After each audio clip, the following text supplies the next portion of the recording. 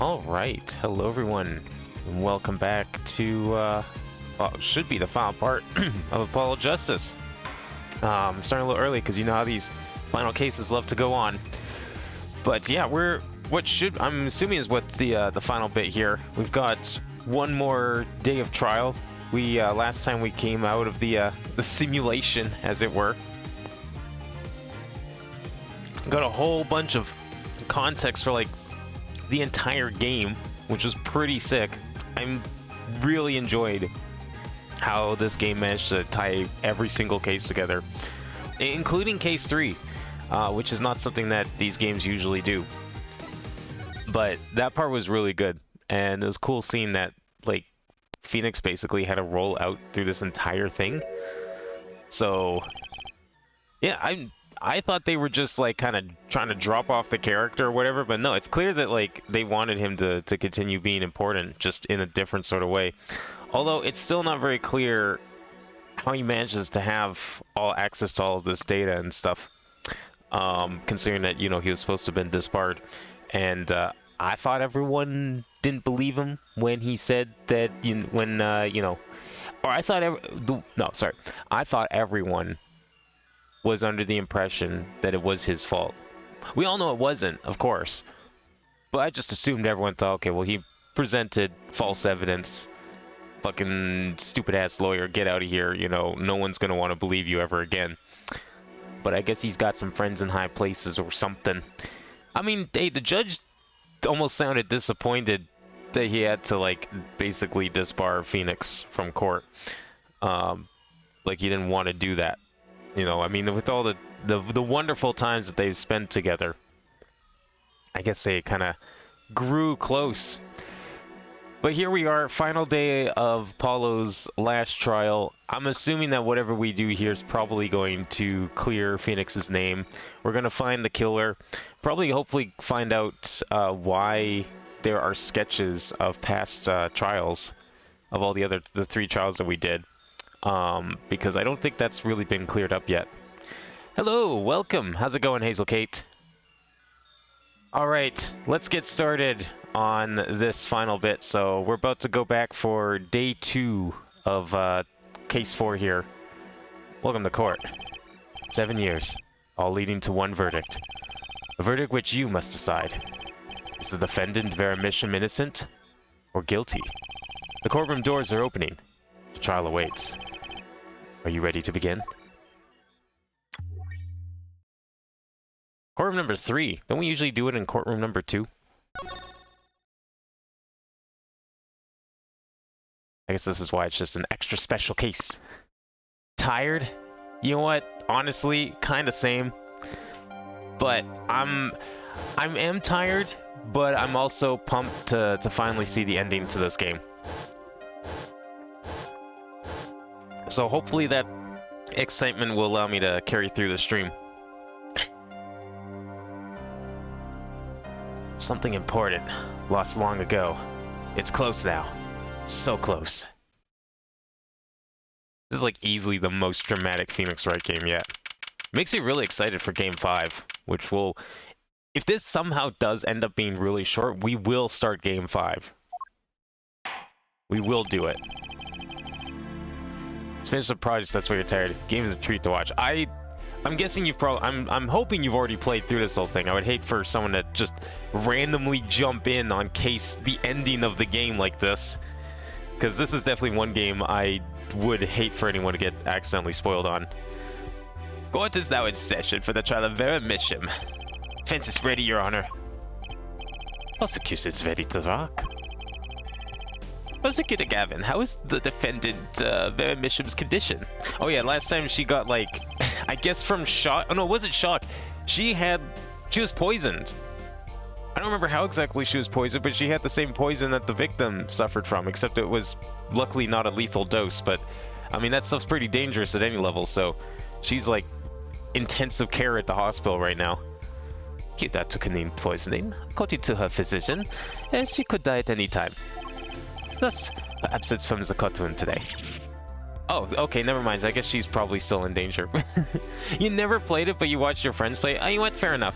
As long as you're not like spoiling the last bit. The thing, I mean, the thing about like visual novels like this, it's like watching a visual novel is pretty much the same as playing it. Let's be real here. I mean, solving the puzzle. This game is a little more involved. You know, this series having the puzzles and stuff to solve. But yeah, you know what? For the most part, that's fair. So hey, as long as you're not you're all up to speed, then we'll be good. What? They can't put her on trial without her being here. Can't they? Is it that like... Actually, wait, can you? Huh. I guess you can't. Yeah, I guess... Okay, the court should be suspended, shouldn't it? It is unusual. They should wait for her to get better and do it then. It's so bureaucratic of them. That's being a little harsh. Can't delay the trial any longer, or they risk having no one left to try. Yeah, I guess that's true. Okay, but wait, if she just dies anyways, like, do we really need to worry about a verdict? I mean, let's be real, she's probably innocent. Maybe. But it would, I guess, like, at that point, I mean, we'd still probably need to find the real killer, even if she is dead. Did I try BO6? Like, Black Ops? No, I don't really play Call of Duty. I think the last Call of Duty I really even played at all was maybe, and even then it was only for like literally 2 hours. I think it was Black Ops 3. I did have fun playing Call of Duty back with my friends on like the 360 a lot. Mostly split screen, because I didn't have a 360 of my own. But yeah, never was really into Call of Duty. Halo was more my thing. If we're talking like the two big ones, Halo was definitely more my thing. Played a lot of that as a kid. But never really gone to like the more like realistic style military shooters. Yeah, 2 hours. I do own the game. I bought the game, played it like one session with friends, and then never touched it again. That's probably like it's literally the only Call of Duty game I've ever paid money for, was Black Ops 3. I might have another one that I got like through a bundle or something else, but it's the only game that I deliberately spent money on specifically for, was Black Ops 3. I think it was that one. The verdict can only cause grief. The records of this case and experience tell us this. Nobody's here. Apologies to the defendant, but the show must go on. Right. If Vera dies, the trial will be cancelled. I'm not going to let that happen. Mr. Wright told me everything that's been going on behind the curtain all these years. I'm gonna give Vera her innocent verdict while there's still time. Very well. Your opening statement, Prosecutor Gavin. As the prosecution's case is unchanged by recent events. Why did Vera Misham succumb to poison? Because she couldn't live without the guilt of what she'd done. What, so she poisoned herself? What the fuck? But Vera was poisoned with atroquinine. Exact same poison that took her father's life. What better confession could you ask for? Being the killer, she would have access to the poison. It's significant since it's rather hard to come by. That is true. In other words, I see no need for further discussion.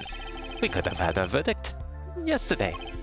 Well, Mr. Justice, if you have no objections, I see no reason to postpone a verdict. This game may do graphic stuff too, like logo banner overlays. Oh, cool. I honestly, I have fun doing my own stuff like that too. I do, not in this stream because it's a full screen thing, but I love making like overlays and stuff for every single game that isn't quite full screen. I do a lot of like DS games. I do a lot of you know, older non-widescreen stuff. So I'm always thinking and making new overlays for whatever is needed for whatever stream. But appreciate the offer. But I also enjoy making those kinds of things myself. What we need to worry about is in the verdict, but the trial itself. Defense holds that Vera Misham is the victim, not the killer. Maybe even like framed to some degree. Well, maybe not framed, just like accidentally framed, because if this guy somehow got poisoning from, I'm assuming, what was a stamp, then he like went and drank coffee, it almost seemed like he accidentally framed his own daughter. But we don't really know who sent that poison yet, do we? I can't remember. No, we didn't. Did we find out? Oh yeah, we did find out. Never mind. It's his brother. Sorry, his brother, I think, did it. Or it seems like it implied his brother was doing it. If that's so, then you have to prove something. She was in court giving her testimony before us.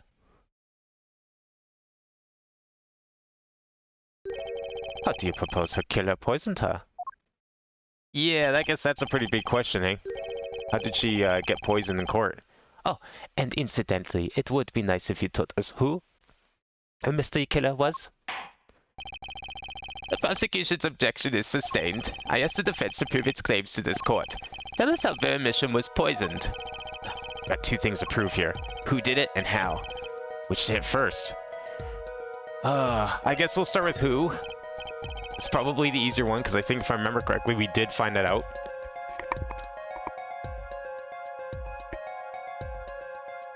Just who poisoned Vermisham? I have a name for you. Just a moment there, Forehead. You are aware this is an accusation you're making?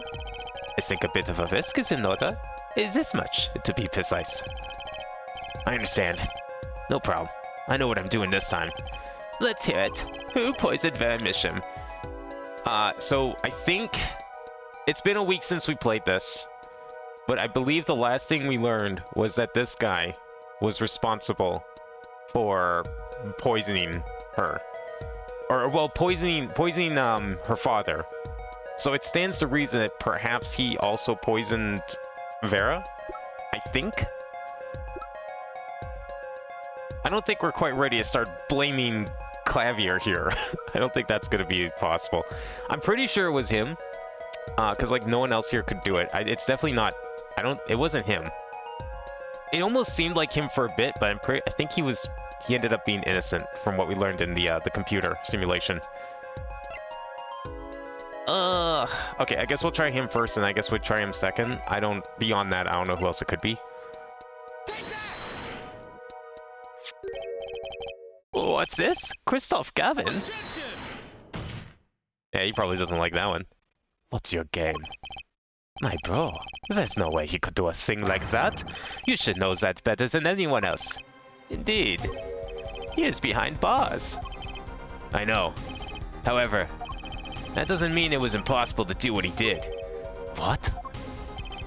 Christoph Gavin had the opportunity to poison Vermisham.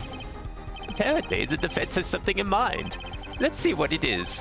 How did Christoph Gavin, currently in solitary confinement, poison her? Okay, so this is the part I'm not too sure on. But I think it might be this.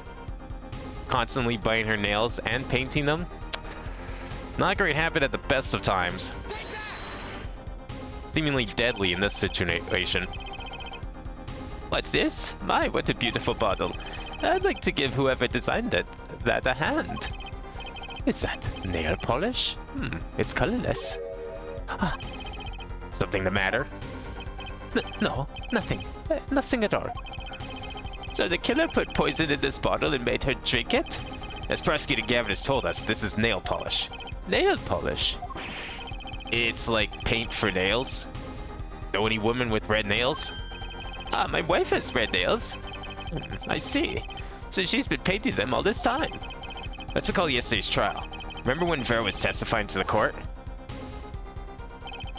Court is now back in session. Vera seems pretty tense. She's practically chewing her fingernails clean off. Whenever Vera became nervous, she had a habit of biting her nails. Her nails? Ah! Prosecutor Gavin, when the prosecution and Vera examined, did they check her nails? Well, Bailiff, have them check the defendant's nails at once. Christoph Gavin didn't have to poison that bottle the day of the poisoning, Your Honor. The moment Vera first held that bottle in her hand, her fate was sealed. But wait! This business about Christoph Gavin giving her that bottle is only conjecture. It's simply inconceivable. Prosecutor Gavin doesn't seem to think so. That face tells me one thing. Christoph Gavin's own younger brother doesn't find it inconceivable at all. Well, Prosecutor Gavin, if you feel there's a clear and pressing need, then we may have to summon Christoph Gavin from jail as a special witness. Fine. I've known for some time that an impenetrable darkness lurked at the bottom of this. A darkness that has swallowed even myself. Okay. The defense's wish is granted. Let Poisoner Christoph Gavin take the stand. Bailiff, begin proceedings to call a special witness. The witness is Christoph Gavin, currently residing at Solitary Cell 38 Central Prison. Damn, the judge just had all that info offhand. Remember Nick said about Paul and his dad died during a performance. Was that during like the computer section? I don't remember any specific lines from the whole computer thing from last week. Gonna be honest. I just remember like the broad strokes of events. And I'm really happy I remembered that bottle being in his cell, because if I didn't remember that bottle, I would have been completely stuck at that puzzle just now. Ah, Your Honor, how nice to see you again. It's been quite a while, hasn't it? To what do I owe the pleasure of your company?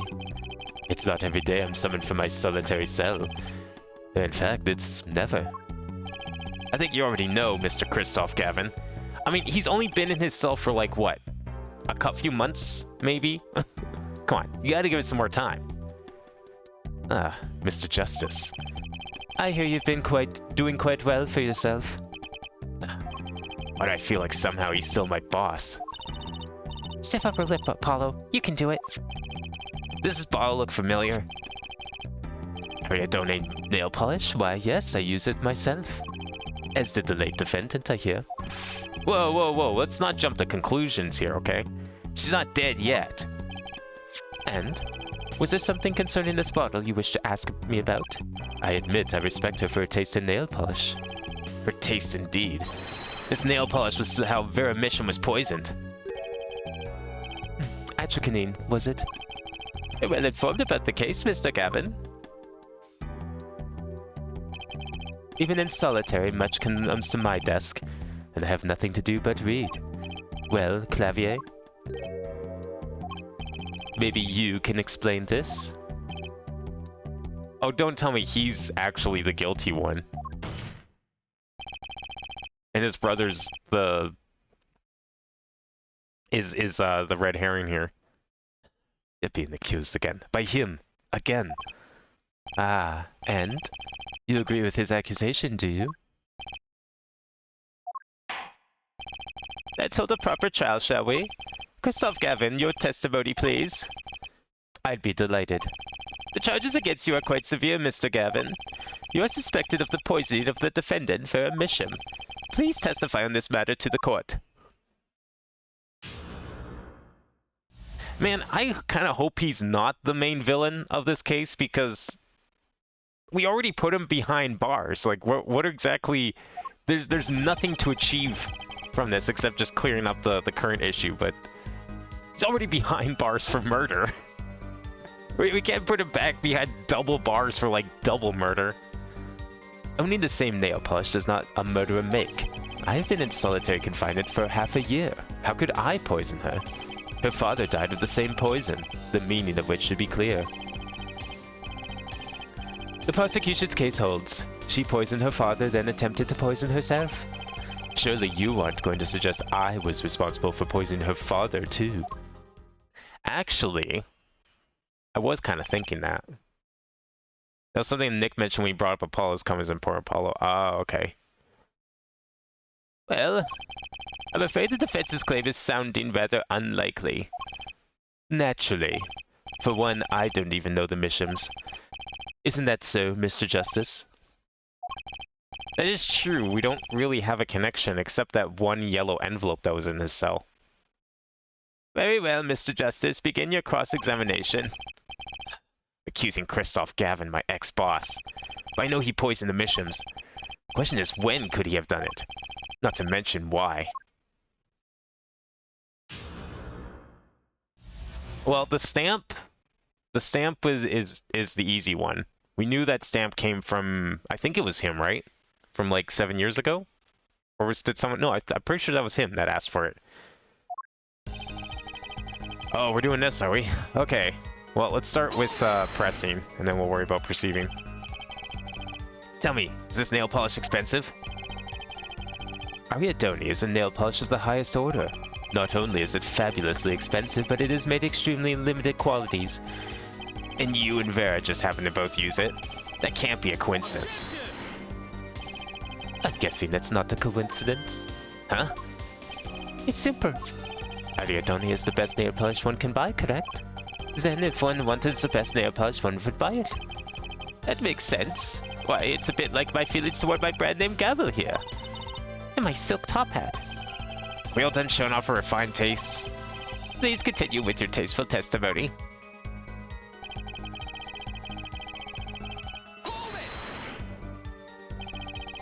Can't you still make contact with the outside world in solitary?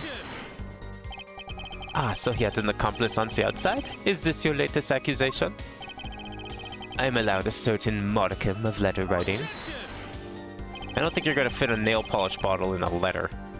But the contents of those letters are closely checked. It would be extremely difficult to send a hit request. Prosecutor Gavin's on the warpath, isn't he? Yeah. You think so too, Trucy? I bet I know why. He must be nervous with Big Brother watching. Maybe that's a weakness I could turn to my advantage. We cool with that? May I continue?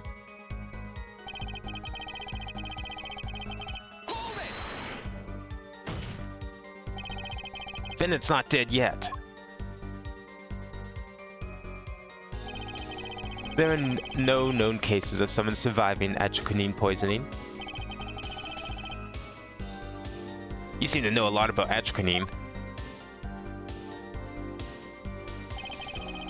I know a lot about a lot of things.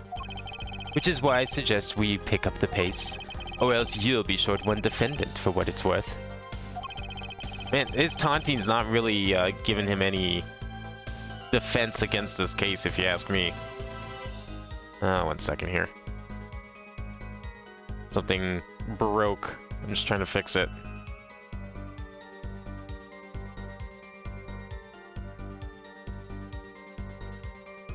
Try that again. Oh, come on.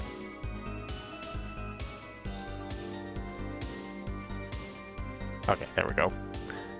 Am I just refrain from speaking ill of the ill? My apologies. Shall I continue?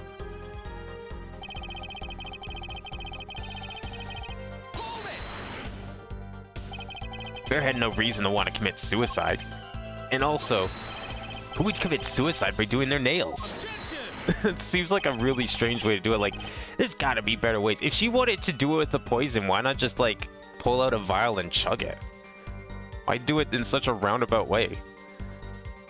The answer's quite simple. Basically, allow me to explain. Begin with, why did she do it? The answer's quite simple. She couldn't live with her own guilt. Next, why did she use nail polish to poison herself? This too is simple. So she could die doing something that she liked. Something that she liked? Once she saw that the trial wasn't going her way, she knew she would die. And it's not easy to bring poison into a courtroom. Must I explain further? I believe that's clear enough. Crystal clear. Didn't someone, like, do that anyways? Or am I thinking of something slightly different? Well, okay, we know this courtroom's not great at checking things because there was that one time that the killer brought in the murder weapon. So, I don't know. I feel like at least in this court, it's probably really simple to bring in a little vial of poison. Ah, the two brothers together is like a two-man wrecking team. They could use a little more teamwork, though.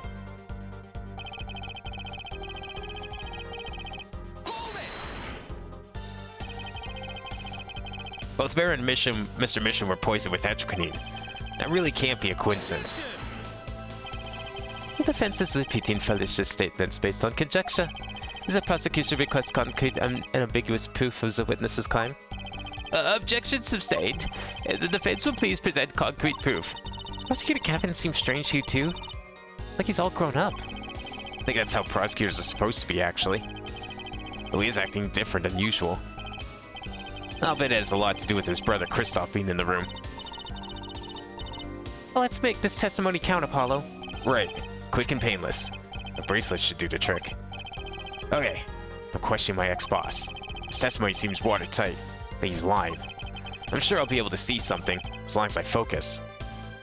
So was that a hint that the last statement is the one we want? I guess we'll start with that one then.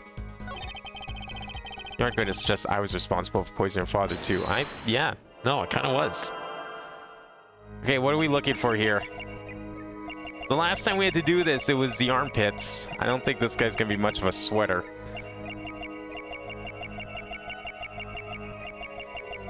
Doesn't really have a whole lot. Oh, there it is. Found it. I missed it, but I found it.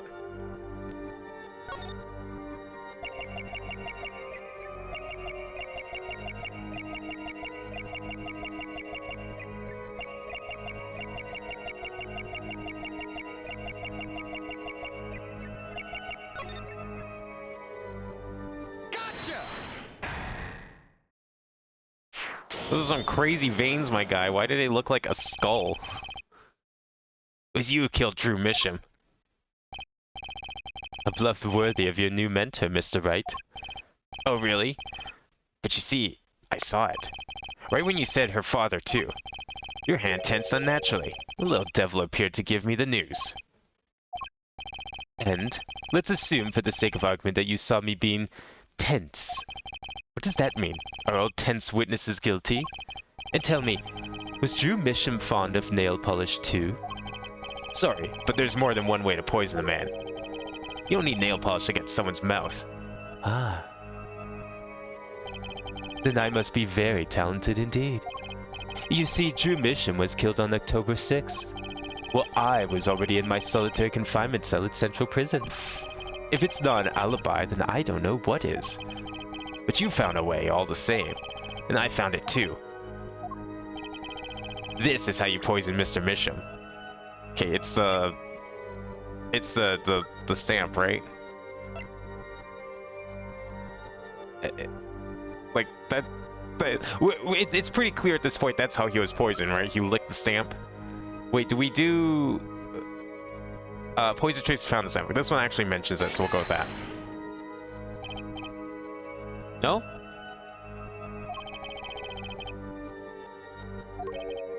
That wasn't it? He had the letter on his table, and the stamp had poison on it. It says so in the description. Defense lacks even a shred of elegance. Much like Phoenix Wright, come to think of it. How is that? Okay, is it just the stamp itself then? Maybe I'm jumping ahead a step here. Maybe it is just the stamp. This is just a picture, right? Yeah. I think this is it, though. Okay.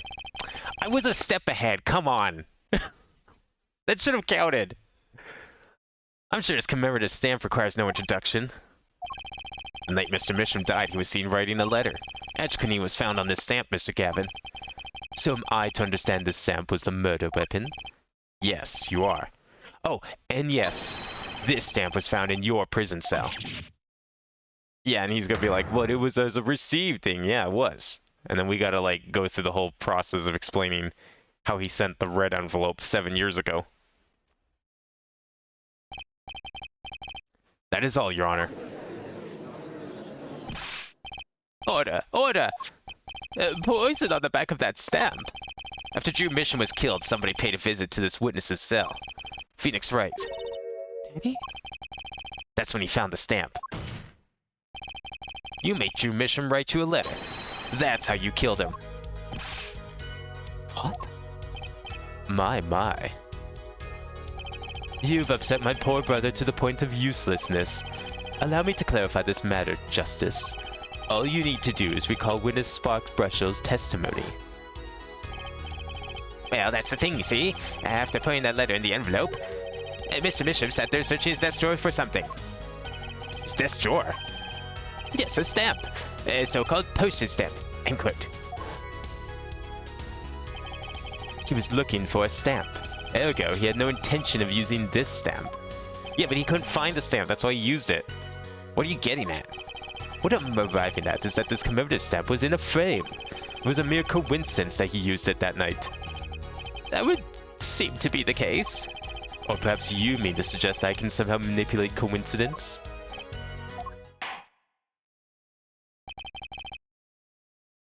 Does have a point. How would this witness know if the victim was going to use that stamp? Without that, he couldn't have planned the murder. No, but he planned the murder like 7 years ago. And he's only now finally Did it finally come to fruition? Really, Clavier? You should be seeing through these weak-spined bluffs by now. He's right, though. How could anyone have known Mr. Mission would use that stamp that night? At least of all, Christoph Gavin locked away in his cell. Well, it seems that the defense has run out of things to say. You assume you had something to say in the first place. I believe the defense's bluff has been called. The defense's bluff? I'm not sure I agree with you there, Christoph. Clavier? Honestly, I wanted to believe you. But the defense wasn't trying to get away with the bluff. You were, Christoph. What are you saying? Prosecutor Gavin. Forehead. What was your accusation again? Huh? Oh, it was that... This poison stamp killed Drew Misham, yeah? To which my buzzer responded thusly. There was no way to know when Misham would use the stamp. Yes, that's right, which is why it could have been planned. Tell me, it needs to be planned. Why? Why couldn't it have been a coincidence? The defense's case is simply that Drew Misham died by that stamp. That's all. Coincidence? Christoph, you tried to slip out from under his accusation by changing the subject. If that's not bluffing, what is it? What are you up to, Clavier? I could ask you the same question, Christoph. I silenced the defense with the fewest words possible. It's called efficiency. But Mr. Gavin, that's impermissible testimony. Very well, I shall take his claim head on then. Justice. What? You accuse me of Drew Misham's murder, yes? Then, allow me to ask you, what possible reason could I have to kill a painter? Oh, motive. He's talking about a motive. Indeed. It's hard to see how an attorney could come to want to kill a painter. Now here's something. Why didn't he bring up the motive from the very beginning? Unless he was afraid it was a battle he might lose. So, what does it mean? It means it might be a weak spot. Maybe there's some evidence to prove a motive. Well, if he was the one that sent the stamp 7 years ago, then wouldn't that make the motive relative to that letter? This is a vital, if not the most vital element in this case. Please consider this when making your statement. I'd say it's about this vital. That's pretty vital. Man, they've been really aggressive with the penalties in this one. Well, Mr. Justice, I'm gonna go through with this no matter what. Understood, Your Honor. I'd like to present evidence. And let's see what you have for us. What reason did Christoph Gavin have for wanting to murder Drew Misham? We present this?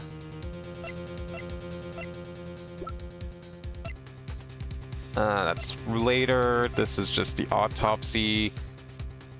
Do we know what's in this letter? We never opened this, did we? Oh, no, I think we opened it, didn't we? I can't remember if we opened this. There's an address on here, the name I've never heard of. At least I think so. Yeah, it's too blurry to read. Well, how the hell did the mailman read it?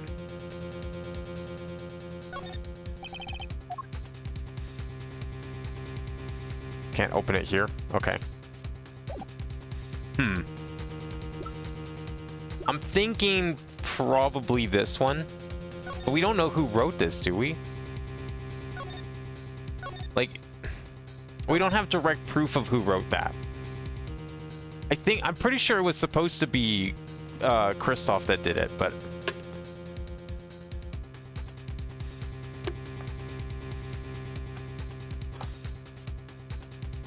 Could be that.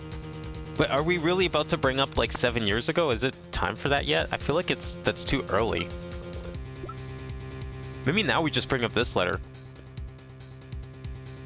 What reason did Christoph Gavin have for wanting to murder Drew Misham? It's got to be the contents of this letter. No? Yeah, didn't think so. Okay, it's got to be the red letter, because there's nothing else that's even remotely relevant to the stamp.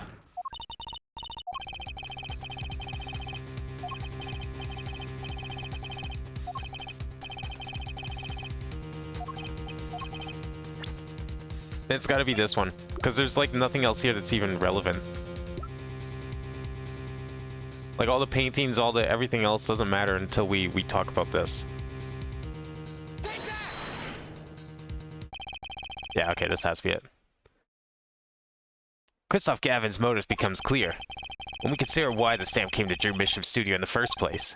I wasn't sure if we were like... I couldn't remember what was in the yellow envelope, because I think we read it, but it's weird that that's not in the court record. So this one does make more sense, but I thought this was actually jumping too far ahead for once. And why is that? Forgery, Your Honor. Go back 7 years.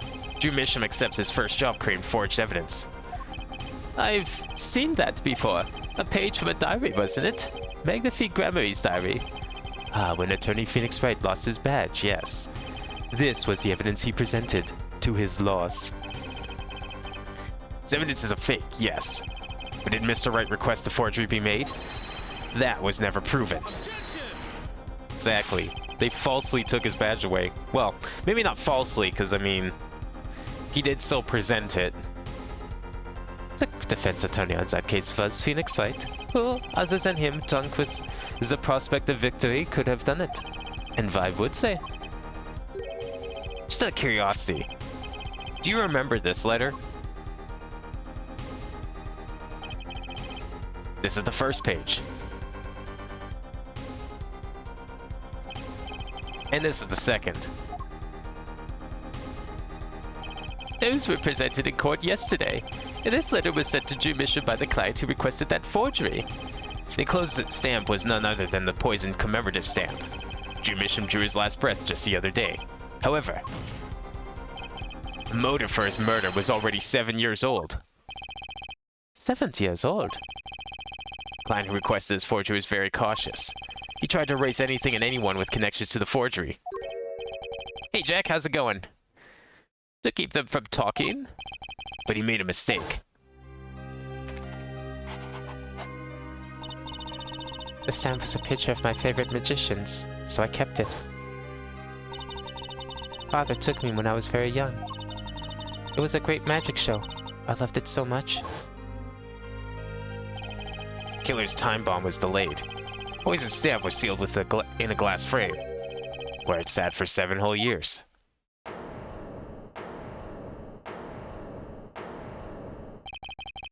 Forehead, do you understand what you're telling us? The one who schemed up the forged diary page was the one who poisoned the stamp. And it was Phoenix Wright who presented the forged evidence 7 years ago. Adding the two statements together, the one who schemed to kill Drew Misham was not other than Phoenix Wright. Again, we don't know that he asked for the forged evidence to be made. All we know is that he presented it. He didn't make it. Maybe. Sorry, but that's not how this is gonna go down. Oh, then how will it go down? Will the poison still affect adversary? I was kind of wondering that myself. But I'm guessing it's like a powder? Maybe? So, if it's a powder, I would assume that's probably fine. I don't know how else it would have been. Like, if it was a liquid, yeah, it probably would have evaporated. Maybe its potency would have reduced. But I'm thinking if it's, like, just a straight-up powder, it's probably okay. Like, I'm just, you know, sprinkle a little powder on the back of the stamp. Stick it in your envelope. I think that could work. And I think, actually, did they mention it was a powder? Maybe they specifically mentioned it's a powder. That would make more sense, too, because there was the poison in the nail polish that Vera used. So it probably would have dissolved in there. So that would check out. Checked through the records on that case, and I found this. 7 years ago, just before the trial began. Oh boy. Here. What's this? I don't know. It's got over there in the hall. They told me to give it to the old boy in the blue suit with the spiky hair. So who was here to deliver it? Was it Christoph? And one more thing. I'm sorry to have sprung this on you so suddenly. I received the files from your previous attorney only yesterday. I understand that I'm asking the impossible of you. Yes, well, you haven't really told me what happened yet. Was his previous attorney possibly Christoph, by chance? All we did was play cards. That was enough. Does Apollo just get called Forehead? Yeah, he gets called Spiky and Forehead because of his, like, weird hair. Which is weird because, like, his hair is way more normal than Phoenix's ever was. Why would it have been a powder? I mean, why wouldn't it have been a powder?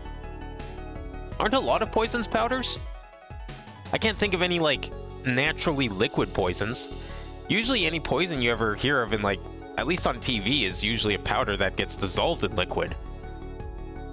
I don't know about real poisons, but when I think of a poison, unless I'm thinking of, like, a fantasy RPG and, like, a big purple bottle of poison, I usually think of a powder. In, like, a more modern sense, it's usually, like, I think of, like, a tasteless, odorless white powder. And then that's usually what poison ends up being, because poison's usually portrayed as, like, a silent killer. It's meant to be a way for someone to be sneaky about their kill and to do it covertly when they don't want attention. Whether or not that's realistic, I don't know. But at least in media, poison is usually depicted as a powder, from my experience. So to me, that makes sense. Phoenix Wright was put on the case the day before the trial started. Still stunned at how well this reason for Phoenix's resignation works. It's so dude, this whole game was just building up to the last, like, the end of last stream. Every single case, this is easily the most coherent Phoenix Wright plot I've seen yet. More so than 3. And 3 was pretty coherent too, but I would say this one's even better. So I've got high hopes for 5. Hopefully 5's good. He didn't have a time to request a forgery. It's the day before. Now here's a question. Just who was Shadi Enigmar's previous defense attorney? No, that'll be... It was all part of the plan, but it is all true. There was another man, defense attorney with a badge on his collar. It was you, Christoph Gavin.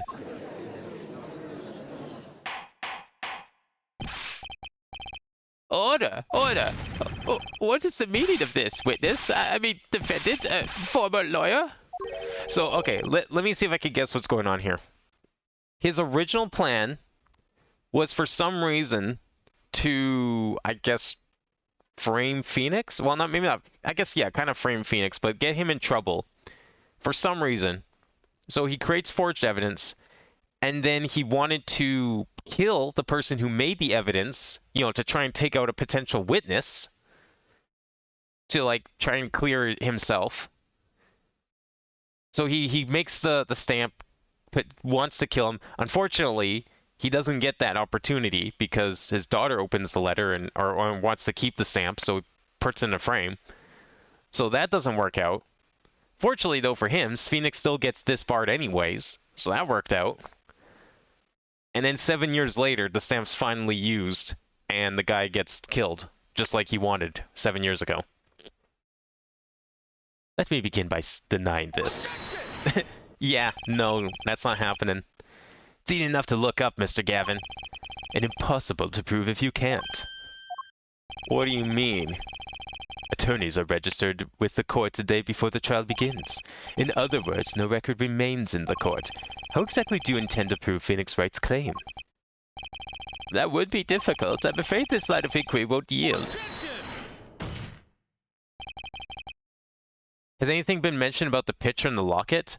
No. We've only used, like, 2 pieces of evidence, and only one of which was actually new evidence. We're just getting started. We've got, like, how much do we have in here? Oh, actually, the locket's gone. The locket was, like... I mean, we know the locket was of Trucy's mom. But I guess the locket's not even in here as evidence, so... It is irrelevant to this case. But it does turn out that she had 2 of the bracelets that Apollo's wearing. And then because she gave one of them to Apollo... Because there's kind of a secret that's in this envelope here that's very important. And if you've seen Episode 6 of Star Wars, you know what that secret is already. Ethelhead, are you sure you don't have evidence? What's wrong with Prosecutor Gavin? He looks clammy. Oh, is this the part of the game where the prosecutor helps the defense? Evidence!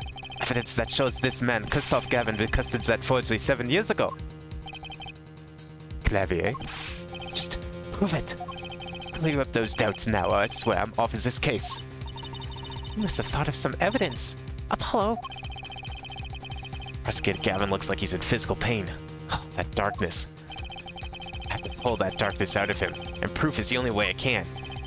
What proves Christoph Gavin's link to Drew Mission? Yeah, the case has basically just started. This is the first testimony that we're doing. Well, Mr. Justice, you claim Christoph Gavin requested the forgery of Drew Bishop 7 years ago.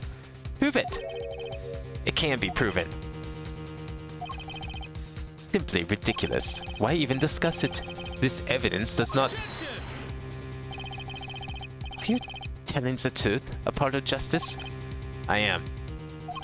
Then I say we give him the benefit of the doubt. Very well, but if you're wrong about this, be prepared for a penalty. Your Honor, you do the defense an injustice. Mr. Justice is clearly passionate about his claim. Should the penalty not match his passion? Kind of ruins the moment when I only have 2 pips left anyways. I haven't given a penalty like that in a long time. I'm guessing this is a full bar. Well, Mr. Justice? Fine, Your Honor. All I have to prove is any kind of link. Something that ties Christoph Gavin to Drew Mission. And I have something that clearly does the job. Very well, Mr. Justice. Present your evidence. I don't know if the game is going to autosave very well, but I'll do it myself.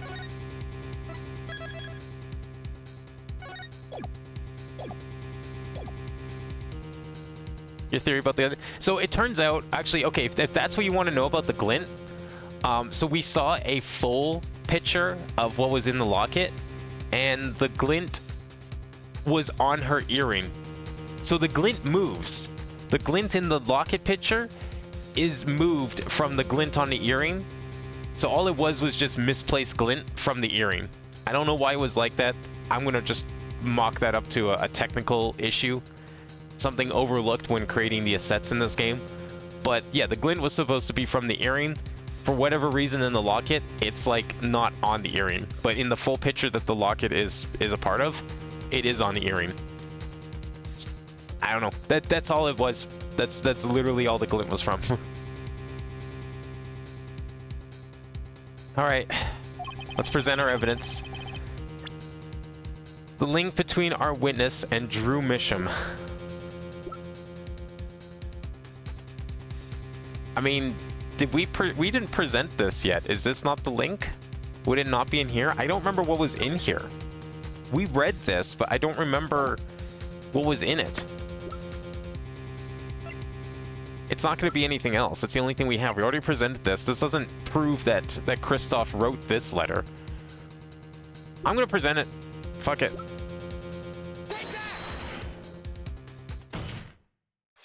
Okay, good. I was right. Had to be. Like, what else would it be? This evidence proves there's a link. That scrap of paper, I'm afraid I can't let you submit that. What do you mean you can't let me submit that? You're the witness here. You can't do shit.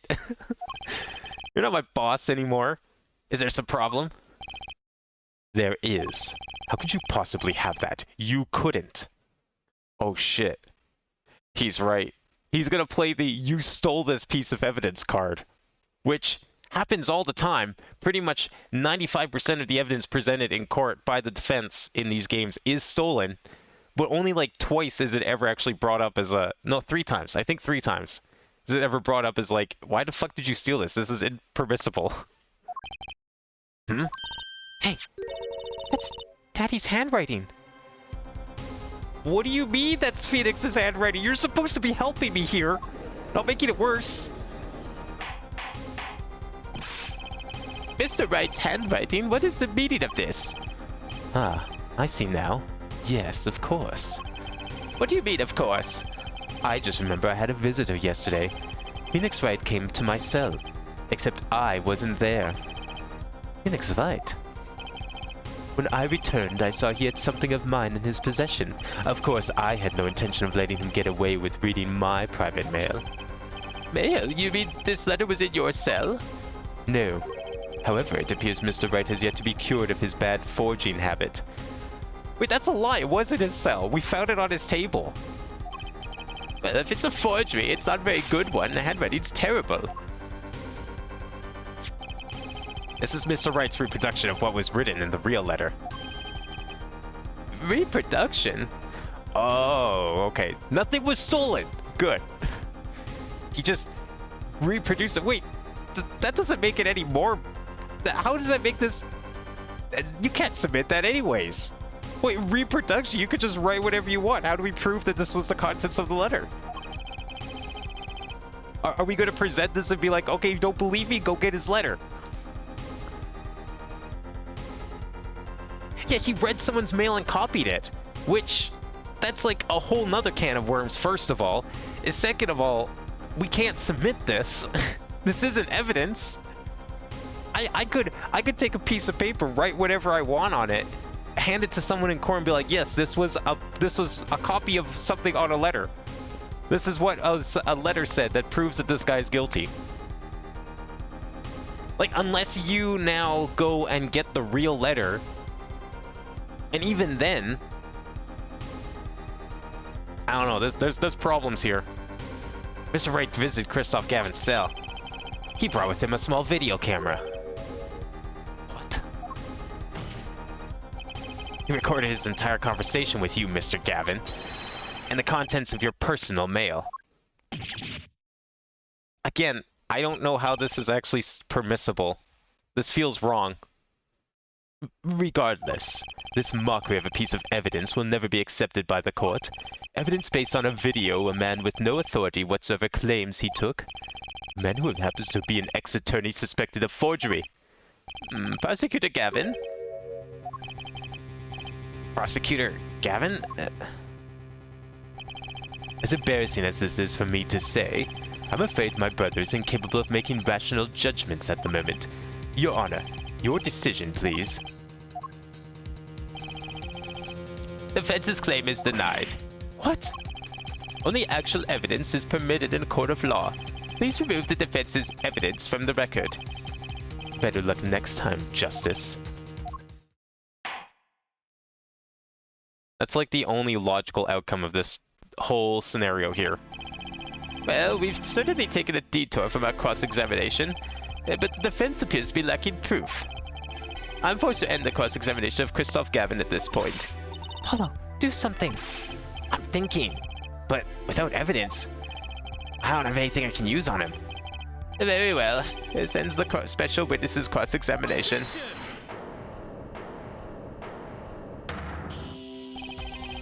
As the show's over, yet the crowd screams for more. Only now do I understand why. Prosecutor Gavin? Frankly, I'm relieved. This has been bothering me for 7 whole years, and I'm tired of the whole youthful angst scene. Now's our chance. Let's clean out the family closet, eh, Christoph? Man, it'd be very convenient if someone could forge someone's handwriting so it looks identical to another person's. Oh man, imagine if Apollo gets, like, caught for forgery, except this is, like, actually legitimate forgery, but somehow in the process proves that Phoenix had nothing to do with the other forgery, and then he gets reinstated. So, like, Apollo gets this part, but Phoenix comes back. Clavier, you're spinning out of control. Calm yourself before you say something you'll regret. Spin it out of whose control? Mine or yours? Take a moment to consider everything you've built. Your reputation as a prosecutor, your fame with the masses. You could lose it all, Clavier. Paulo, you see that? He's trying to press Prosecutor Gavin. Prosecutor Gavin, try to remember. What's really important to you? Amuse me, Airforehead. I couldn't forget what's really important to me even if I tried. In fact, I haven't. Not even once. 7 years ago.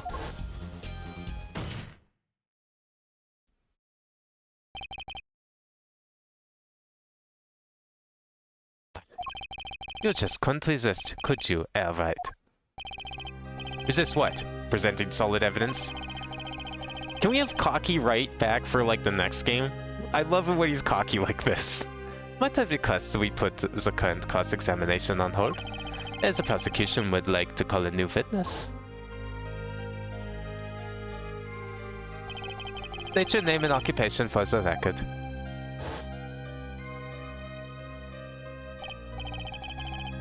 I'm familiar with the trial. I've watched the video several times.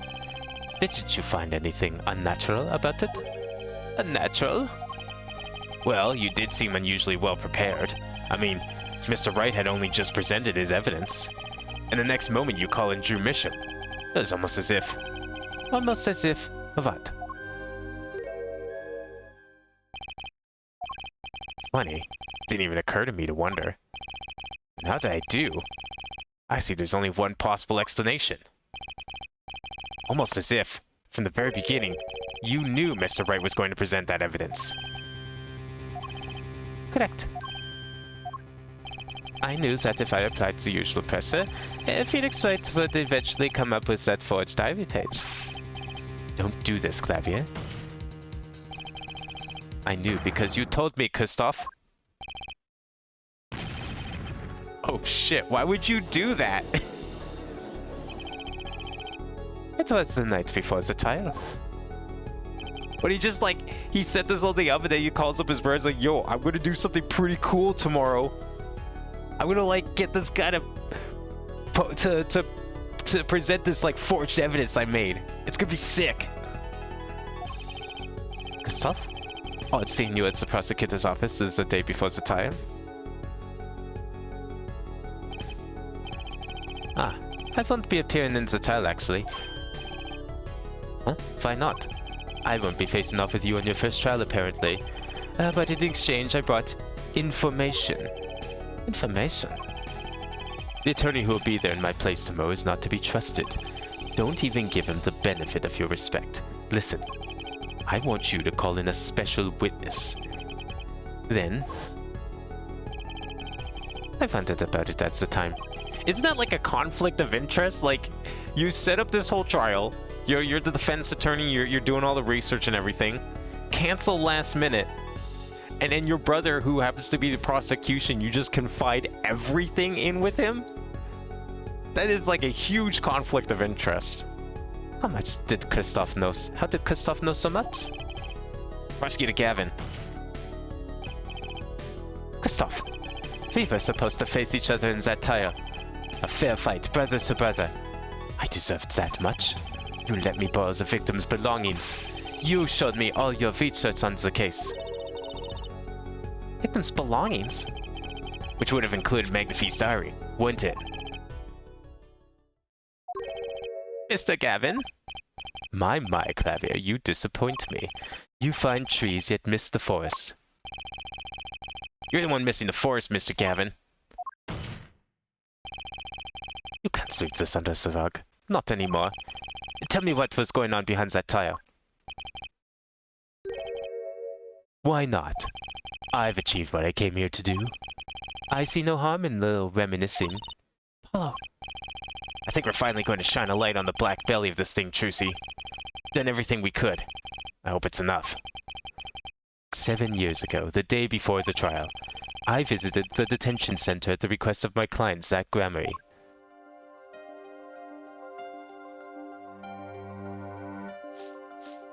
Having family be on the opposite side of the court feels like a conflict of interest by itself. Oh, it definitely does. I'm not even sure if that's even allowed. Like, I'm pretty certain you can't do that.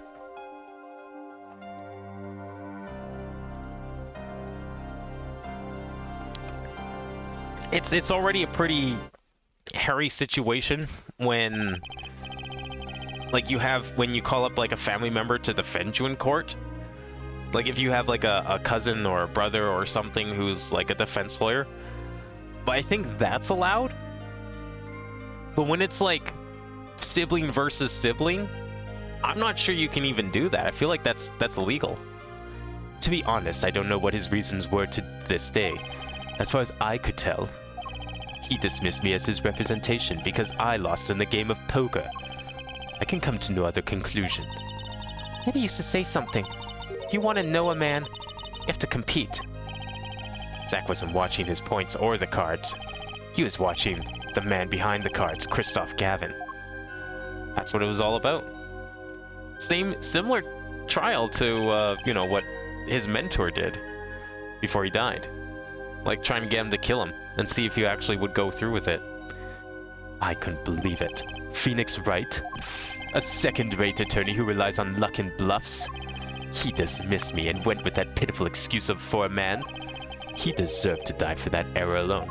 So he was upset that he lost a game of cards that caused him to lose his client. To Phoenix Wright, he was like, fuck that guy. I'm gonna get him in the biggest trouble he's ever seen. I'm gonna get him fired. Hold it! So you're the one who requested Forge was... Oh, I'm not admitting to anything. My point is, these two men shamed me and I could not forgive that. Phoenix Wright and Zack Grammy both deserved what they got. So you asked Mr. Mission to forge that evidence so you could win. But then, when you were dismissed as Zack Grammy's attorney, you used your forged evidence as a trap. You fed me information about the forgery you made. Then you gave your dirty evidence to him. You're free to imagine what you will. My point is that all I had to imagine what came to pass.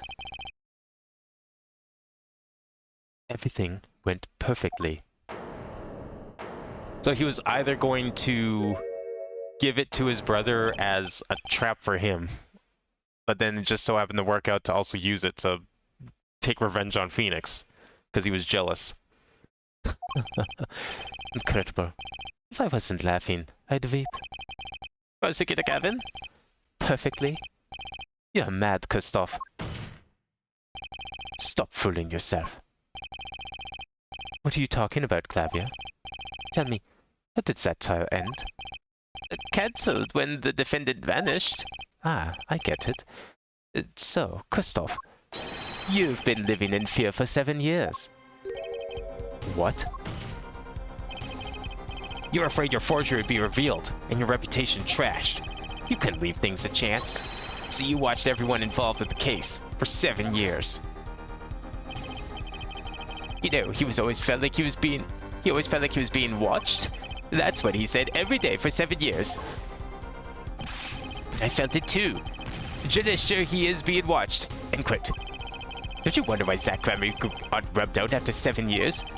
Right after coming out with contact with me? Wait just a minute. Zack Grammy was seen by this reporter? How is that possible? Was he alive after being gone 7 years? Finally. I knew this moment was coming. I just didn't think we'd get here so fast. Zack Grammy, gone missing for 7 years. Trucy's father. What's wrong, Apollo? Go get him! Right, leave it to me.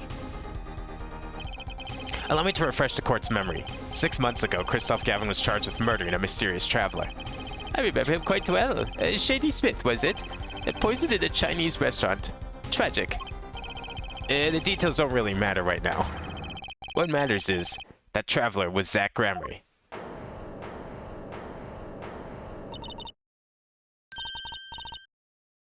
What is it, Apollo? Huh? Hey, keep going. We'll talk about it later. Did she already know? Come on, it probably didn't take a genius to figure that one out.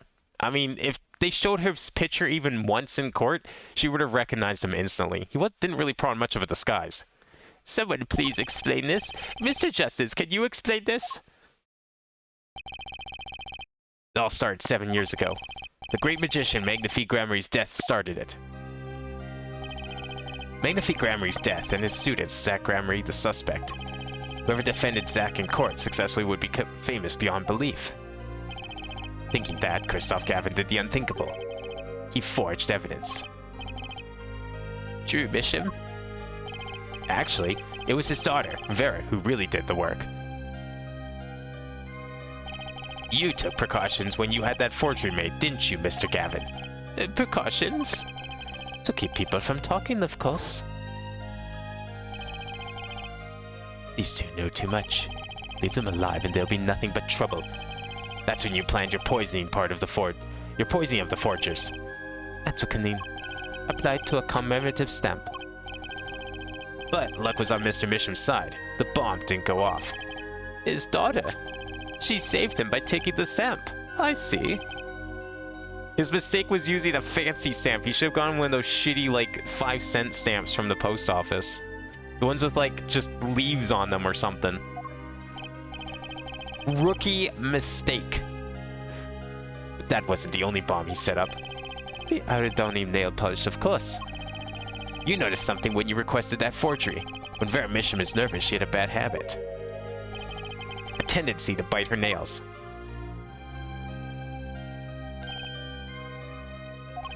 That nail polish was her good luck charm.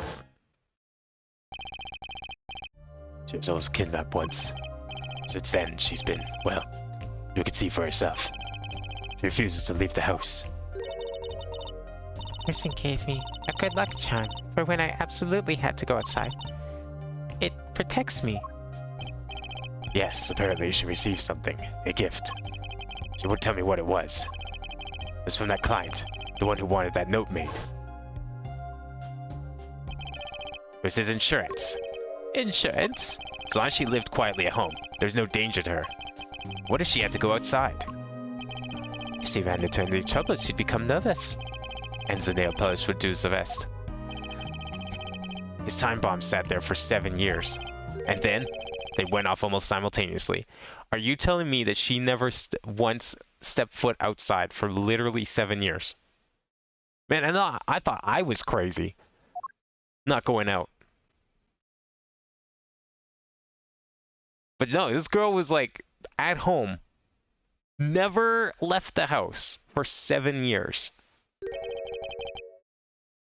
If you're finished, may I return to my cell now? I'm not accustomed to standing for such long periods of time.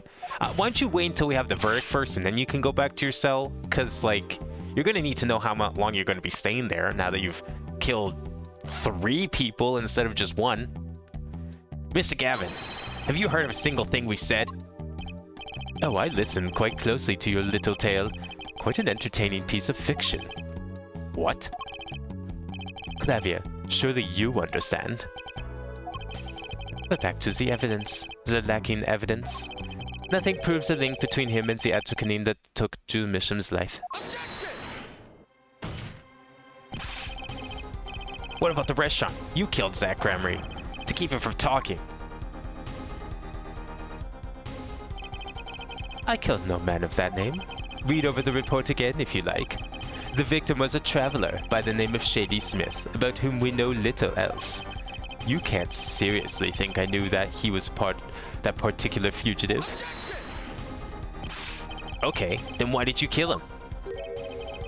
I plead my right to remain silent. Remember, this court did not convene to put me on trial. The defendant's name is Vera Misham, suspected in the murder of her father. My trial's been finished for 6 months now. I'm afraid we have strayed considerably from our purpose here. This court concurs with the witness. It is defendant Vera Misham who's on trial here. No, but you're doing so well, Apollo. As long as there is no evidence to support the accusation against him, this course of inquiry cannot find Vera Misham innocent.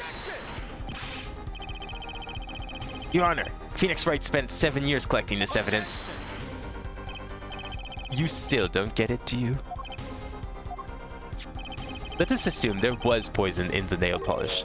Who then was responsible for causing Vera Misham to bite her nails? What?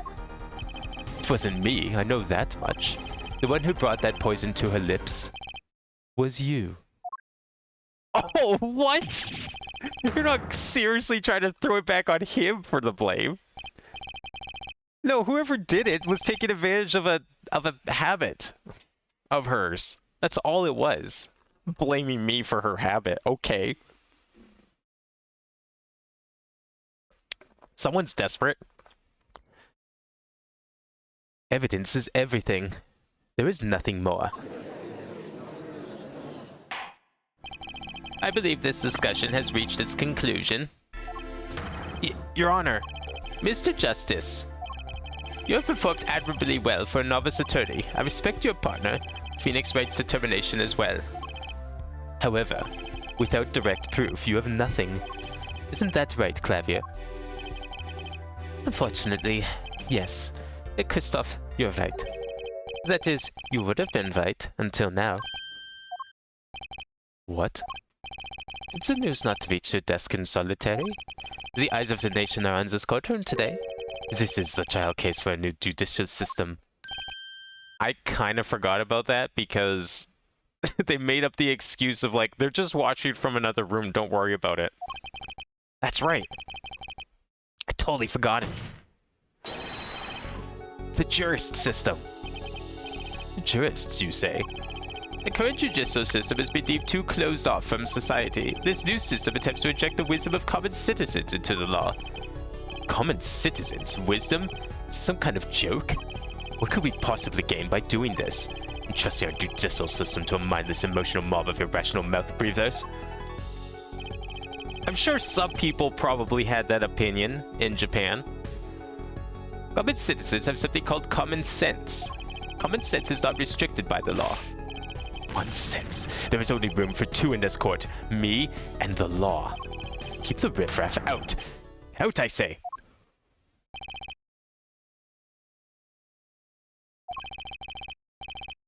They're not in the court, actually. They're watching everything by video camera.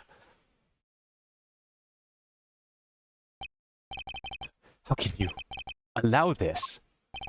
Incidentally, the one responsible for making this happen was Phoenix Wright. Phoenix Wright?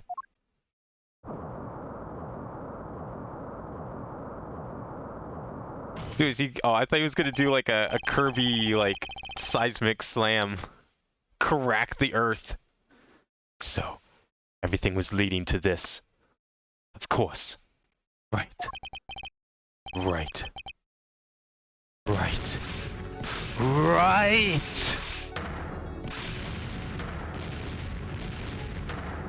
Yeah, I think this guy's pretty guilty. I mean, I feel like that outburst alone should support the motive that we've been postulating this entire time.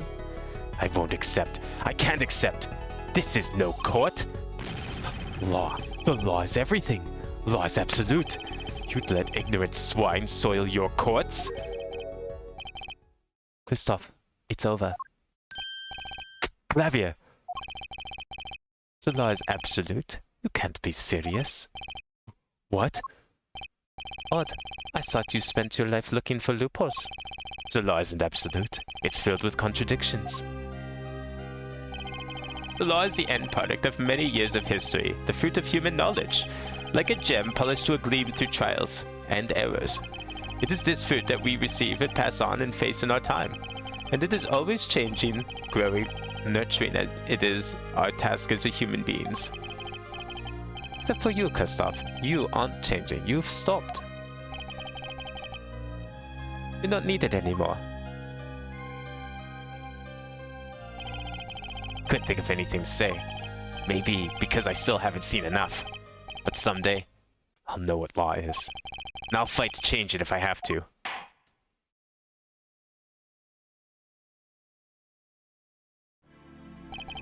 I see no reason to further prolong this trial. This begins the trial of Vera Misham, accused of murdering her father. The painter Drew Misham, however. Several other incidents were reviewed, and we seem to have reached a conclusion. Before this court declares a verdict, I await your decision. The jurists of the court. For the death of Drew Misham, how do you find the defendant, Vera Misham? Innocent or guilty? I turn to you now to consider this matter.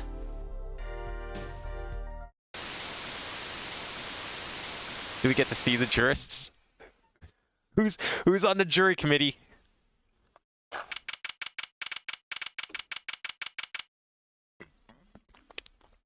Oh shit. The council.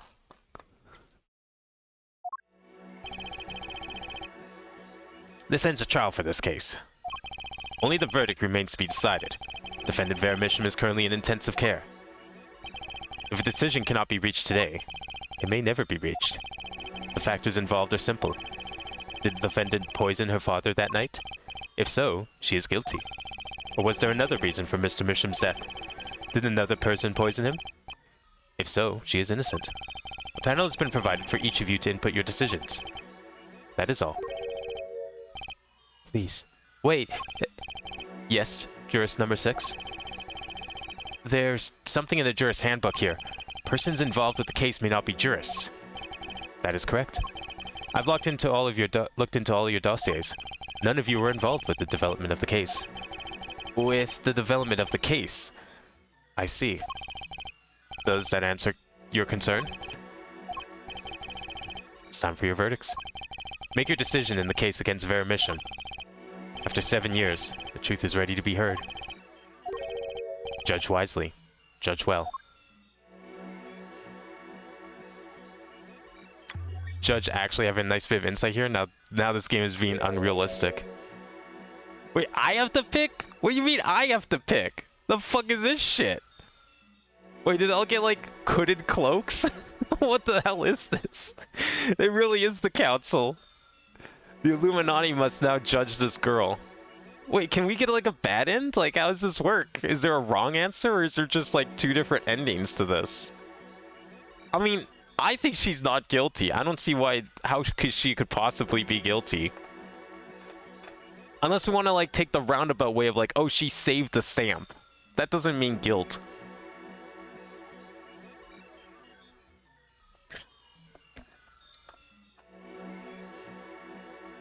Well, all right. What's everyone's choice with this? I'm voting for not guilty, but what do y'all think? This case has barely even begun. Actually, this case is like almost over. We had the first day where we actually investigated the crime scene, got our first bit of evidence, had the first day of trial, had the whole intermission with Phoenix Wright in the computer system, exploring and looking over the trial from like the last 7 years of investigation and how it related to the trial that got him disbarred. And now we gotta finally pick a verdict here. It's time to decide if Vera Misham is guilty or not. I don't think she's guilty. I don't see how she could possibly be guilty.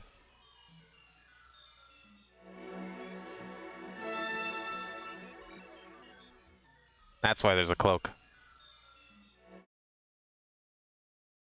I see the possible concern for conflict of interest. And so a verdict was reached on October 9th, 2:14 p.m. The first verdict under the jurist system. Innocent by unanimous decision.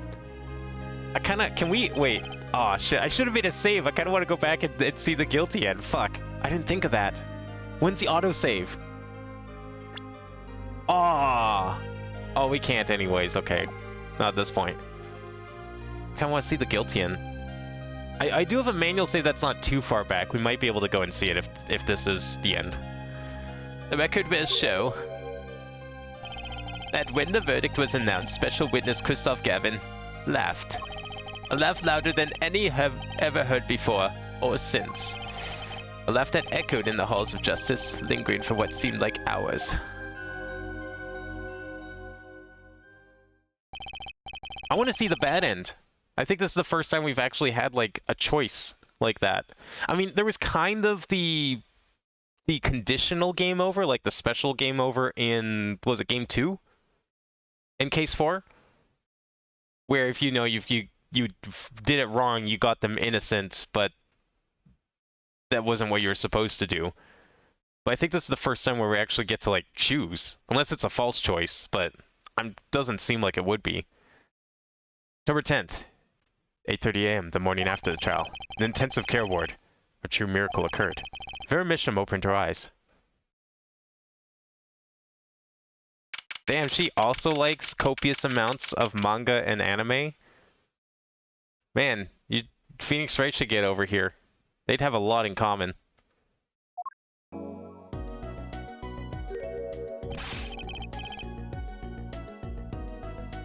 Vera, I'm so glad Don't cry, Apollo. I'm happy too, and proud. You did well, Apollo. When I thought about what if Vera, Hey now, don't you start crying too. Sorry you had to see us like this. Vera? Thank you so much. Apollo. Thank you. No, I'm sorry. I shouldn't have pressed you like that. If I hadn't, you never would have bitten your nails. No, I was wrong. Staying locked inside like that, clinging to my good luck charm. Vera, When I opened my eyes and saw you, I finally understood. It's important to be part of the world. See things with your own eyes. looks like that poison had some effect after all. It killed off whatever was holding Vera back from life. I knew you'd pull through, Vera. I mean, that's what Apollo was fighting for the whole time. Your future. I won't forget it. Here, let me thank you. No, really, it's okay. Ooh, look, it's me. I love it. Thanks. Is that me? You really captured your essence, Apollo. Well, I think so at least. That reminds me. Do you know where the other lawyer is? The other lawyer? Oh, you mean Daddy. Except he's not a lawyer anymore. It's my fault, isn't it? I'm sorry. Oh, no. That's not what I meant. No, it's okay. I'm through looking away from the things I've done. I hope I can look to him in the eyes again and someday and apologize. I'm sure you'd be happy to hear that. He wrote all those things for me when he came to visit earlier. Still haven't got an explanation for how you drew all those pictures. Or why you drew them. You mean that stack of videos? Mr. Wright finished watching them all? No, I knew my real daddy was alive. Huh? I was there 7 years ago, remember? I was the one who helped him vanish from the courtroom. You did... what? How? I'm not telling. He promised me that day he went away.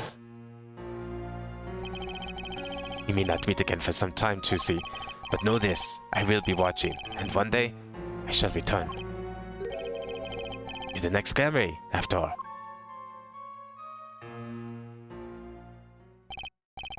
Yeah, I like how they've heard justification for not making a second hospital background so they could just reuse this one again. Oh, Trucy. In the end, he couldn't keep that promise, could he? It's okay. Phoenix is my daddy now, even if he can't really play the piano. That he can't. Oh, and I've got you too, even if your voice is kind of loud sometimes.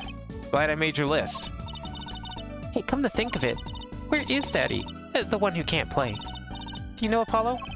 I think he said he had to meet someone. I wonder. Maybe it's a new mommy. Oh, Trucy? Yes, Vera?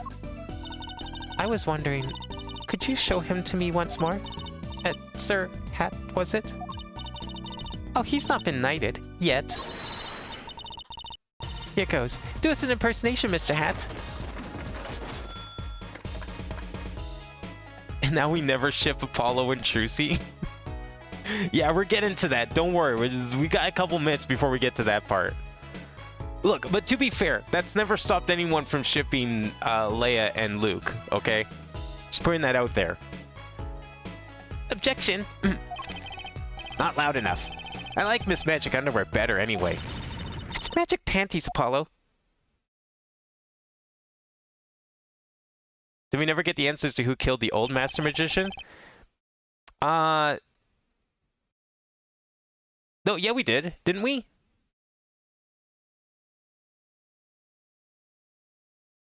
No, okay, so I'm trying to remember. The trial ended inconclusively because the defendant disappeared. We don't know exactly who killed him. I thought it was neither of them. No, did he admit to it? I can't remember. We did find out last week. I just can't remember what the actual answer was, but I think we found out last week. It was the Yellow Magician, right? Yeah, he did do it. It makes sense in the other way. Like, Zack was 100% innocent. It's just that, you know, Phoenix accidentally gave bad evidence, so here we are. So, your memory's returned. So, right, was this all part of your plan too? I don't know what you're talking about. When I lost my memory, I was reborn as Lamar. But you knew my true identity, did you not? That is why you chose me as one of your jurists. Ah, you're thinking into it too much. Besides, there is no guarantee that regaining your memory would make you happy. Of course it is a happy thing. And for so long I thought I was alone. But now I know I have children. 2 dear children. So proud of them. This too, I think, is thanks to you. Are you gonna tell them? They do not know. Nope. They don't know their mother. They don't even know who their siblings. They don't even know their siblings. I will go to them when the time is right. Until then, Don't worry. I'll take care of them for you. They're very important to me too. A little annoying at times, but still. Have to keep an eye on her at least. Because I'm the only one who knows how she really feels on the inside. Your bracelet. Yes? I've seen a lot of mysterious things these past 7 years. Your bracelet's the strangest of all. I remember meeting him half a year ago now in Christoph Gavin's office. And then I met you. 2 fates destined to intertwine. I was there when they crossed. I'll never forget that. Such a small thing, that bullet. Yet it tore who I was away.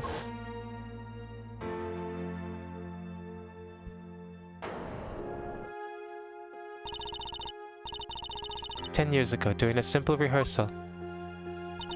It was a miracle no one died. But I didn't survive that accident. That is why I left the troupe, my family. Now my memory has returned. I am myself once more.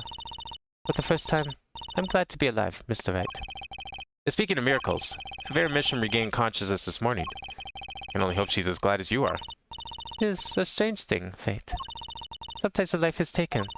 Sometimes a life is spared. You know what I've been thinking? People don't die that easily, really. As long as they've got something worth living for. That's pretty much the end of my story. For now, anyway. I've still got a long way to go. And this power of mine, well, it needs some work. But there's hope now. We lost it, but somehow we found it again. That's why people are smiling again. Hope. Yeah, I think that'll keep this lawyer thing at it for a while. Oops, training time. Gotta go. Cords of steel. Here comes justice. Well, that was a very short end segment for a trial. It was like one testimony, a little bit of back and forth.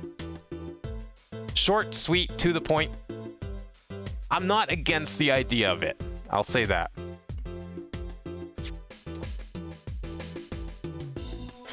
Oh, is she gonna open it? Or did she already open it?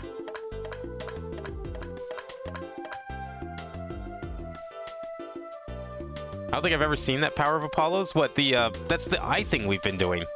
That's the whole, like, being able to see the, their little quirks and twitches and all that.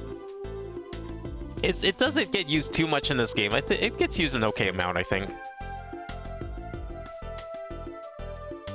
I'm guessing we'll probably get to see it more in the next couple of games, here and there.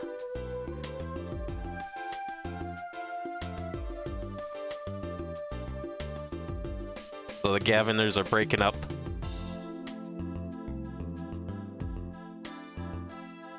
Sounds like Trucy knows who her mom is, and possibly who her brother is.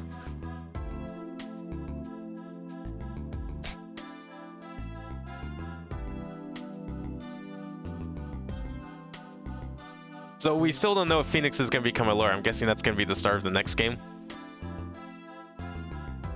Oh yeah, take it again, please. That seems like a great idea. Probably should do that. I think he probably should. It's the only thing he's actually good at, after all. I don't know. I said it last stream. You know, if he didn't end up becoming a lawyer again, he should just become a private investigator. He'd be really good at that. He was clearly really good at it in this game. Doing it for the last 7 years. Didn't even realize it.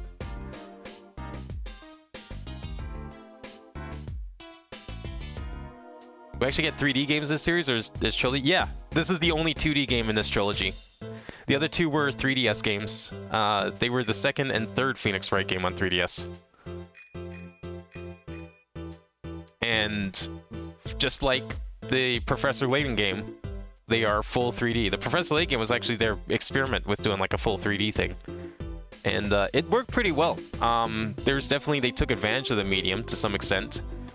They had more like varied animations, and they actually mattered in court, which looking back seems to have been inspired by what they did here in this game. But you didn't need any special powers to take advantage of that aspect in Professor Layton. So I'm guessing we'll probably get to see more of that with Game 5.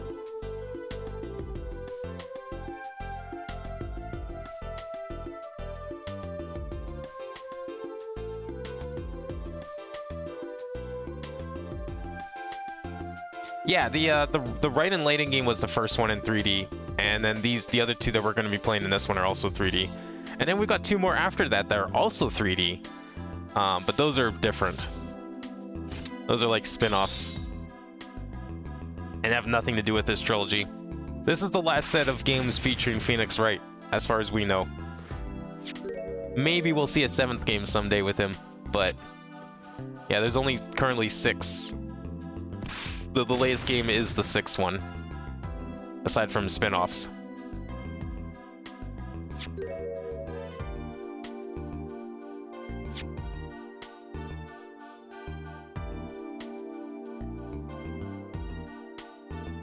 We're using macaroons to teach Japanese. That seems like a good incentive, at least.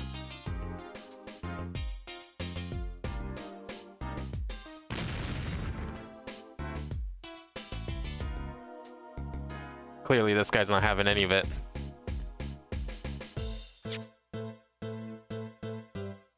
The OG cracker. That looks like a pie. That's not a cracker. What? That's like a tart at best. How is that a cracker? There's like filling, and it's got like pie crust. Please explain how that's a cracker. It's way too thick, first of all, regardless of any other ingredients.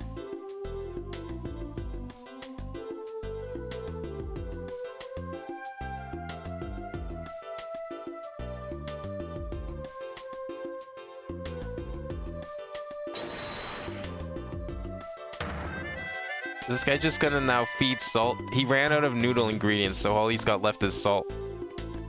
Go buy a bowl of salt from him for $5.99. It's delicious. You'll love it. Wonder how the 3D games work on PC? I mean, probably not any different than here. They're not like... If you're thinking they're like 3D with like 3D everything, they're still the same format. The format itself, as far as I know, hasn't changed.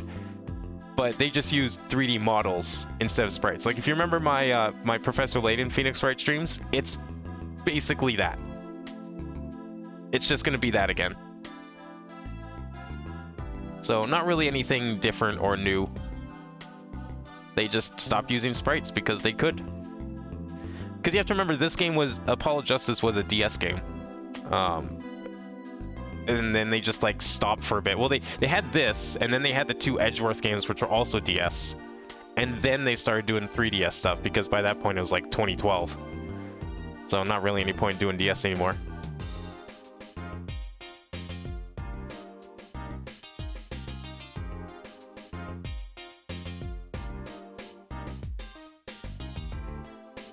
So wait, she still doesn't want to see her kids? What the fuck? Like, what? She finally remembers her children. It's like, that's cool. I guess I'm gonna go back to being a pop star in like a foreign country. I mean, as long as the kids get to see some of that money, I guess they can't complain too much. What's your thoughts on this game? I'm having a hard time deciding, at least of the main like series. I'm having a hard time deciding if this game or 3 is my favorite. I almost want to say this game, just because it had... I think like the investigation stuff is a little more involved, which is kind of nice to see. You know, with all the little like mini games and stuff, I think it's more fun in that regard. The perception thing is a cool idea, and hopefully they'll expand on it in the 3D games when it's a lot better to do, or it's a lot easier, and you can do more with it. But I like the plot of this one was awesome. I absolutely love that one. Even if you don't get to play as Phoenix Wright, I really loved how everything was tied together, all 4 games.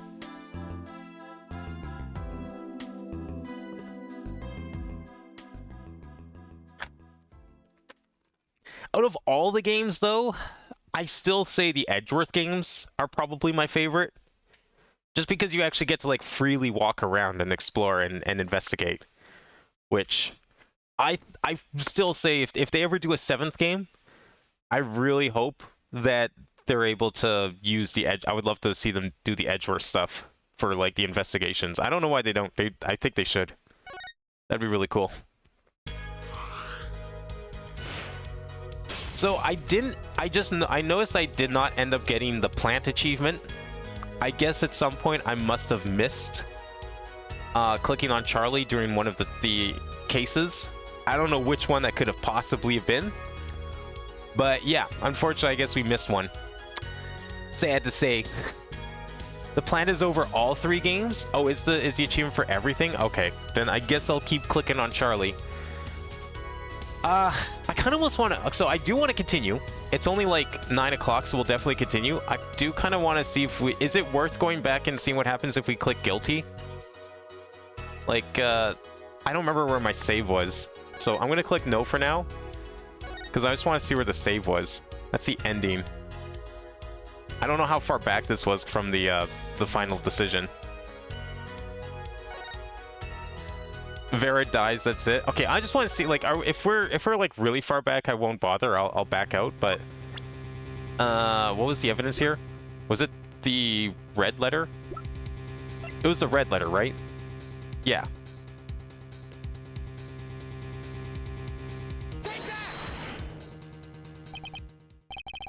See how fast we can like skip through this.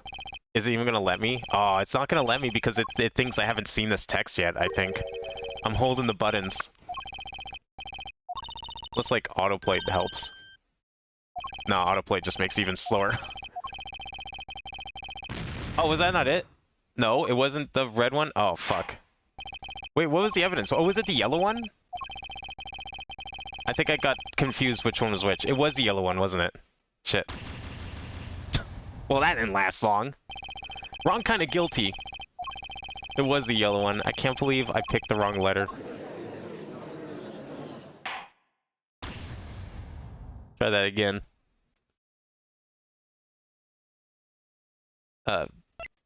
We'll just load the save again. I wish I should have, I wasn't thinking, I should have made a save right before the end. I'm sure I would have been able to. Oops. So, wait, did we ever find out why the sketches underneath the forged paintings, why they were sketches of past cases, of Apollo's cases? I'm sure we did and I just forgot, but I almost feel like that was missed. Like, how did she know about all those? How was she in like the courtroom or something? Or like...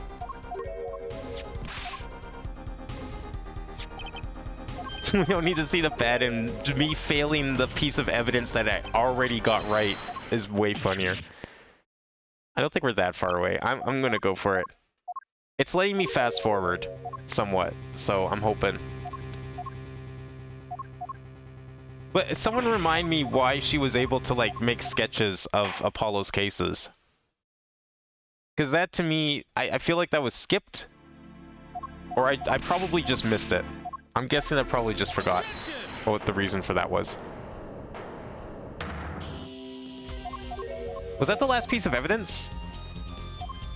Or we're close, right? Because we're about to get the breakdown again.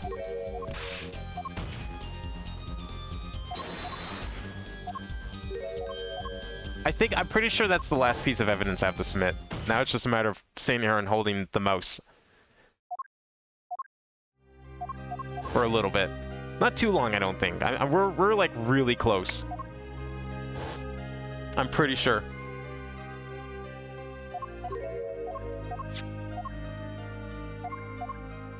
And then we'll definitely go and do case 1. We'll do 5-1. Doesn't game 5 have like 6 cases or something? Like, I think it has 5 normal ones, and then it's got that DLC case. That's a huge game. I wonder how long each case is. If they're like shortened at all, or if they're actually like full length. Because I think 3-4 felt a little short. Because 3-4 was like mostly just a courtroom, and it didn't have any investigation segment, if I remember correctly. Or if it did, it was like pretty much nothing. Because it was like just solely just a flashback thing. Actually, I don't think, I don't think it had any investigation at all. It was just court, because you just play as Maya. Or Mia.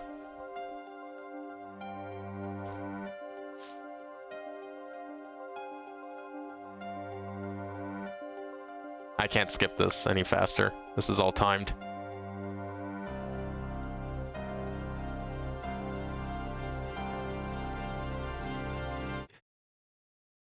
You suck at cards. Get out of here. I don't want you as my lawyer.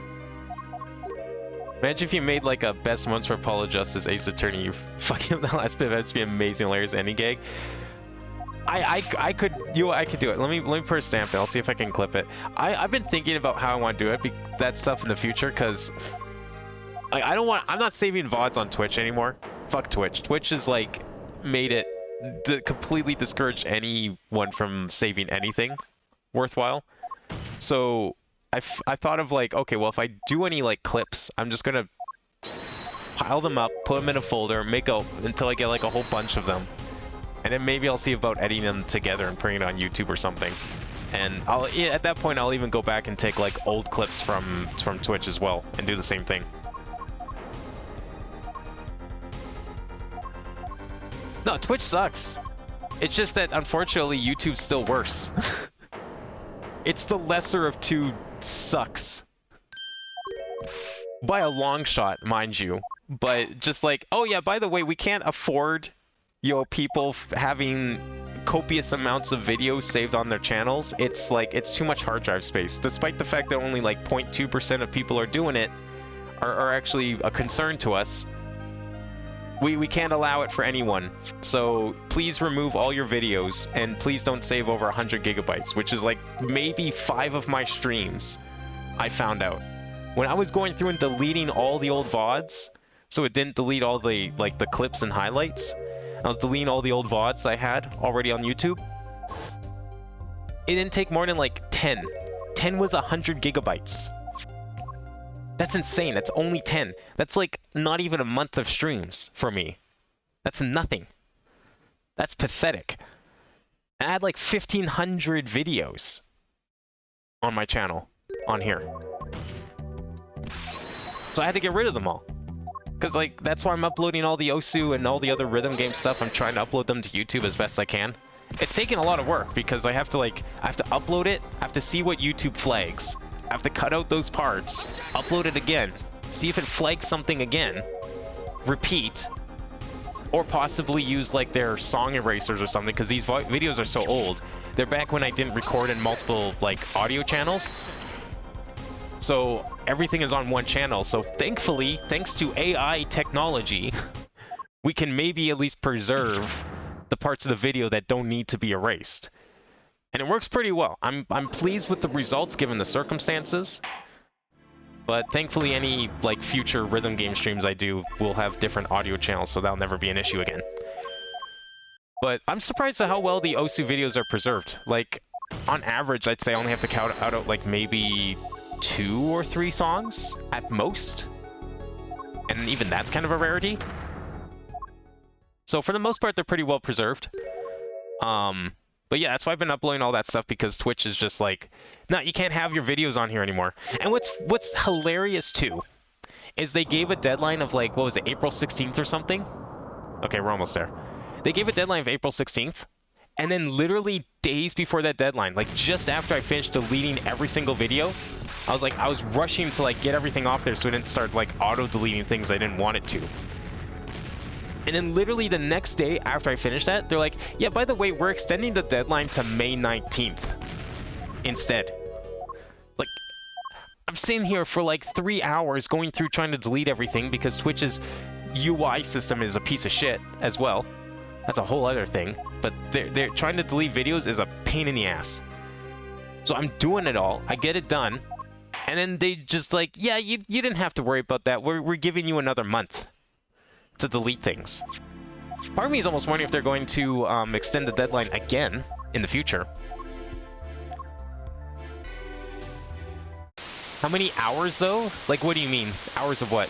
Like, how many hours of videos have I had? Oh, thousands. Easily thousands. An average stream for me, like, maybe these days it hasn't quite been like that. But an average... Let me save here. Oh, I can't save here. Okay. This is it. Alright, so we didn't have a choice. I couldn't have saved here anyways. I'm not right-clicking anymore. An average stream, at least like back then, was easily like 6 to 7 hours. That was a normal stream. These days, it's probably closer to like 3 or 4, maybe 5. Unless I'm feeling really spicy, then it goes back up to 8. But yeah, it was not uncommon for me to have like 6-7 hour streams. And there's quite a number of streams that went over 12 hours. No joke. So we're talking easily, like we're talking like 4 streams a week for the past 7 years, just about. At that length. 4 streams a week, that's like, what, 200 streams a year? Something like that. So there's a lot of video content to sift through. And I had to sort through. Oh, the stack, what's the cost save? Ah, it's okay. I mean, we don't need to save now. I just need to pick guilty. That's all. You should include the chat messages and make the moments happen too. Can make the editing process more fun too. So the problem with like that, I mean, I could maybe try and do it. I don't know if I have to see if Twitch had that function, if it saved it for some of the highlights. I don't know if there's like an easy way to download chat. Because like I can download the video, but I don't know how I could download chat. I'd have to try and like put it in the video too. It depends if there even is chat, because like a lot of the time, a lot of the highlights I have, there really isn't any chat. That's the problem. Like, chat messages, there's just nothing half the time. So it seems like a good idea on paper, but I don't know how worthwhile it would actually be. All right. So we saw the good end, the canon end, the true end. Oh, you can see her face so clearly. Okay, the reason why I didn't realize it was her at first is because I looked away when the hand was off to the side, and then by the time it got to the middle, you can't see her face. I didn't realize it was her. We're gonna pick guilty. Let's see what happens. Put you on screen? No, never. I'm sorry. That's not really something I want to do. Not for like actual streams. It's weird because like a lot of the time I do have room for chat. That is true. There would be places I could put it. And it's not intrusive, but it's just not really something. It's like having face cam on all the time. It's not really something I want to do.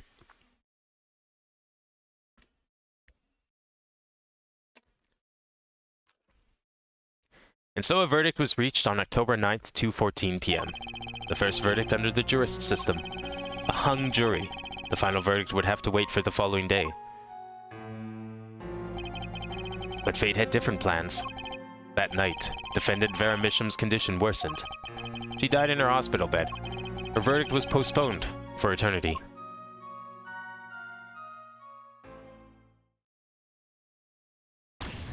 Unfortunate. Oh, we got an achievement for it! Hell yeah. Okay, that was worth it for the achievement. And I like it just kicks you back here like, no, you failed. Alright. Shall we switch games? Wait, no, we don't need a turn test. We can just go like... Switch games, there we go. That's what I'm looking for. What's hung jury mean? It means that it was indecisive, although I'm not actually familiar with how jury verdicts work in real court, let alone Japanese court. I don't know if it needs to be an unanimous vote. I think it just needs to be the majority. So if we are to assume that the other 5 jurists voted the same as before, I feel like the verdict should have still been not guilty, even if like you as the 6th, as Trucy's mom, votes guilty. I feel like it should have still been not guilty. I think that's how it works here in Canada. I don't know how it would work in the context of this game, because I think this is mainly based off like Japanese court to some degree. And believe it or not, jury's actually a very new thing in Japan. I think they like had it long ago, and then they stopped doing it, and then like in 2009, hence this game, they started doing it again. So I'm not sure how it was supposed to work. What I remember, a hung jury means the jury's decision was indecisive. Yeah, so I think that's what they're implying here, is that it was indecisive and therefore it was inconclusive. But I think if it was like 5-1, not guilty in Canada, I think that would still be a not guilty decision, because I think you only need like 60 to 70%. I could be very wrong about this. It's something I heard like one time. They said it was out of 10 people. Okay, but I think like, so when you pick not guilty, it says that everyone voted not guilty, so it was unanimous. So if we're to assume that the only thing that changes in this alternate timeline, and we're not pulling like a zero escape, where your decision somehow manages to change some random other person's decision for no reason, it should have still been like 9-1. So I think this game, we actually get like costumes. You can actually, there's costumes for the characters, which is really cool. I don't know what exactly that implies. I think we'll just do new game for now, and then we can check out costumes next time we boot this game up. That makes more sense. But here we go. Dual Destinies. Game number 5. Only one more game after this. Well, numbered game anyways. Look at these fully animated scenes. Is this the same people that did the anime? It looks very similarly drawn to the anime, which I think was kind of around this time. Maybe a little afterwards, but very similar.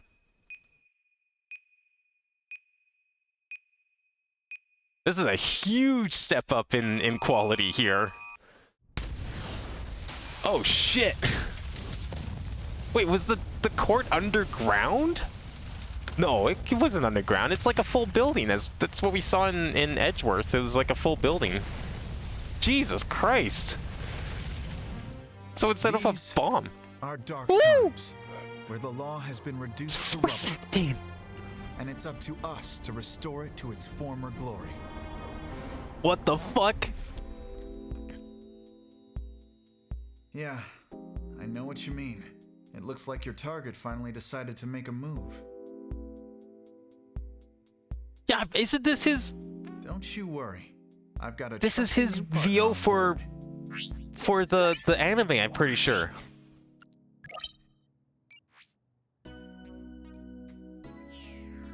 Wow, finally, technology caught up in this world. Took him long enough.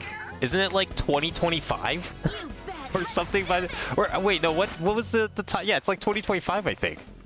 She's been with us for half a year, though I can hardly believe it. Anyway, her power will be our greatest weapon. So I think I remember the gimmick of this game, because this is the only Phoenix Wright game I played a demo of when it was newer. And I remember the gimmick being like something to do with emotions was her gimmick. It's for this very reason I returned. I don't remember all the details though. Time to bring it to an end. I love that she has like future tech, and then he's still got his like Nokia from 2003. You think it still has the Steel Samurai ringtone on it? Probably.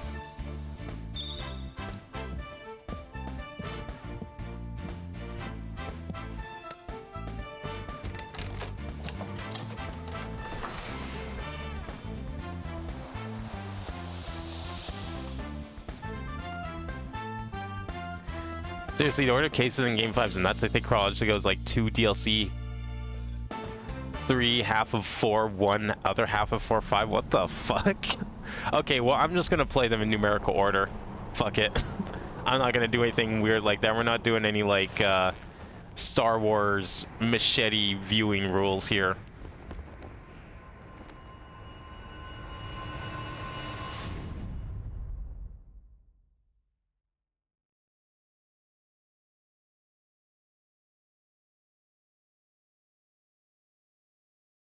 Yeah, I think it was episode 1 that was the demo.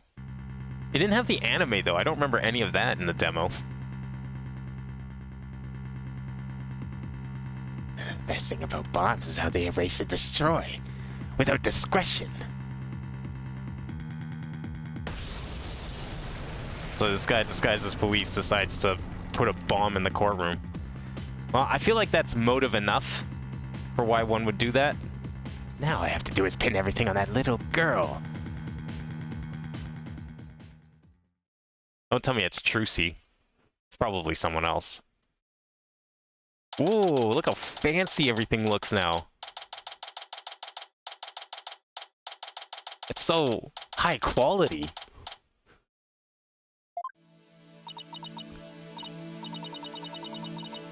I would do DLC before starting 4.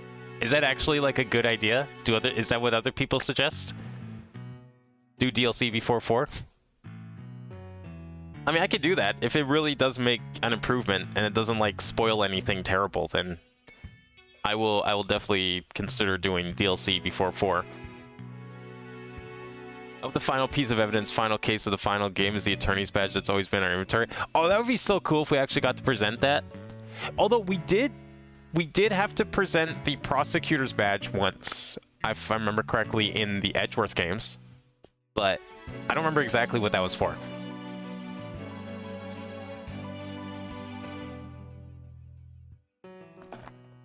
Oh yeah, if we're playing as Phoenix Wright again, are we gonna get to see Maya again finally? Nope.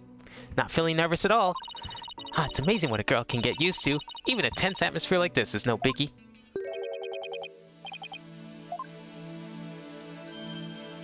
Damn, Paul looks so cool. Wait, what happened to his eye? Is he gonna get like a sick eye patch at some point? What's the time jump here? Is this like pretty much right after the last game, or are we doing another big time jump here? I feel like this has to be pretty much right after the last game. Oh, Apollo.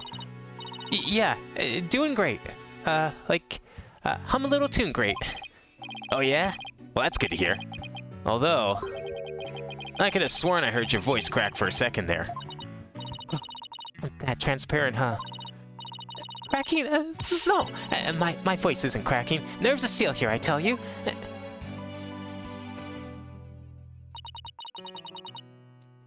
This is Apollo Justice.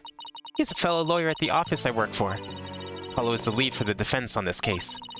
But I'm going to be there at the bench with him, doing what I can to help out. I'll do whatever it takes to defend Junie. Okay, it's not Trucy. Good. Speaking of Seal, how are you holding up? That explosion really did a number on you. I'm just happy you're okay, Athena. Oh wait, is that how he lost his eye because of the explosion? I didn't even consider that. Don't ask why. Although, I can't pretend I have no connection to this case.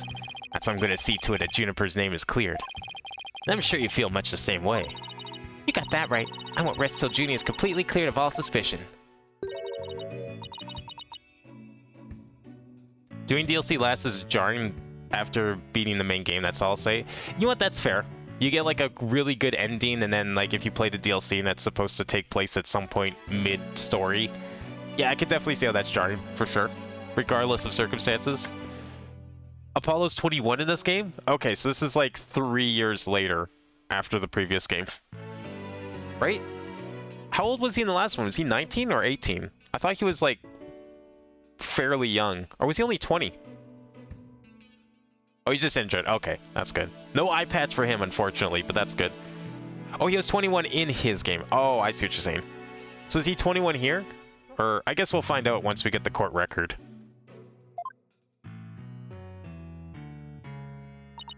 Oh, I like her outfit. It's cute. Thank you for doing this for me. Junie! Juniper Woods. Of course her name's Juniper Woods. And yet she wears a pine cone. Those probably aren't even juniper leaves. Fucking fraud. And then acorns? Come on. You don't have anything related to junipers on you at this moment.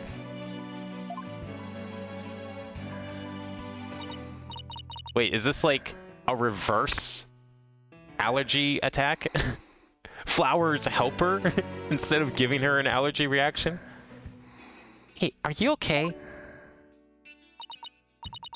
Sorry about that. I always seem to go into coughing fits whenever I get nervous. This kind of thing never happens. At home in the forest, though. This is Juniper Woods. She's my dear, dear childhood friend. And she's also our client for this case. Is this the new Larry Butts? News keeps repeating that Junie's the alleged bomber. But that's ridiculous. There's no way Junie would do anything like that.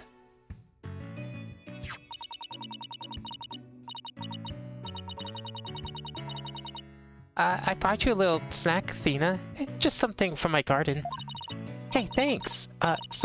Is this an orange or a tangerine? It's an orange. My grandma says that orange is the color of strength and endurance and... Oh, I get it. Strength for the trial, right? Oh, Junie, you're always so good to me. Jeez, look at me standing here clutching an orange to my chest with tears in my eyes. Well, don't you worry. We'll be so powerful in there, they won't know what hit him. Right, Apollo? Yeah, that's right. Come what may. This is one trial. We just can't lose. Isn't that what Phoenix said before he got disbarred? Let's be a little careful about the confidence this time. Apollo! Apollo!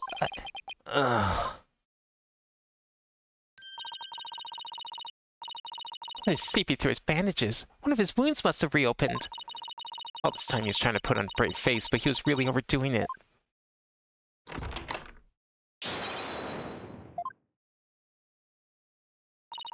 Huh? Trial's about to start, sir. Please proceed to the courtroom. What? Now? But Apollo's in no state to defend. I have to defend Juniper. What are we gonna do? Trial's about to start with or without us. There's only one other option I can think of at a time like this. But even if I called him now, he'd never get here in time. No, wait. There's something else I can do. Apollo, give me all the evidence for the case. Huh? What are you gonna do? Bailiff, Yes, miss? defense would like to submit a substitution of attorney petition. You're not seriously. He's just concentrating on getting better. I'll defend Junie. All by yourself? Athena, Stop for a second, think about what you're saying. You've never once taken a case on alone before, right? no way problema. I can handle it. I think. But I guess it's really up to you, Junie. Would you be okay with me taking over? Sure. I believe in you, Athena, and that's enough for me.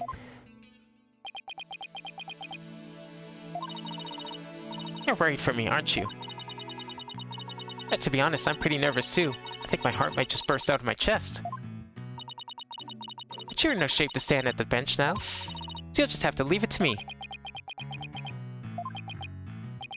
Alright. I can see your mind's made up anyway. I hated that I can't be there. But I know you'll give it your utmost to defend Juniper. You bet I will. Rest assured of that.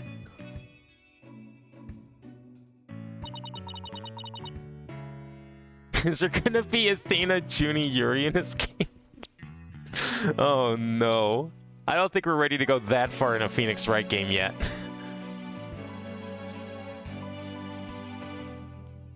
What's with the jacket though? I mean, I don't know, he probably just likes having a cool jacket now. My name is Athena Sykes. I'm still just a newbie, but I'm a lawyer. This is only the second time I've taken the lead in a defense case. Wait, this isn't your first trial? That's a first. The tutorial case isn't someone's first case. Well, aside from like game 2 and 3, obviously, because that's Phoenix Wright still, but this is the first time it's been a new defense lawyer who it isn't their first case. Be the first time I stand up there alone, though. But we did have in game 3, we did have a defense lawyer's first case. It just wasn't at the start of the game. I have to do this. I'm definitely not about to let anything bad happen to Junie.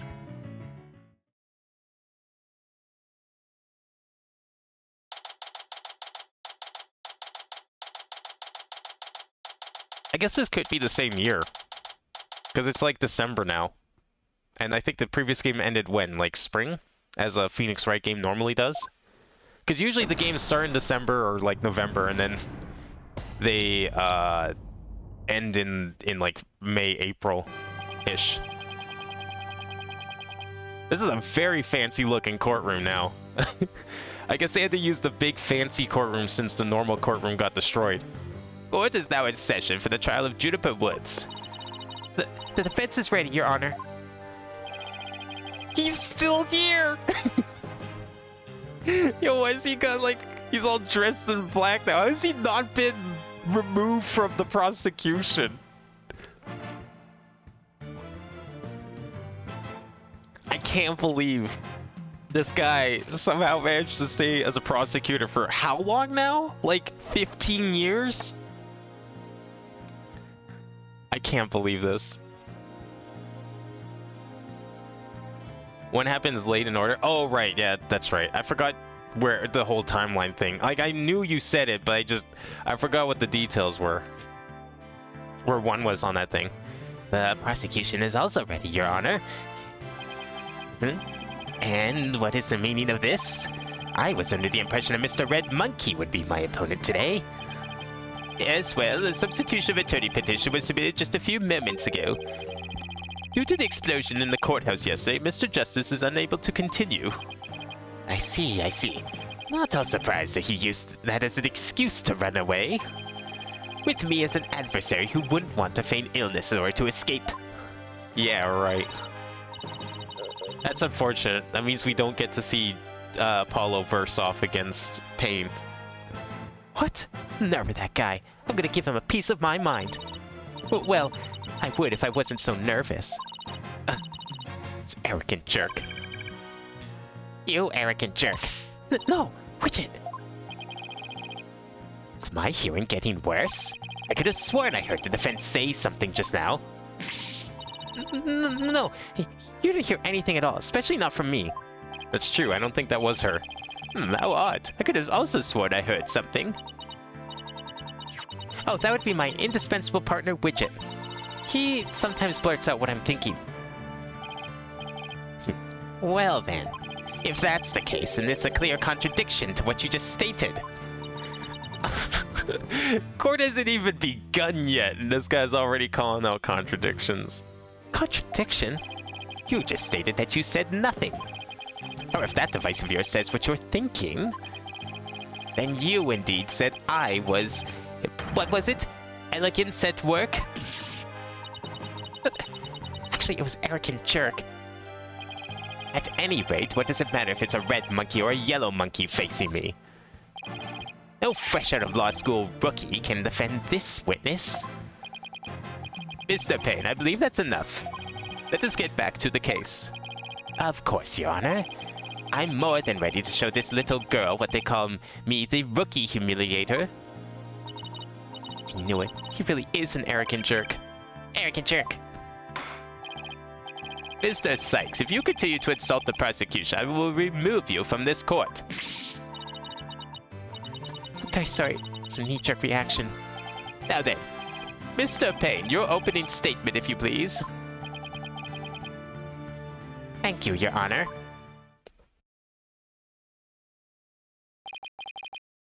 Now then, the incident occurred yesterday here at this very courthouse, in courtroom number 4.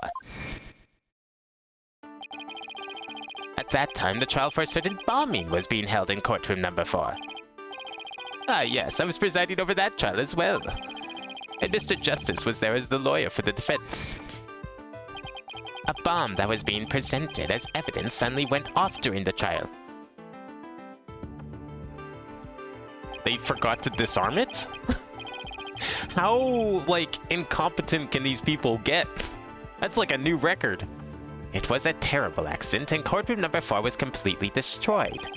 Fortunately, we were able to start evacuation procedures before the explosion occurred. Just a few seconds more, and it would have turned into a horrific loss of human life. He is so lucky the defendant isn't black. He'd be called racist. I was just thinking that too. It's like, man, it's a good thing these people are like white. There was, in fact, one death, was there not? That is correct, Your Honor. When courtroom number 4 was examined after the blast, the body of Detective Candace Arm was discovered. Is her name really Can Disarm? Well, it looks like she almost got disarmed herself. She was taken to the stand as a witness later in the trial. I suppose she wasn't able to evacuate in time. What a terrible tragedy. I guess she couldn't disarm the bomb. I must admit, I stumbled at least 10 times myself before I was able to escape. Maybe the court should see about getting you even shorter ropes. The victim's body was found near the entrance to the courtroom. I suspect she stayed there until the very end to help to guide the others out safely. Your Honor, allow me to submit as evidence the victim's autopsy report and details about the bomb. Ah, there it is. The autopsy report. Stuffed animal bomb? That doesn't look anything like the intro. Time bomb that destroyed the courtroom is hidden inside a stuffed animal when it was detonated. Okay. I know how this works. All evidence for the trial is filed in the court record. When I want to check something out, I just use E. I better take a peek later. Let me take a peek right now. Age 23. Okay, so this is 2 years later. That's what I mainly wanted to know. Cause of death, trauma to back of head caused by impact with a flat object. Time of death between 8 and 11 a.m. Oh, I was looking for details. Now then, please call the accused to the witness stand. Was she even at court yesterday? Like, why is she getting accused of this? Do we know what her involvement was in the other case? Nope. Nothing. Okay. Cool. Defendant, are you feeling alright? You're looking a bit pale. I'm sorry, I was feeling a bit weak when I first arrived here at the courthouse. But I'm alright. Jenny's really giving it her all. I better make sure that I do the same. It's been like a decade at points since the first game. I think it's been over a decade at this point, because the first game takes place in 2016? So the first 3 games take place over 3 years, 1 each. 7-year time jump. So that puts us at 2026. This is 2 years after that, so it's like 2028 now. If we could please proceed, your name and occupation, defendant? Juniper Woods. I'm a high school student. Miss Woods, can you confirm you were in the courthouse on the day in question? Yes, I came to know Apollo Justice through my friend Thana. And so, I was there yesterday to watch his trial and lend my support. Something's wrong. Junie's really scared. Did you know I'm also known as the Defendant Humiliator? It looks like I have yet another chance to show you everyone how I earned that moniker. Because he gets constantly humiliated by the defense, right? This arrogance know no bounds. I have to protect Junie no matter what. Hey, you arrogant Prosecutor Payne. What is it? Do you want me to demonstrate why I'm known as the Rookie Humiliator instead? Deep breaths, Thana. Don't let him get to you. Prosecutor Payne. Junie is telling the truth. Mr. Justice also backed up her claim when we saw him in the defendant lobby. And Junie, he said that he was glad to get the Lotus root you gave to him too. He was? My grandma says Lotus root is good for your eyes.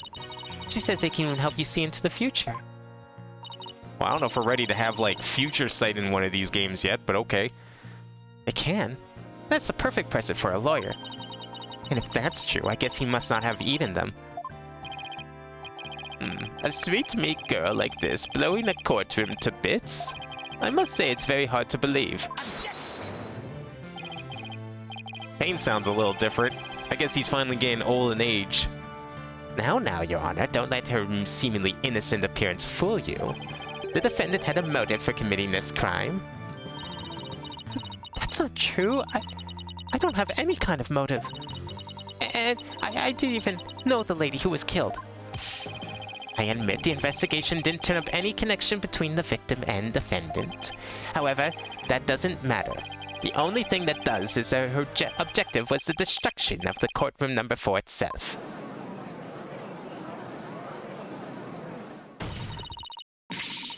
Hey, what's that supposed to mean? Why in the world would Miss Woods want to do that? That's a very good question coming from a novice such as yourself. But first, a question for the defendant. Have you ever been brought up on false charges? What? What? Why? Oh, yes. Yes, I have. And did that experience cause you to harbor a grudge against the court system? Okay, I see where this is going. You need to stop. Now wait just 1 minute. If that kind of thing was a motive for blowing things up, then every one of our clients would turn into bombers. That's a valid point. We wouldn't have a single courthouse left standing in the land. I concede the accused isn't the only one who might bear resentment against the courts. Oh, I forgot to switch games. 1 second. Should have done that like ages ago. Oh, I like that Twitch finally realized that this is a mature rated series. Dual Destinies is rated mature for mature audiences, according to Twitch. Meanwhile, Apollo Justice, Edgeworth, the other 3 games, nah, they're fine. They're not rated, they're not mature games. This is a mature game though. I concede the accused isn't the only one who might bear resentment against the courts. But Miss Woods is the only person who could have committed this crime. Why? Because we have found some decisive evidence that proves the defendant's guilt. Decisive, huh? I'll believe it when I see it. It involves a very unique aspect of the bomb itself, Your Honor. And what exactly was so unique about it? Why don't we have Miss Sykes answer that question? Huh? Me? I notice that you appear to be very nervous. And well, gentleman that I am, I'd like to offer you the chance to gain some confidence with such an easy question. I think it's a cutscene's a full video showing the graphic content. Oh, that's probably it. It's probably also the fact that it's 3D. I'm sure that's going to lead to some things. I mean, Athena's pose probably isn't helping matters either here. Could he be any more condescending? Really, what a thoroughly unpleasant man. L is for loser. What did it just say? Nothing. Not a single thing. Now let's see. What was I supposed to do at a time like this? Oh, I know. The court record. The information I need is somewhere in the court record. Alright, Miss Sykes, let's hear your answer. What was unique about the bomb that blew up the courtroom? Was it because it was... well, was it a stuffed animal?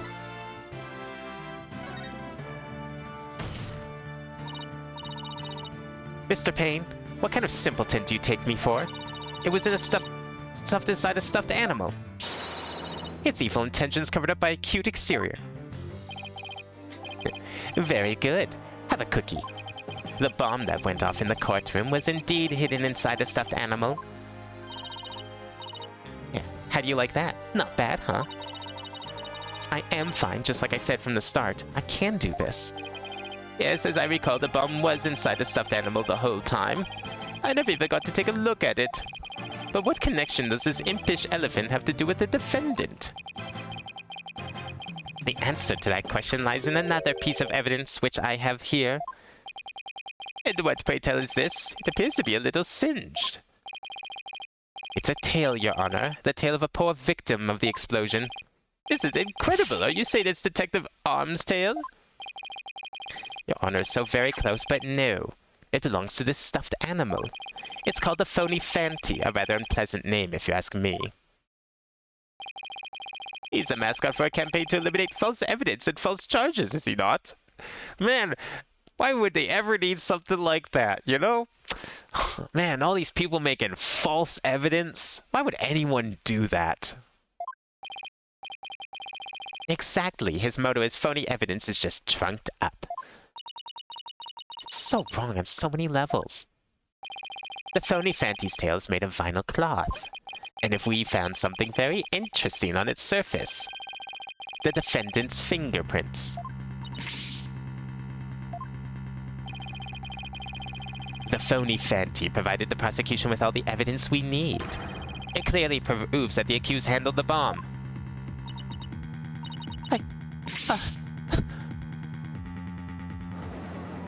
I mean, she might have. Maybe she was going to give it to someone. Maybe it wasn't a bomb at that point. Maybe she didn't know it was a bomb. That doesn't make any sense. Why would Junie's fingerprints be on it? That does appear to be pretty irrefutable evidence. The court accepts it into evidence. These are the stuffed animal that the bomb was inserted into. The defendant's fingerprints were found on it. Yeah, but did she set off? Exactly. Did she knowingly set it off? I think that's even more important because we just finished a case where someone was accused of murder because they didn't know that there was like poison involved. Like, not unknowingly killing someone or unknowingly handling a dangerous substance was like the crux of the last case. Miss Woods, do you have an explanation for this? I don't understand. How about you, Miss Sykes? Do you have any plausible explanation to refute this decisive piece of evidence? Well, I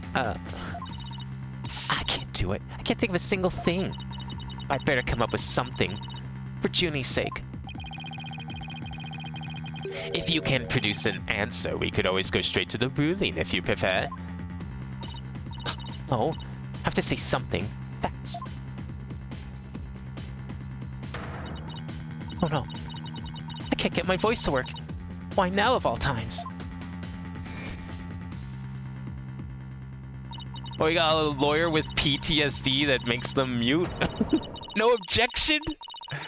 Thought I overcame this. Maybe I'm still not ready to stand in court.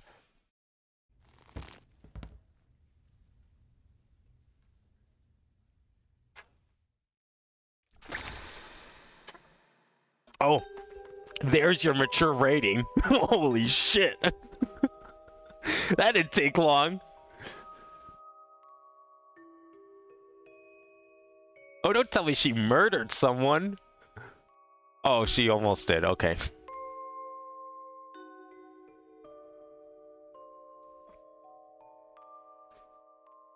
That took like all of 10 minutes. As you can see, there is no room for debate. Objection! Why, it's you. Look who's back.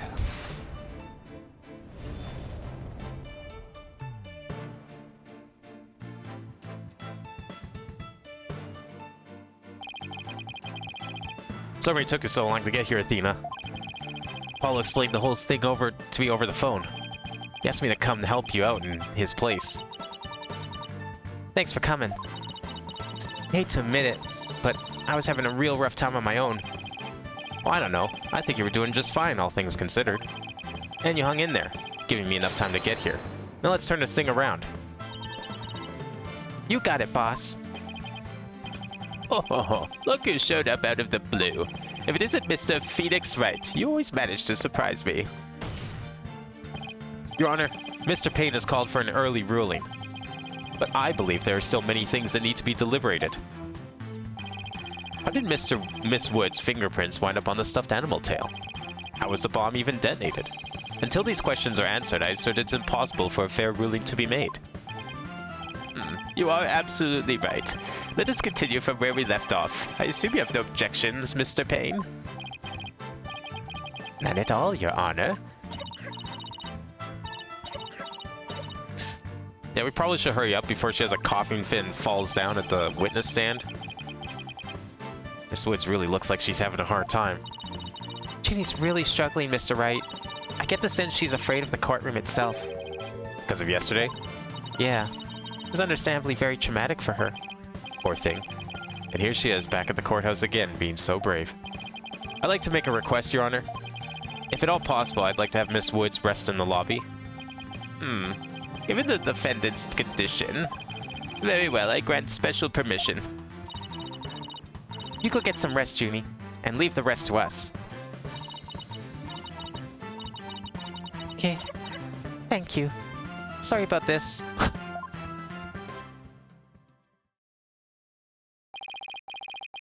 Phoenix, Wright. I've been looking forward to meeting you.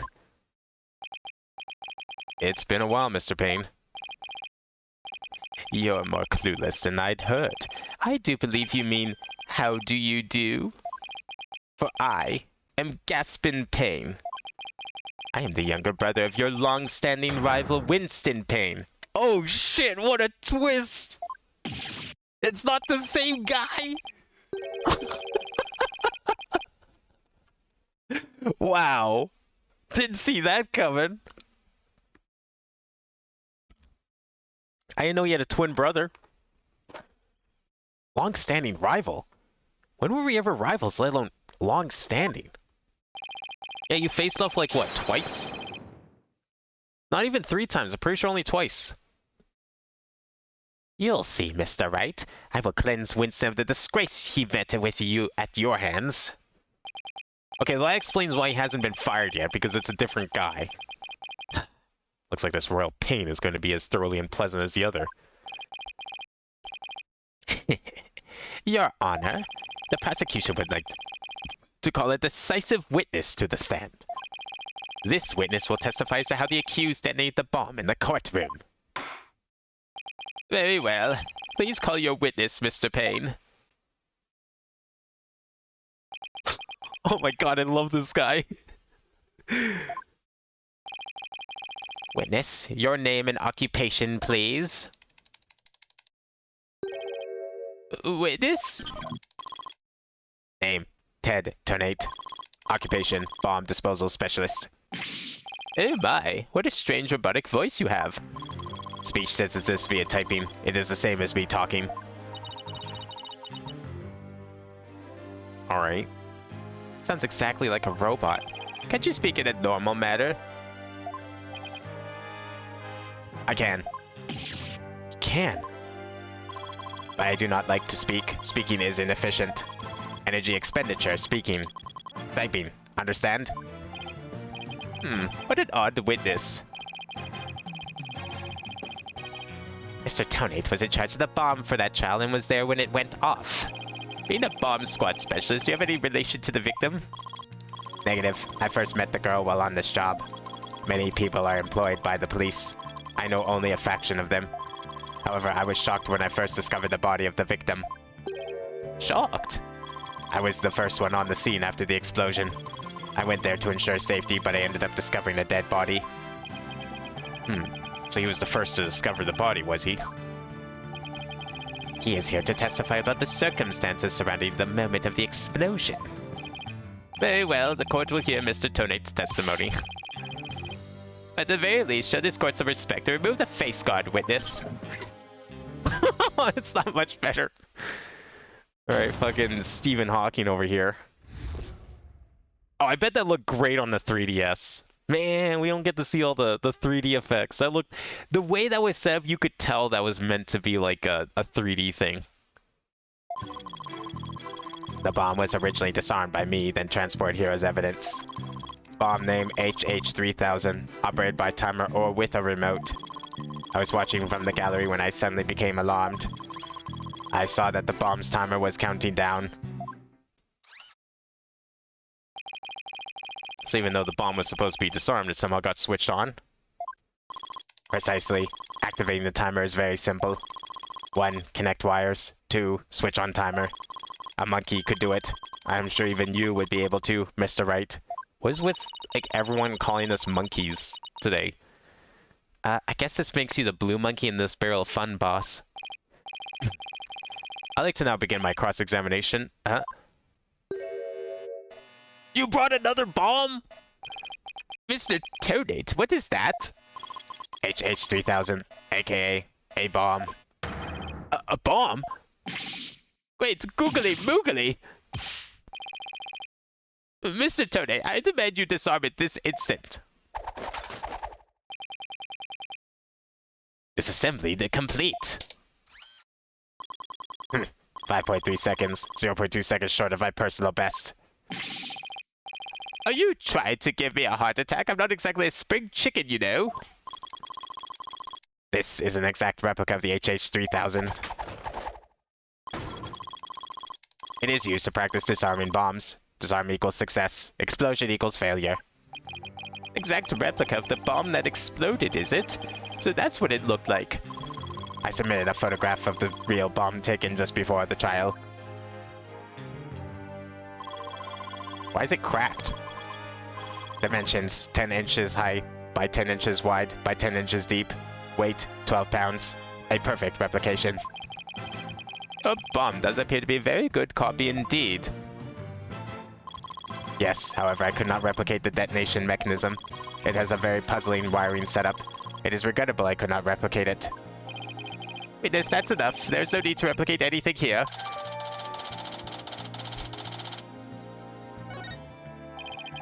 No one being black in here is an act of God.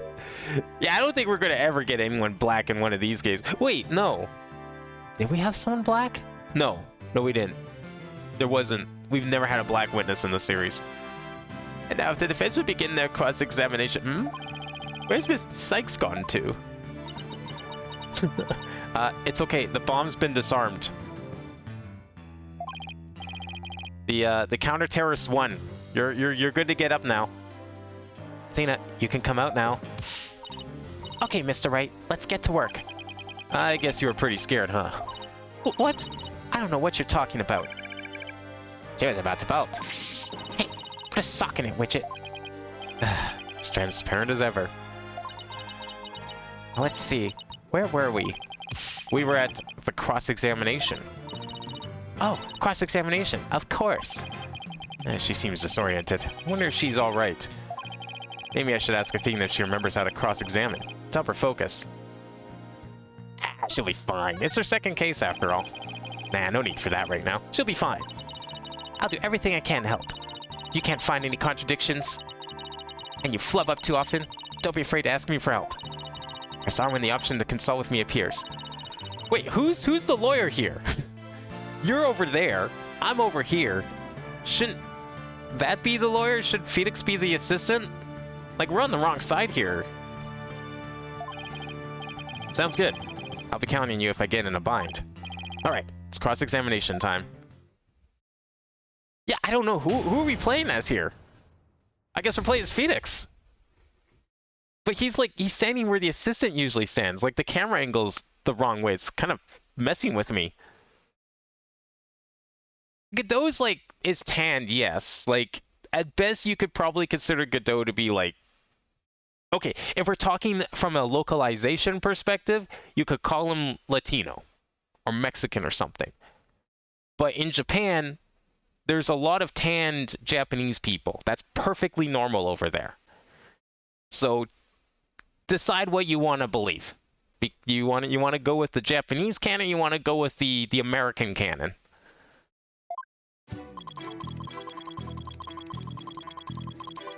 Alright, so it doesn't seem like anything's really changed here. Seems pretty much the same. It's interesting that where it says cross-examination, it's 3D letters, like actual models, but the hold it and objection are still sprites. They probably popped out of the screen. I don't remember how it worked with what the 3D effect was like with Professor Layton. Say you disarmed a bomb, but are you really sure it was disarmed? Absolutely. I can disarm anything. In a flash. Yeah, he's good at that. I don't like how we aren't controlling her at the start of her game. Is this her game, though? I was under the impression this was, everyone's game. Isn't there, 3 different lawyers now? You've got, Phoenix, you got Polly, you got Athena.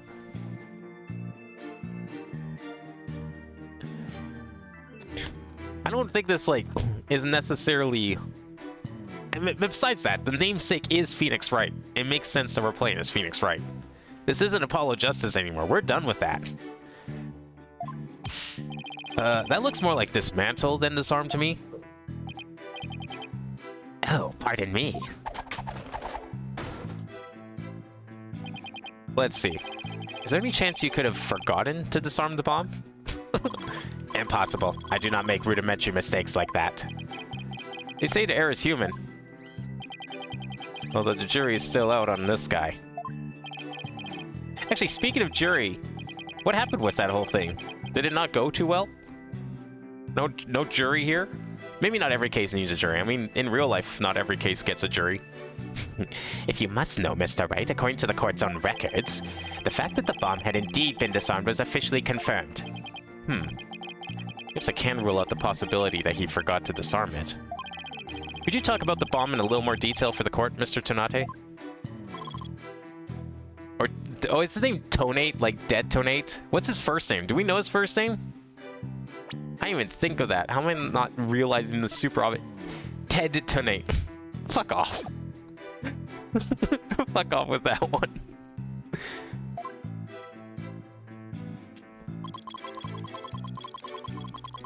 Hold it! What was the approximate size and weight of the bomb? Dimensions: 10 inches high by 10 inches wide by 10 inches deep. Weight: 12 pounds. This information is also written on the photograph. Yes, here it is on the back. According to this, the case is made out of an alloy plating 5/16 of an inch thick. That certainly sounds like one thick and very heavy bit of metal. Bet if I dropped that thing on your foot, you'd be hopping. If you dropped that thing anywhere, I'd be hopping for the nearest exit. I'd be hopping to get your dismissal papers, because you're out of here. We have a new character that we are going to control, and then the game should be about their arc. I'm hoping we learn more about her, because I'm concerned her feeling undercooked. Nah, we'll be fine. I'm sure we'll definitely get more about her. I have a feeling that despite this being called Phoenix Wright and not Athena Sykes, attorney at law, it's not going to detract from the fact that it's probably going to be about her, for the most part. Like, her gimmick, I believe, is like the main gimmick of this game. But maybe we'll get to see... maybe we'll still get to see the Magatama or Apollo's bracelet come up as well. I'm sure we'll get all three. I'm expecting us to be playing as everyone here, and everyone's going to be working together. It's going to be more back and forth than just, oh, you're playing as the lawyer and the other person's just there for color commentary. I think we're going to be getting like a proper, like, you know, co-op experience here with everyone. You know, Phoenix has his own lawyer team now. It's not just him and Maya anymore. Although hopefully Maya shows up too. Hey, well, I believe the court has heard enough about the bomb itself. So, Mr. Tone, do you ever keep an eye on the bomb? What were you watching from? Where were you watching from?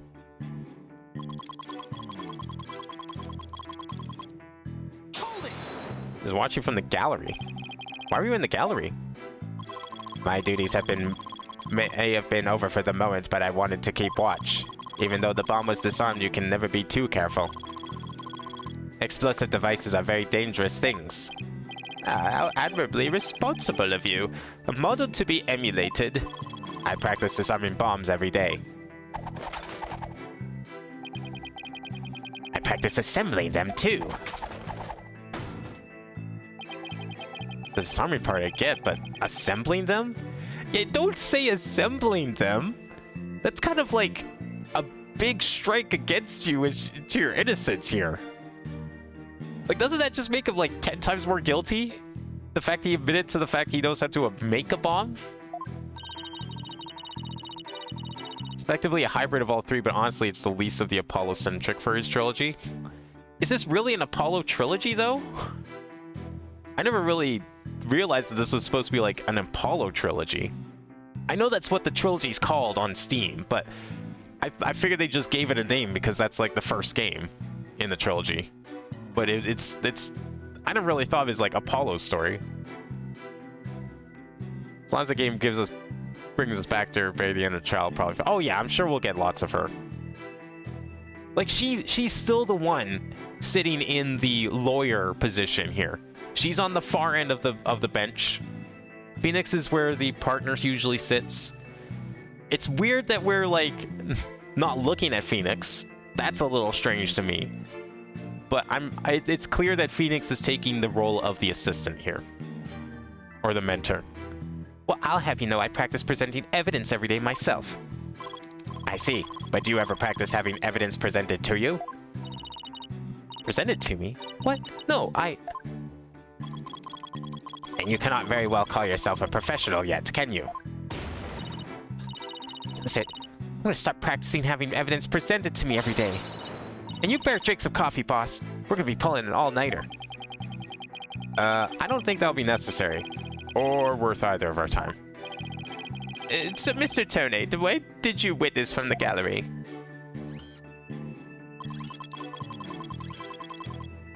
Hold it! You saw it counting down clearly with your own eyes? I'd hardly think a timer as small as the one on this bomb could be seen from the gallery. These goggles help me see very small things clearly from very far away. I can even see what you had for breakfast by looking at your tie. Why do I suddenly feel like a bug under a magnifying glass? I guess it's possible he saw the timer if he was wearing those goggles. I'm not so sure. There's something that just doesn't sit right with me. I don't think I'd follow. The bomb was completely hidden inside the stuffed animal. So well concealed, in fact, it didn't even look like a bomb at all. So you're trying to find testimony that conflicts with the evidence, huh? That's right. Listening carefully to Mr. Tonate's testimony is just the first step. After that, it's a matter of taking a look at any evidence that seems relevant. Remember that you'll open the court record when you go to present something. If you find evidence that conflicts with the testimony, present it. Let's see. This testimony is about when the bomb went off. So I think the state it was in at the time would be pretty important. Bomb that didn't look like a bomb because it was inside a stuffed animal, huh? Yeah, I think I see what we're getting at. Okay, bomb name is watch for the gallery. Saw the bomb's timer was counting down. Did you now? Do those glasses or goggles of yours have X-ray vision on them? Because that's pretty cool. So you say you saw the bomb's countdown, is that right? Of course, I clearly saw it counting down to 0. And I say that you are clearly lying. What are you talking about? There's no way you could have seen the bomb's timer. After all, the bomb was concealed inside a stuffed animal. Mr. Tonate, how can you claim to know the bomb was about to go off when you couldn't even see the timer? What? No! That does seem like a glaring inconsistency indeed. Witness, how do you explain this? Is the next game called like Spirit of Justice? So yeah, that one. From what I understand of that one's like very different from this one. Like it's a huge turn in tone. It can be detonated remotely, but I think it was implied this one is on a timer, so he got that part right. But yeah, how could he have seen the timer if it's inside the stuffed animal? I'm guessing he's gonna like say he has X-ray vision on those goggles. Well, Oh, that was a great, Mr. Wright. You found a contradiction right off the bat. Always remember, Athena, when you find an inconsistency in a witness's testimony, there's always a reason behind it. It could be a lie, it could a hidden meaning, a secret. Whatever it is, it's up to us to dig it out. And pointing out every contradiction we find is the best way to do it, right, boss? Now the question is, what can we dig out of Mr. Tonate? Well, let me see. No. There must be some mistake. Oh, yes. Yes, of course. I remember now. The sound. I knew because of the sound. Oh, you have like enhanced hearing too? Sound? What sound? When a timer of this type of bomb is switched on, it beeps softly. Beep, beep, beep. It is the sound of the bomb counting down. A beeping noise, you say? I suppose it would be possible to notice that even with the bomb inside the stuffed animal. How soft are we talking here? Because like I feel like the stuffed animal would mute the sound, let alone the fact you're in the gallery and you heard this. I simply made a mistake. My bad. Mobby, I lied in court. Your Honor, Mobby, I won't do it again. How in the world did you hear such a tiny little sound all the way from the gallery? Listening for the sound of a bomb's timer is an integral part of my work. I constantly undergo training so that I will never miss it. I really think training would help you hear something so soft from so far away. What now? Are you making light of the fine science of disarming bombs? It is a solemn mission that I put my life on the line to perform. What kind of specialist would I be if I could not hear a bomb's timer? It's not like assembling a toaster, you know. Now he's just showing off. You keep asserting that the sound was too tiny to hear, but the only tiny thing here is your skill as a lawyer. Being mistrustful is not an attractive quality, you know. You're just overflowing with attractive qualities, are you? Or perhaps you have some proof that Mr. Tonate did not hear the sound? Well, no, but... still seems totally suspect. Did you see the opening of bomb clearly beeped? Well, yeah, it clearly beeped, but it was also being held in his hands. We didn't even get to see the stuffed toy. It's going to be really hard to prove that he didn't hear something. Look, as we've seen in past games, the opening cutscenes for these cases definitely embellish the actual events to some degree.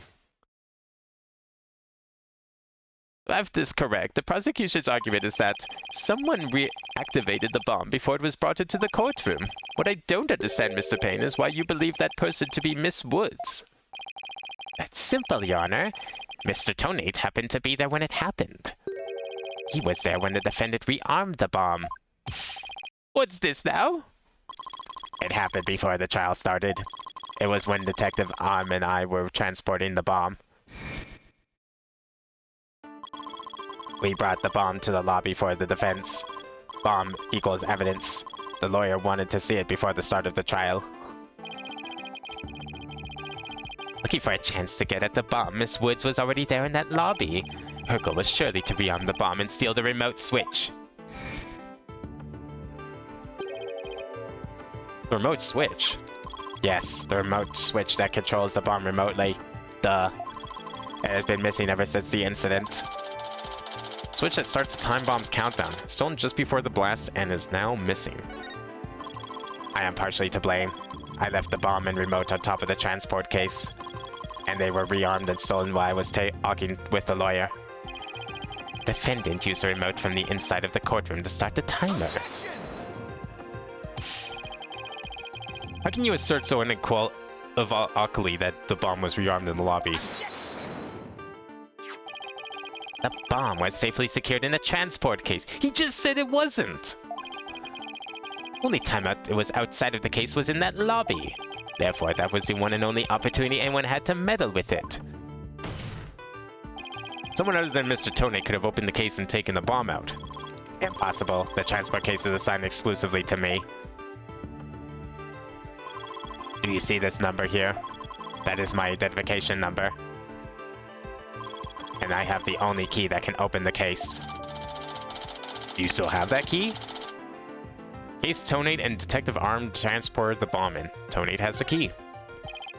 Nevertheless, Mr. Payne's assertion is nothing more than conjecture. You have no proof that it was Mr. Woods. It was Miss Woods who stole the remote switch. And by the same token, you have no proof it wasn't her.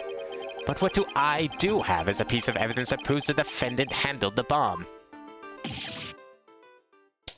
Why is she being so passive right now? The first decision she made was the 7 of Paul's case when he couldn't go.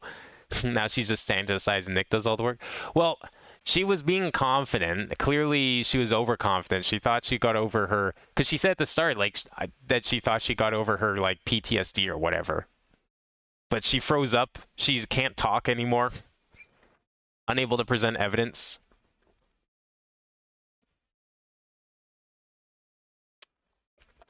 She's scared, basically. Irrationally scared because of PTSD. So it's a good thing that Phoenix got here in time. 5 minutes, 24 seconds, 2.3 decaseconds. The defense's advantage, it lasted a mere 5 minutes. Ugh, talk about a rotten hand. As long as they have her fingerprints as their trump card, I'm at a big disadvantage. It appears we will have to hear from the defendant herself once more. I wholeheartedly agree, Your Honor. I would like to recall Miss Woods to the stand. I trust you have no objections, Mr. Wright. Worried about her condition, but we do need her testimony. On the other hand, I'm not sure I want to make Athena mad. I can read your feelings, you know, boss. Guess there's no hiding from her, huh? Don't worry, I know we need her testimony. But if anyone picks on her again, they'll pay.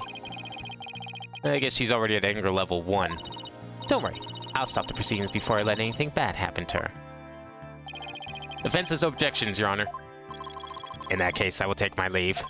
But before I do, there is just one more thing, Mr. Wright. Is it? Me? Yes? Dismantling bombs is my job. Dismantling the case is yours. Do you think you can handle it? I look forward to seeing you try. This guy is hiding something. I just know it. Now, if you will excuse me. Bailiff, please go into the lobby and bring back the defendant. Probably need 2 hours right now. I just have this feeling that the game is going to get... It's going to be interesting. I really do want to know how they handle multiple lawyers. Because, yeah, up to this point, we haven't had multiple lawyers. We've had a lawyer and their assistant, and nothing else. So I'm very curious how they want to handle having 3 different lawyers present. I mean, the game's called Dual Destinies, but there's 3 people here that could all be at the stand right now. Junie. Hi, Thana. She looks even worse off than before. Don't worry, Junie. We're here for you. Thanks, Thana. And I'll do my best, too. You blew up the courtroom because you bear resentment against the courts, correct? No, of course not. I...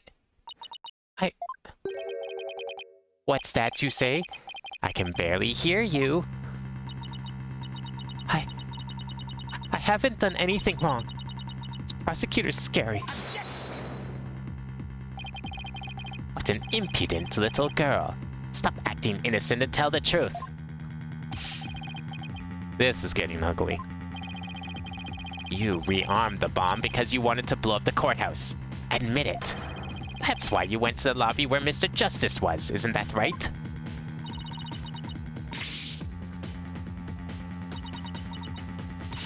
Mr. Wright, can I go give that prosecutor a smack? What? Of course not. I have to review courtroom manners 101 again? Can't let a creep like that bullies innocent girls like that off so easily. Haven't forgotten about how he treated you. Don't worry about me. Just help Junie. Heart's crying out. She's so scared. So very scared. Looks like Athena's picking something up with her heightened sense of hearing. It sounds like this time it's the voice of Miss Wood's heart. Don't deny it, you stole the remote switch and used it in the courtroom, didn't you? Your Honor, please put a stop to this. Mr. Payne is badgering the defendant. Yes, Miss Woods does seem quite frightened. Mr. Payne, I asked you to behave more like a gentleman. But don't you know, Your Honor? There is no more gentleman in this world than I.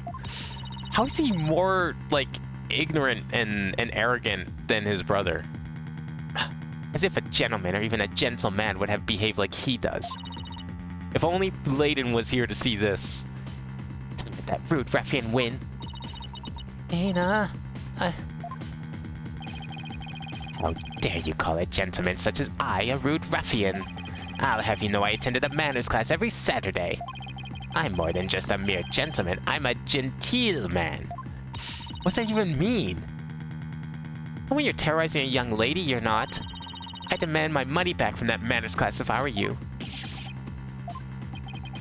I should probably be the adult here and stop the 2 of them, but... he likes it too much, doesn't he? Mr. Payne, that will be enough. Certainly, Your Honor. No further questions. Let's move on to the defendant's testimony. Miss Woods, please share with the court what you were doing when the bomb went off.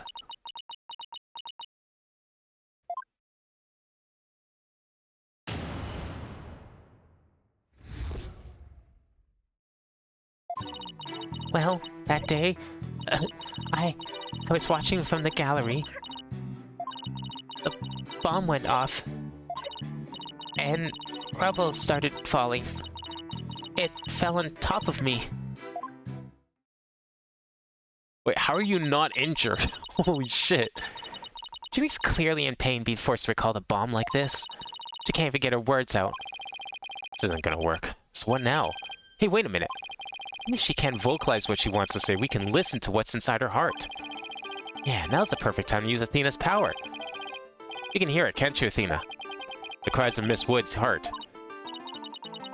Yeah, and they sound incredibly strained. She's so scared. I think she could collapse any second. Athena's a unique ability, you see. With her finely tuned sense of hearing, she can hear the words of a witness's heart.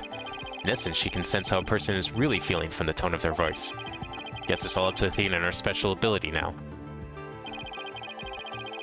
Athena, I want you to use that analytical psychology you studied, and listen to the testimony of Miss Wood's heart. Okay, boss. I'll give it a go. After all, this is the whole reason I put all that effort into studying analytical psychology. Gets. Let's do this.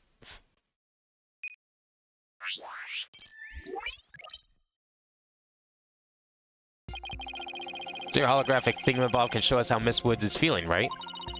In a nutshell, yes.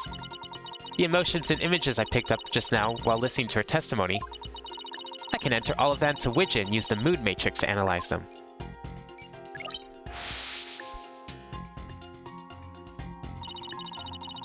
These mood markers here reflect fluctuations in Junie's emotions. When she feels happy or is enjoying the memory, the happy marker will light up. When she feels angry or frustrated, the angry marker will react. When she feels sadness or is frightened by a memory, the sad marker will blink. And when she feels surprised or confused, the surprise marker will let us know. So with your special ability in Widget's Mood Matrix program, we could track how Miss Woods is feeling as she testifies. Talk about the wonders of technology. Yep. Now let's give it a shot. I'm picking up some kind of discord, or noise in Junie's heart. See here? This is what the noise looks like in the mood matrix. It's resolved the inconsistencies between her testimony and her feelings. If we can pinpoint these inconsistencies, the noise level should drop. Okay, it's time to listen to Miss Wood's true testimony. Yeah, how are they going to do this? So in the original version of this game, this was the bottom screen. And so you were able to see like the normal game at the top screen while this was on the bottom. I guess they had to create a whole new overlay here for this one.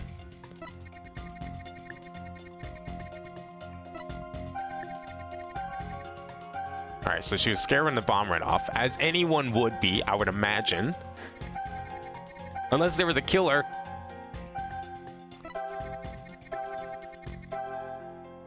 She was happy when it fell on her?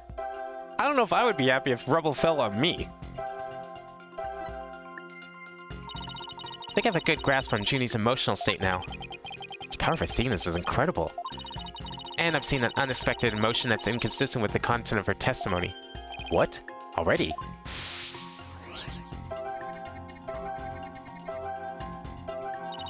Look at this. When she says it fell on top of me, the happy marker's reacting. Well, look at that. That is odd. There must be a reason for this contradictory emotion. We just need to do some digging. To find an unexpected emotion, you'll first need to pinpoint it, and then select the unexpected emotion or reaction from the 4 mood markers.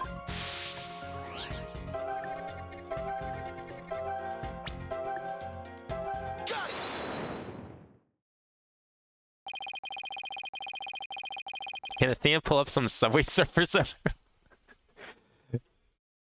Look, it's 2027, okay? The kids aren't into Subway Surfers anymore. That's old hat by this time. I was thinking of like what kind of joke I could make about Discord. She probably has that on her mood matrix. Widget's registering joy when Miss Woods recalls the rubble falling on her. There must be a reason for this unexpected emotion. Miss Woods, as the rubble was falling, was there also something that made you feel happy? What? What a strange question to ask someone. Mr. Wright, the feeling of happiness is spreading throughout Junie's heart. Keep going at this point, I bet Junie will start to calm down. Great. Let's see what she has to say. Just as I was about to escape the courtroom, the bomb went off. I was so startled. I tripped. And then rubble started falling on top of me. I really thought I was done for. But just then, Apollo came and rescued me. Apollo? He used his own body to shield me from the rubble. So that's when he sustained those injuries. How do you feel, Junie? Talking about Apollo give you some courage? Yes. Apollo is just like the sun. Strong and bright and warm. Just talking about him makes me feel like a leaf undergoing photosynthesis. And see? Your coughing stopped all of a sudden. Oh, you're right. Thank you, Thena. Looks like we were able to draw out some new testimony. Pretty neat, huh? But there's still some noise left. I mean, there must still be some discord in Junie's heart. I guess we'll have to keep going then. Let me input this new information and update the mood matrix, and we'll be good to go. You remember what to do, right? When I find an unexpected emotion, I should first pinpoint it. That's right. And then you select it from the mood markers. If we can find the reason for the discord in her heart, then we should be able to draw even more new testimony out.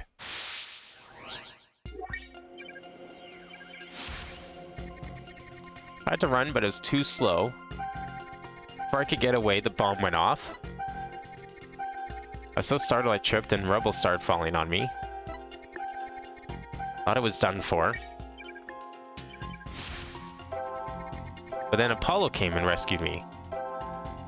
What, now she's sad? But probably because he got hurt. I'm guessing it's because he got hurt. You were happy when Mr. Justice rescued you, weren't you? Yes, I was really happy. But there was also something you felt sad about at the same time. Sad? Well, the reason I ask is, when you were describing how you were rescued, we sensed a little sadness, too. Oh.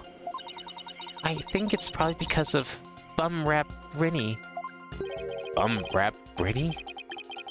Well, what do you know? Something new. That's right, I brought my stuffed animal, Bum Rap Rinny, to watch the trial with me. Bum Rap Rinny and Phony Fanty are brothers. Is that Rhiny, then? Like a rhino? Who knew the legal world can inspire a whole line of merchandise? I guess Blue Badger just really took off, and everyone had to copy it. I had Bum Rap Rinny with me when I was watching the trial. But it wasn't until Paul saved me that I realized I'd lost him as I was running away. My poor Rhiny, victim of that terrible bomb. Oh, I know. You can see what he looks like in this poster. What the fuck happened to him? It's for the campaign to eradicate fake evidence and false charges. Phony Fanty and Bum Rap Rhiny, huh? Well, then gets the campaign, but why an elephant and rhinoceros? Mr. Wright, I don't sense any discord in Junie's heart anymore.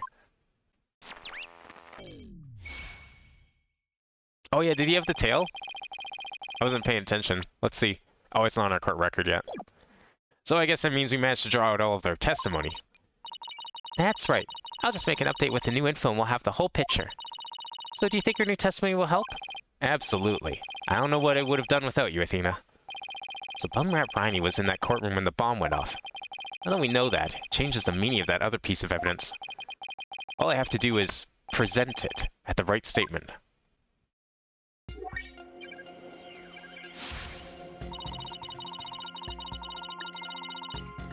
Alright, so watching from the gallery when Bum Rap Riney, I tried to run about too slow. So then the evidence being the tail, I'm guessing?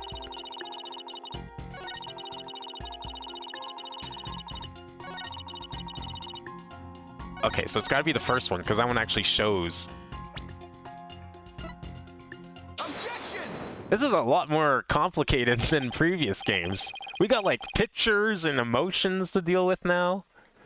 You gotta like look for inconsistencies and not just read about them. Miss Woods, I know this trial's been very hard for you, but you can relax now. You are, without a doubt, innocent. There's the confident Phoenix I remember. Mr. Wright, what wild assertion are you making now? My wild assertion is simply this. The two stuffed animals were mixed up. The tail the defendant's fingerprints were found on wasn't that of phony Fanty. It was the tail of her gallery companion, Bum Rap Riney. Objection! What? What nonsense is this? I can see that they're both stuffed animals, yes, but they're completely different characters. Yeah, exactly. That's kind of the point. An elephant and a rhino, they're as distinct as a defense lawyer and a prosecutor. But are they really so different? Both defense lawyers and prosecutors strive to protect the peace through law. Even elephants and rhinos have some similar characteristics. They're both gray, for example. Anyway, this poster is all I need to prove my assertion to be true. If I may direct the court's attention here, you'll clearly see that how the two got mixed up. Take that! Well, would you look at that? The two tails are exactly the same. Yeah, exactly. The two stuffed animals are based on entirely different animals. But the design of their tails is exactly the same. I see that balding also runs in the family. Wait, no, he isn't balding. Well, he is balding, but he doesn't wear a wig. He just has like a really big comb over. Order in the court. As long as the possibility exists that the tail belongs to Bum Rap Riney, we can no longer consider it to be decisive proof that the defendant handled the bomb. As things stand, I consider the charges against the accused unsubstantiated.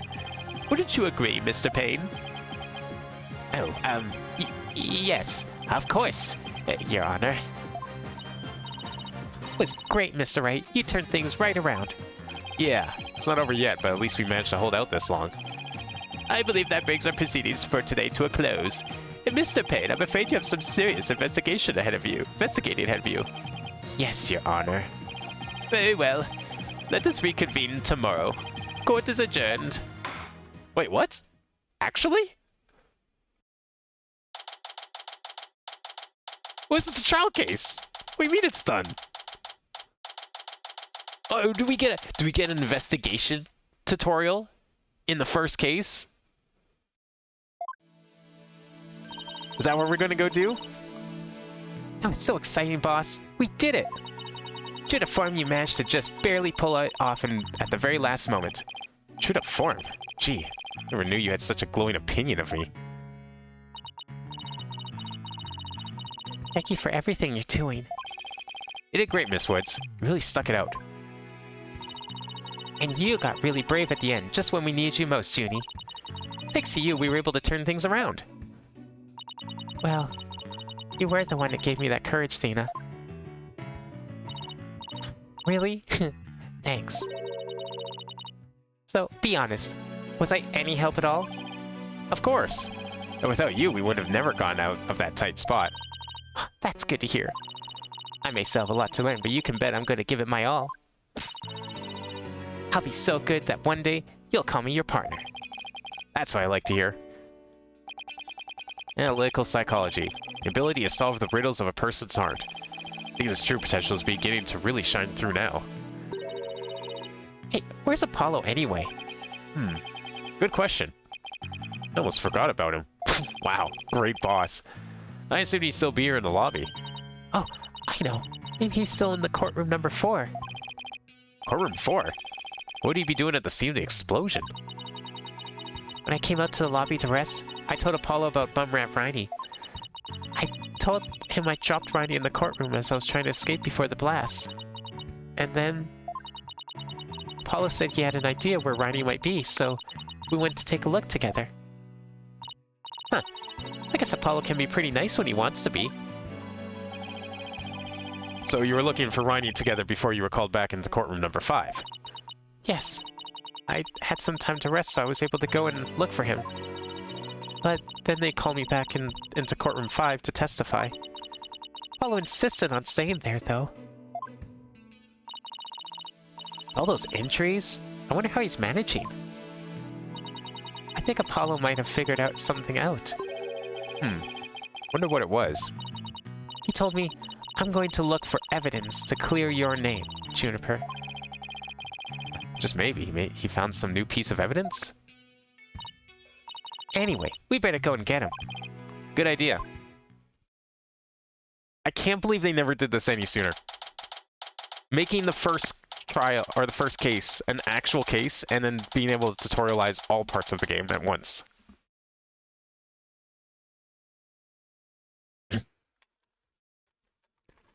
Like, this is a full case, just like the previous game. But even more so, it's actually a full case. Where are you, Apollo? Trial's over for today. Come on, I know you're...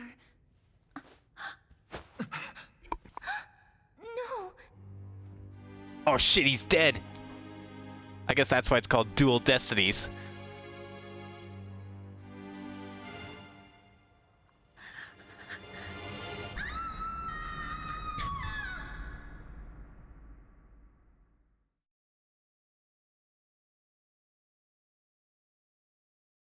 Okay, what are the chances of him actually being dead, though? Oh, man. Okay, how much longer is this case? I actually was legit not expecting there to possibly be, like, a full investigation second. But if we're talking another, like, 2 or 3 hours, I kind of almost would want to save it for next stream.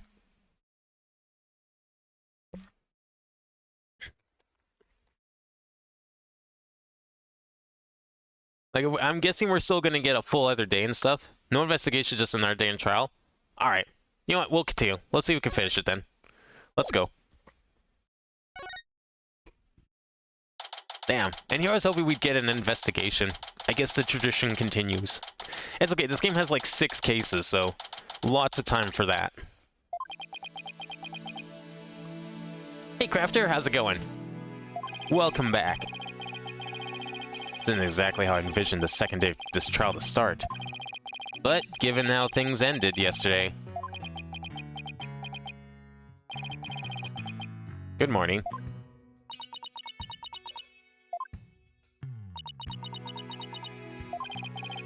Mood sure is tense. Not that that's any surprise.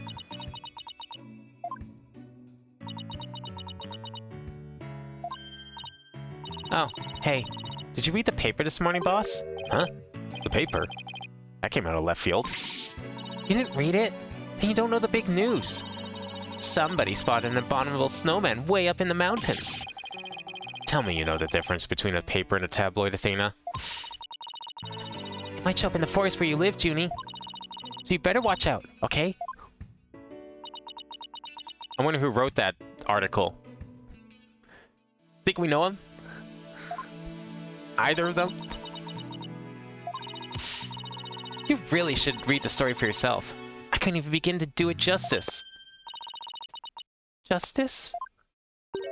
Huh? Oh, poor Apollo. And it's all my fault. Aina! Oh, Jenny, what was I thinking? Oh, I'm so sorry. What we found yesterday, it's not Apollo's dead body, thank goodness. He'd been assaulted by someone with a blow to his head and was lying unconscious. Oh, I actually was just thinking he like tripped and fell onto a piece of rubble or something, but what the fuck? Didn't you miss ending? Yeah, you missed the ending of the previous game, unfortunately. But, hey, good news, we're starting the first 3D game. This one's gonna be a big one. I mean, this one has like 6 full cases in it that we have to get through. Rush him to the hospital right away, and it looks like he's gonna pull through. But it was still quite a shock to stumble onto a scene like that. So basically what happened, there was an explosion and one of the courtrooms blew up. And we're now defending the person who is being accused of setting off the bomb. And of course, because it's a Phoenix Wright game, someone had to die. A bomb explosion just wasn't good enough. So of course our client is being accused of murder, as well as blowing up a courtroom. Is Miss Woods alright, Athena? Well, I managed to get her to stop crying, now that she's resting on that sofa over there. I guess she really feels responsible for what happened to Apollo. Poor Junie. She believes that the reason Apollo was attacked is because he was helping her look for something in that courtroom. Oh? I guess I can see why she'd think that. By the way, how are you doing? Who, me? Yeah, you. I know you're concerned about Miss Woods, but are you alright? Me? I'm doing just fine, boss. I mean, yeah, it was a huge shock, but I'm alright. People who study analytical psychology are great at times like these. After all, they've learned how to control their own emotions, too. Somehow, I don't think it's as easy as she makes it sound. That looks like someone else. No, it was Apollo. That was 100% Apollo. He just got like a sick jacket now. And he doesn't have an eye patch, but one of his eyes got injured from the explosion yesterday. Because he was protecting the client that we have now. So he doesn't have an eye patch. His eyes are fine. But he looks kind of cool. I don't know if we'll get to see him again during this case, though. Like this. Apollo doesn't remember a thing, does he? Yeah, he can't recall anything from the time right before he was assaulted. Nothing about what he was doing in courtroom number 4, or who assaulted him. Doctor says probably due to that hit he took to the head. Assaulted in a court of law and losing your memory at that. I know how that feels. Does he ever? I don't know, I feel like, which is worse, a giant piece of rock or a fire extinguisher? But who in the world would do such a thing, huh, Mr. Wright? Just wait until I get my hands on the coward who hurt our Apollo. Now, Athena. I thought you said you were in control of your emotions. Just focus on helping Mrs. Woods, okay? And I admit, I'm just as upset as you. Okay, boss. You're right. Apollo's assailant can wait until after we clear Junie's name. That's the spirit. Now, let's see. I better check on the court record one more time before the trial starts. Eartha, Mr. Wright. I'm ready when you are. Yeah, but the court's not ready. They have to call us in. I thought you knew this. Alright, let's get ready to rumble. You bet. With everything that happened with Apollo, I didn't have time for a proper investigation. Can't let that stop me, though. Have to get this right, for Miss Wood's sake, and Apollo's too.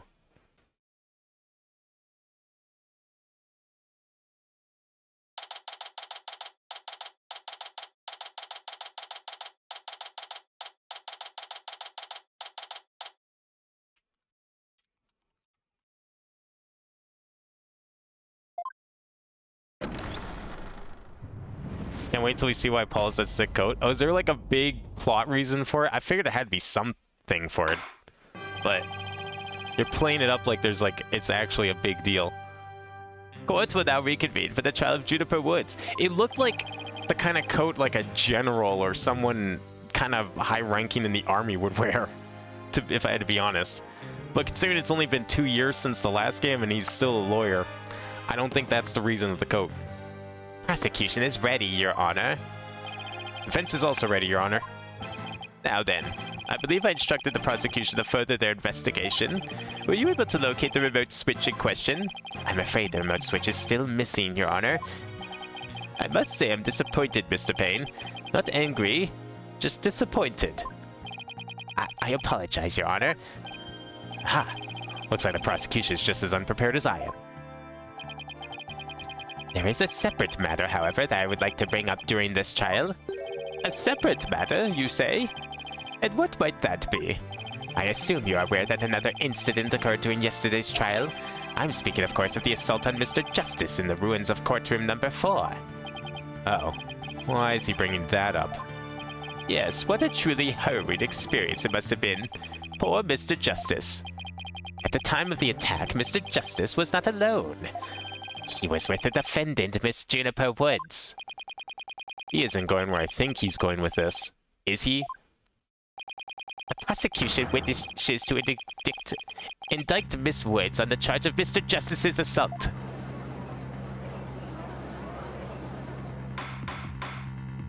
Wait, hold on for a second here.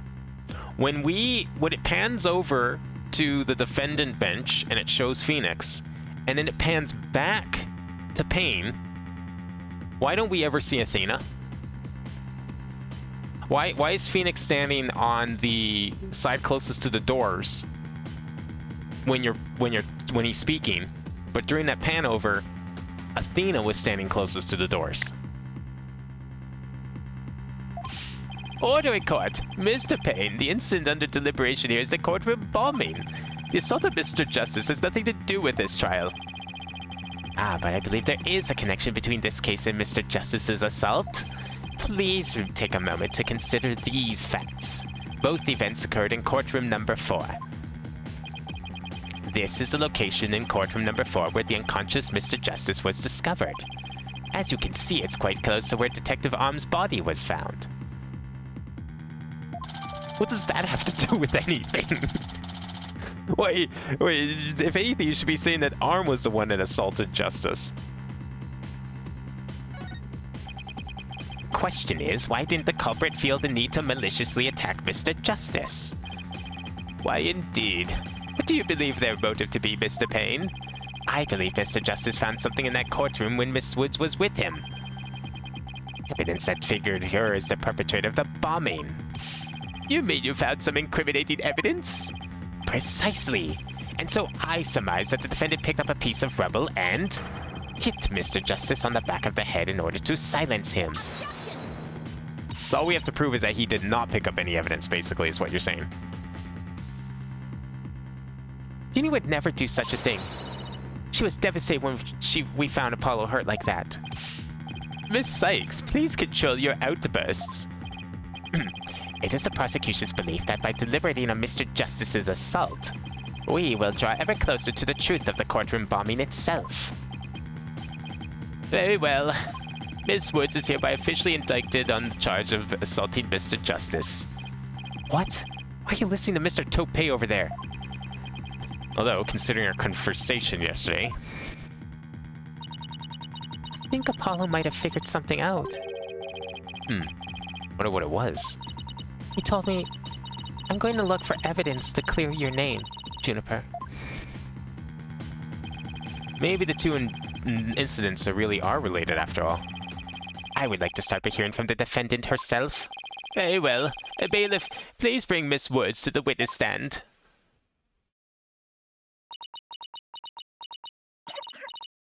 Oh, there's that cough again. I'm sorry. I can't seem to stop.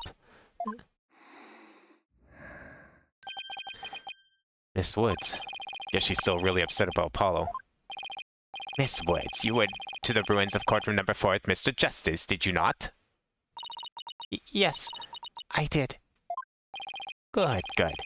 If you would then please testify about what happened to the court.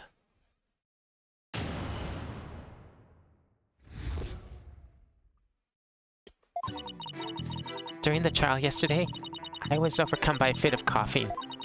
Apollo stayed with me and we went to the courtroom ruins together. But then I was called back to this courtroom to give testimony.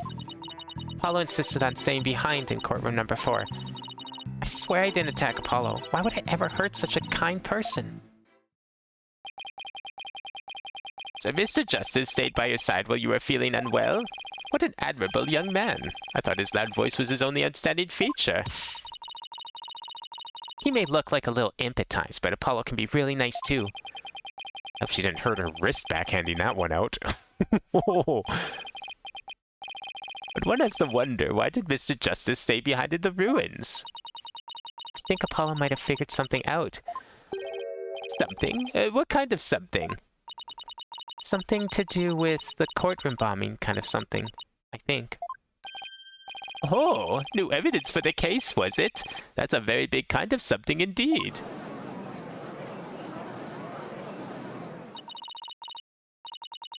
I believe so. He mentioned looking for some evidence when I was called away. Just as I thought. There is a connection between the two incidents, but the defendant has told a very big lie, Your Honor. What lie is that? When she learned Mr. Justice would be looking for evidence, she attacked him. She attacked him to give herself the chance to destroy that evidence. That's presuming a whole lot there. Objection! Miss Woods repaid Mr. Justice's kindness with violence. We found the proof of her foul deed here in the courtroom ruins. Oh, the classic! Oh, man, the police never learn, do they? How many times has this happened? And how many times have they been wrong about it? Because I'll give you a hint, it's the same number. What on earth? Do you see it? There in front of Mr. Justice's right hand? Witness the message he left us. It's written in blood. W-O-O-D-S? Why isn't that? That's right, Your Honor. It says Woods in capital letters. What? I submit that Mr. Justice left us with the name of his attacker before he fainted. Apollo shown clamps on the floor. The bloody writing is also visible. No, that can't be true. Why would Apollo write my name? Mr. Wright, the nerve of him leaving that message. Why would he do this? Hey, don't take it on me. I don't understand it any more than you do. We discovered Apollo yesterday. Apollo. No. We didn't even have a chance to rush over to him. As soon as security heard Athena scream, they ran in and cordoned off the area. After that, they went in courtroom number 4 with Apollo the whole time. We couldn't investigate anything ourselves and had to leave everything to the police. Still, I never thought they would find some bloody writing there. Is it possible that someone planted that writing? I mean, what with all this talk of fake evidence and the previous game and running into faked evidence? Did someone maybe lie about that writing? Because, I mean, we didn't see it yesterday. We had a pretty good shot of the whole courtroom there. Well, with all that fancy cutscene technology they have now. I didn't see any writing. Now then, please begin your cross-examination, Mr. Wright.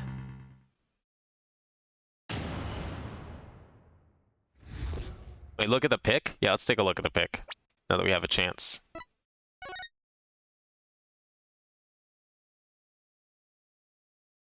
You know, that looks more like an M than a W, gonna be honest. That's a very strange W.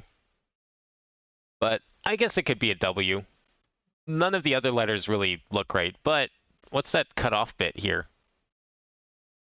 There's like a tiny little bit that's not in the shot. It's like they left it out on purpose.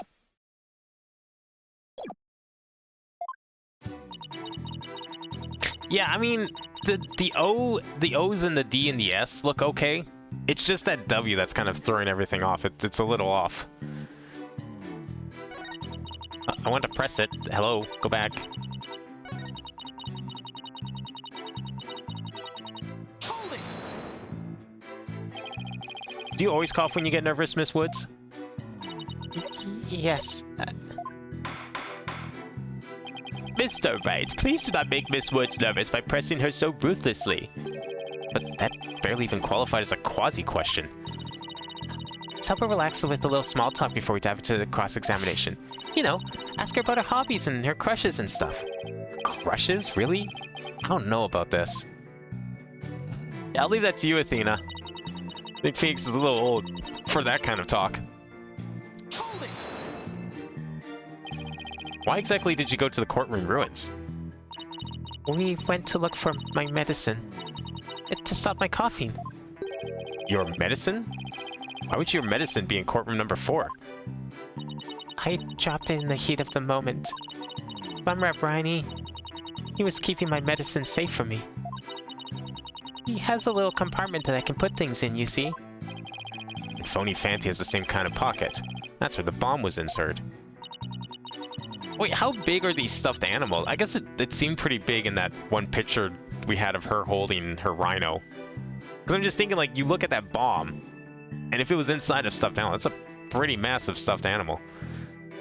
I put my medicine for my coughing fits inside Bumrap Riney.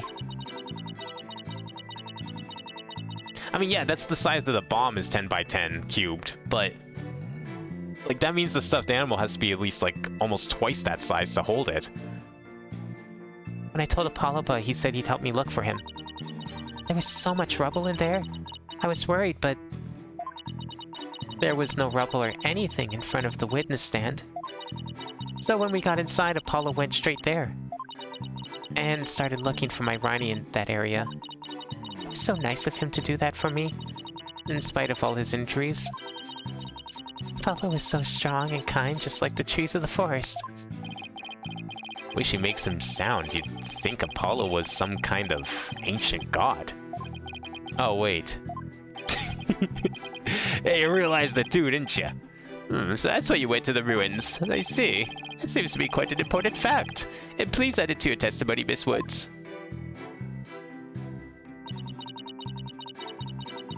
Foot-long plush? Nah, bigger than that even. Like, I mean, it looked pretty big though. Like when she was holding it, that's a pretty massive thing. I have a few like that myself. That's a high quality stuffed toy there, I have to say.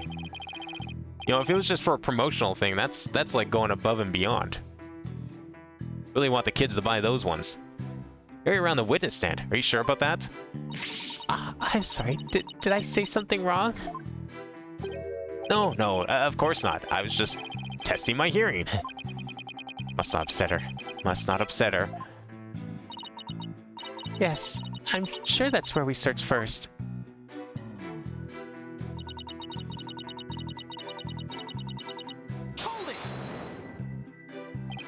That was when you were called to the stand after Mr. Tonate's testimony, right? Yes, the bailiff came to courtroom number 4 and brought me back to this courtroom. And what about Mr. Justice? Did he come with you, or did he stay behind?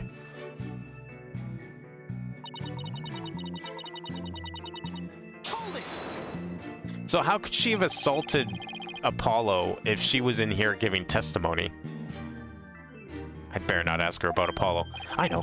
I'll use some small talk here to get her to relax a bit. Do you have any hobbies, Miss Woods? Hobbies? Oh, well, I love growing vegetables in my garden. And I love to knit. I like sewing too. I made this outfit myself. Give it up, Mr. Wright. It's working. Now ask her if she has a crush on anyone. You ask her that! Is there anyone in particular you like, right? Wait, this is a trap! Athena, what the fuck did you do? We all know what this answer's gonna be. Come on, you're the one with, like, the fancy emotion mood ring. You know what she's gonna say. Mr. Wright, is that question even remotely related to this case? Thank you. For once in your life, Pain, you and your brother, thank you. To this case. Not really. Mr. Wright, you will refrain from asking questions unrelated to the case at hand. Sorry, Your Honor. -1 of brownie points. Miss Woods, please continue with your testimony. I believe you were telling the court about your attack on Mr. Justice.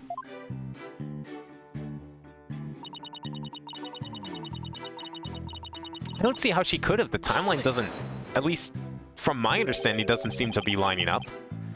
So you think Mr. Justice is kind? Yes, very kind. He rescued me. He's like the sun, strong and warm. Makes me feel strong too. The only adjectives I associate with the sun are sweltering and oppressive. But then Apollo got hurt and it's all my fault. Jimmy, Apollo's gonna be fine. He's just like the sun, right? Well, the sun doesn't just drop out the sky. You really think he'll be fine? The sun does go down at night. Then that means Apollo could... What are you doing? Holy shit, this guy. Mr. Payne, I do not think much of men who make young ladies cry. So Apollo was trying to help Juniper. Who knew that Apollo could be such a sweetheart? Must have been pretty hard on him too, with all that rubble everywhere. As I think about it, there's something odd about what Apollo was able to do. You know, considering what Miss Woods said just now, I think you're right.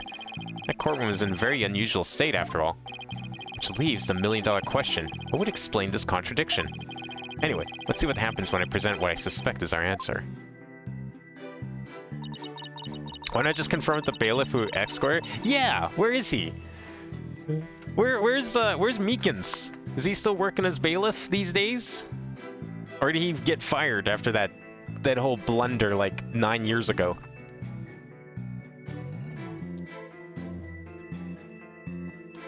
I'm guessing he's probably no longer working in the courtroom.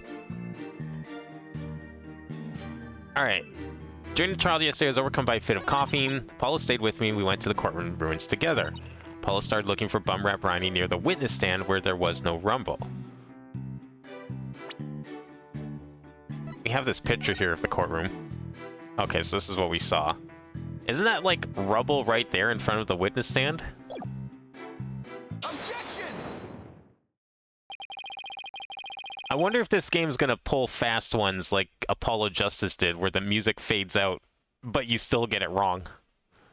So you started to search both the witness stand, you say? That's right. I guess maybe he wanted to start from the furthest point in the room. He was being so brave. And strong.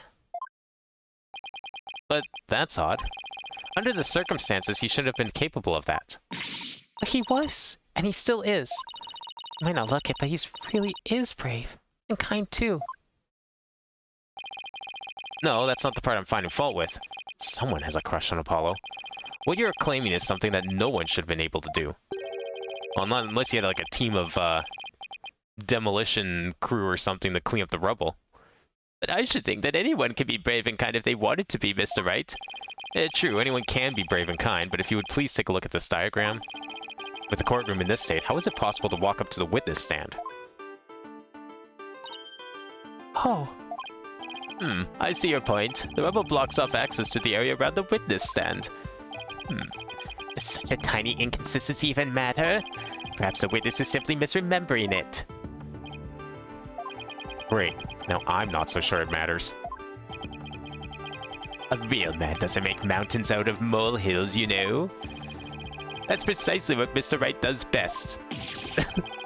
Like I'll slander, Your Honor.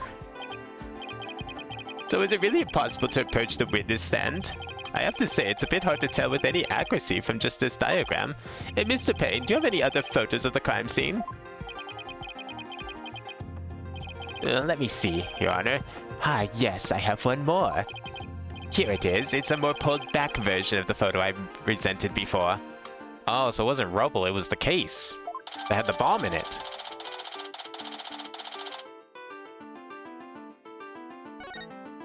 Oh, there's letters missing. Wait. That means this was written... What? Well, this doesn't make any sense. If this tile is cracked, that implies that this blood was written here before the bomb exploded, which makes little to no sense on its own. So did, like, someone write it here and then removed a piece of rubble? We've seen this before, too, where someone did that. And didn't that just happen in Apollo Justice? Someone wrote a name in blood and then they just ripped a piece of it off so you couldn't find it and figure out what it said? Did that, like, literally just happen? Huh? What's that hunk of metal on wheels? Mr. Payne, is a metallic object in that photo Mr. Tonate's bomb transport case? That's right. Is there some problem? Ah, yes, that transport case was there in the courtroom number 4 when the bomb went off. It must have been there ever since. Oh, that's it. Miss Woods, have you remembered something? Yes, I just realized its position. It's different from before. Its position? The position of what?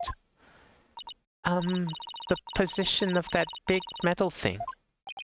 The bomb transport case? Yes. When Apollo and I went there, it was in a different place. Where the case is in the photo was open space, so it was easy to search the stand. I see. So where was the transport case when you and Mr. Justice saw it? As I recall, I think it was more to the right. To the right? Then that means... Ooh, was it there before the bomb went off? Because that means someone could have easily written the blood and whatever it actually says well before the bomb went off. And then the case gets moved and it uncovers it. In that case, the case was over there at the time of Apollo's attack? Who cares where the transport case was when. What difference does it make? It has nothing at all to do with what we were talking about. Objection! Where the transport case was has everything to do with the discussion. In fact, it's so important that it's enough to turn the prosecution's argument on its ear. I don't remember him waggling his finger like that in the old games. That was more of an Edgeworth thing. What? Well, that certainly sounds very relevant indeed. And you sound as though you know where the case was at the time of the attack. Yes, Your Honor. This diagram represents the crime scene as shown in the photo. And this is where the transport case was at the time of the assault on Mr. Justice. Alright, have this. Bomb transport case was here at the time of Apollo's attack. It's probably here. Take that! Your Honor, I assert this is where the transport case was at the time of the assault. But that's... inconceivable. Miss Woods, was this where the transport case was when you saw it? Oh, I actually thought I got it wrong for a second. Yes, that's where it was. Thank you, Miss Woods. I'm sure the court has noted an interesting fact about this position. The transport case covers up the writing in blood. Exactly. If the transport case was in that position at the time of the assault, then no message could have been written there because the case was in the way. Which leads us to conclude that Mr. Justice couldn't have left that bloody writing. Why should we believe that the defendant's claim that this case was in a different position? She's obviously lying. The fact that the case was moved after the assault on Mr. Justice is proved by more than Miss Wood's testimony alone. What? And where's this proof that you're talking about? It's right here in the crime photo. I'm keen to see this proof myself, Mr. Wright. What in this photo indicates that the transport case was moved after the assault? Oh, because the missing bit of tile that I mentioned earlier, right? Like, that's gotta be it. All the proof you need, Your Honor, is right here. Oh, I guess not. Damn. Thought I had it right. The missing crack is probably it, but... Mr. Wright, I'm sensing feelings of doubt from you. Which means you're just taking a wild stab in the dark, aren't you? Ouch, you're good. I bet you can also tell how I'm about to feel in a few seconds, too. You just earned yourself a penalty. That's why the case was moved after the assault. There should be some evidence of it. I better take another good look at the photo. Okay, we're probably looking for something more obvious that something got moved. Jumping ahead here, most likely. Is it this? Is it the fact that the floor is raised? Okay, similar idea.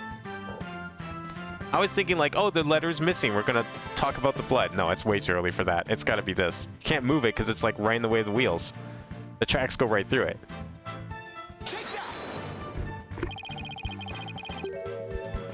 What? Okay, that's totally the answer. It's just not the... I didn't present it properly. Do I just need to click on the tracks?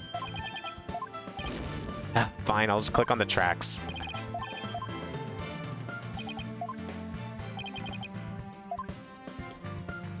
Do you want the tracks back here? Do you want the tracks up here?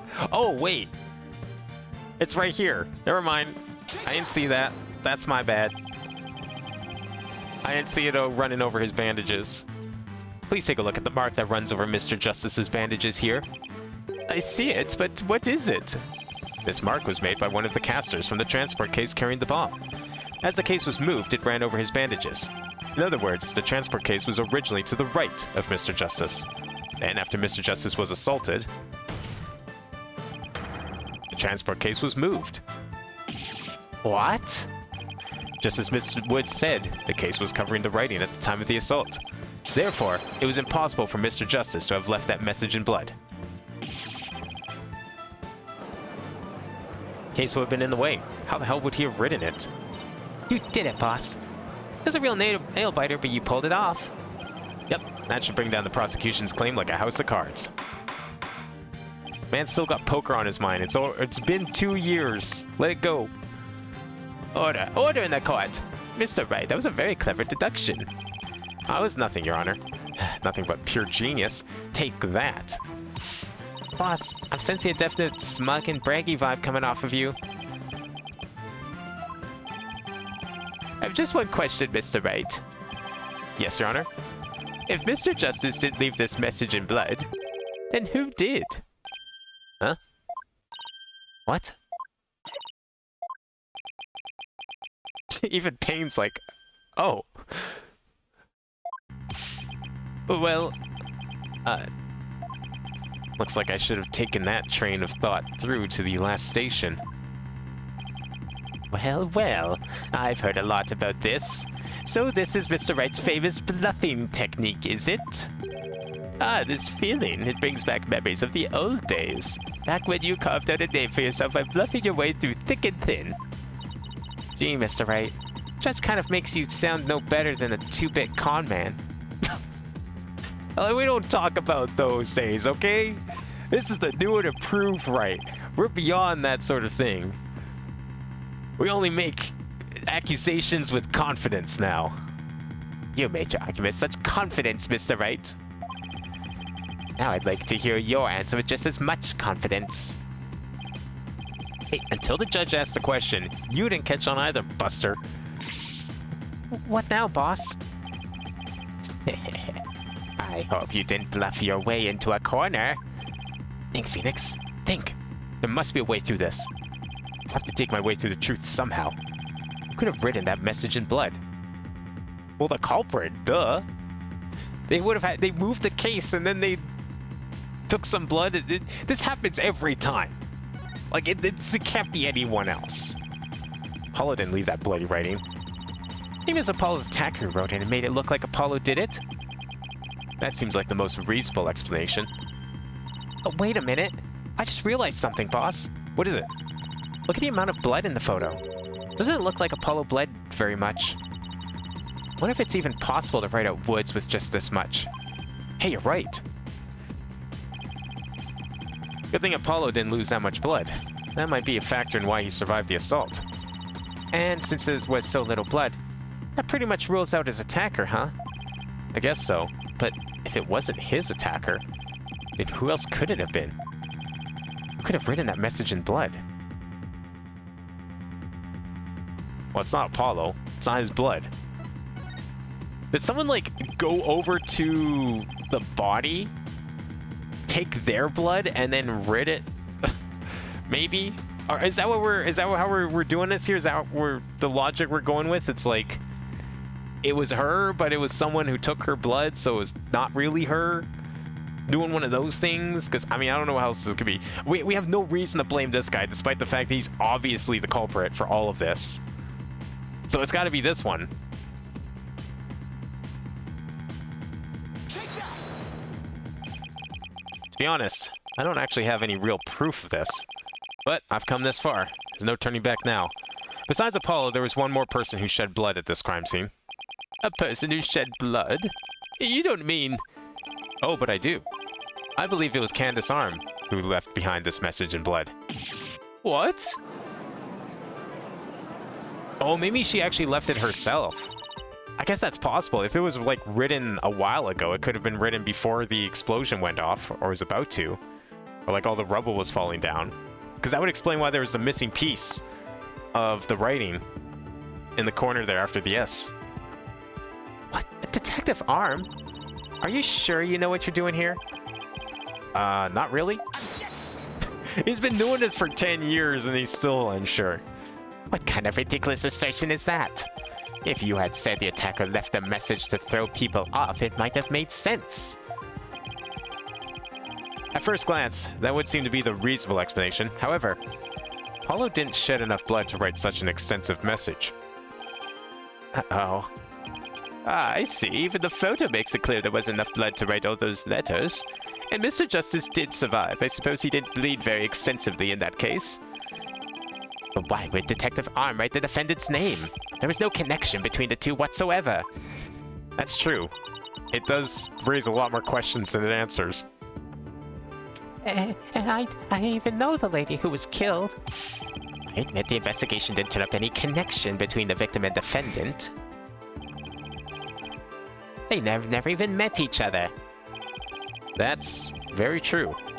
Well then, let's see. Then maybe the intended meaning of the message is not what it appears to be. The intended meaning? Not what it appears to be?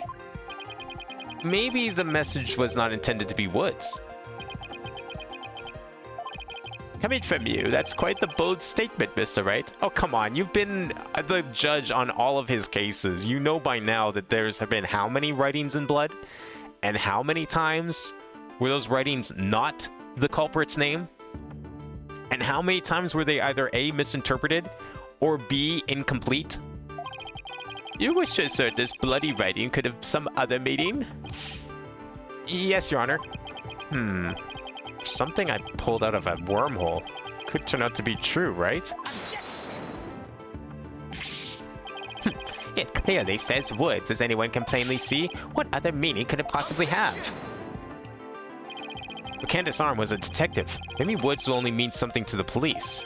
Like a police scanner code, for example. I didn't think of that.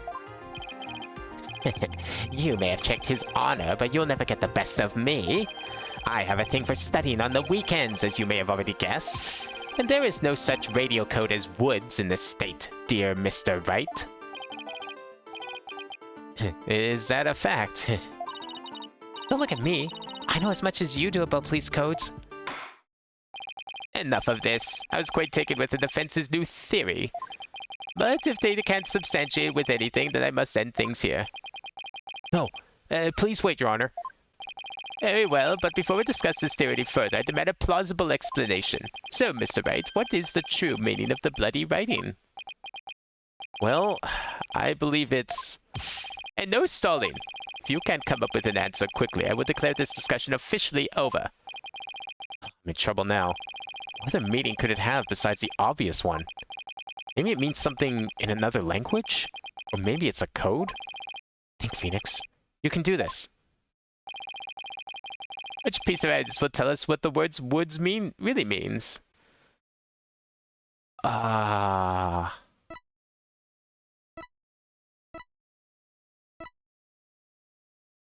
Well, okay, I thought we were going to, like, get to talk about how there's, like, a missing letter here. But the problem is it can't be upside down, despite this looking like an M. Unless there's, like, a whole bunch of stuff missing here and it's, like, something Doom. But I don't know what this would be then if this was Doom. But then the D would be upside down, so it doesn't matter.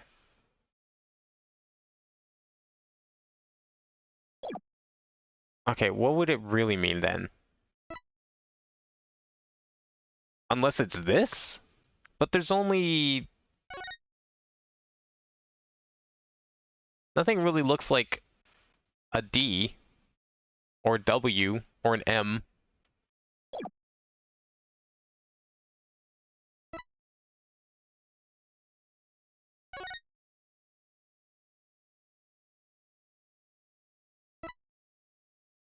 Dimensions... Doesn't bomb. I'm wondering if, like, something in here? I mean, there's an M, but that doesn't... No.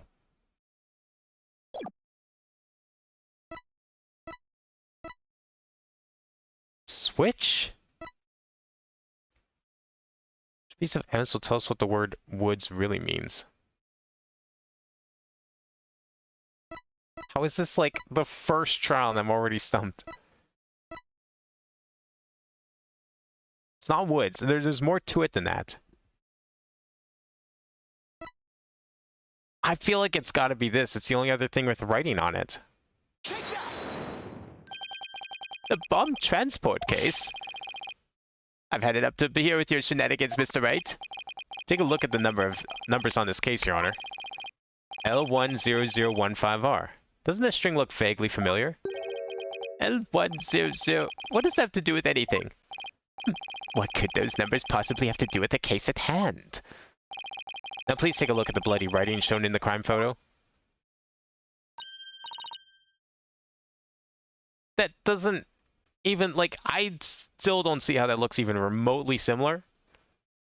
Where's the L? Like, is this supposed to be an L? But it's, like, then is this a 1? Like, what? Why the extra line then? And there's no R. Nothing here looks like an R. I think I see it. There you go. That's one on my side. It says woods.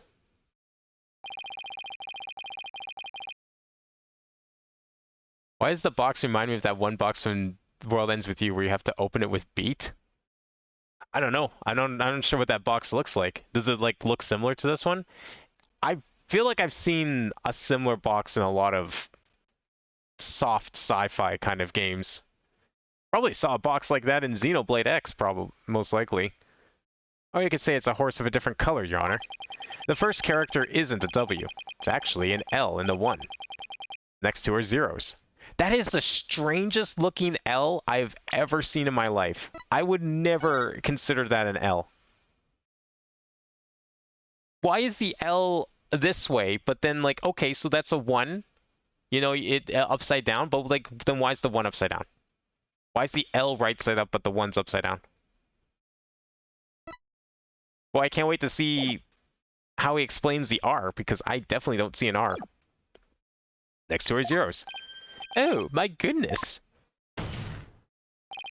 True meaning behind the bloody writing isn't Mr. Wood's name. It's Miss Wood's name. It's a number engraved on the bomb transport case. I like that he just doesn't even want to try and explain the R, because I don't even think he has an answer. Objection! Classic Phoenix. What are you talking about?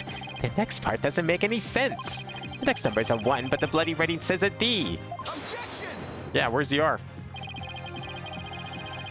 But the number on the case and the bloody writing can be made to match up quite easily.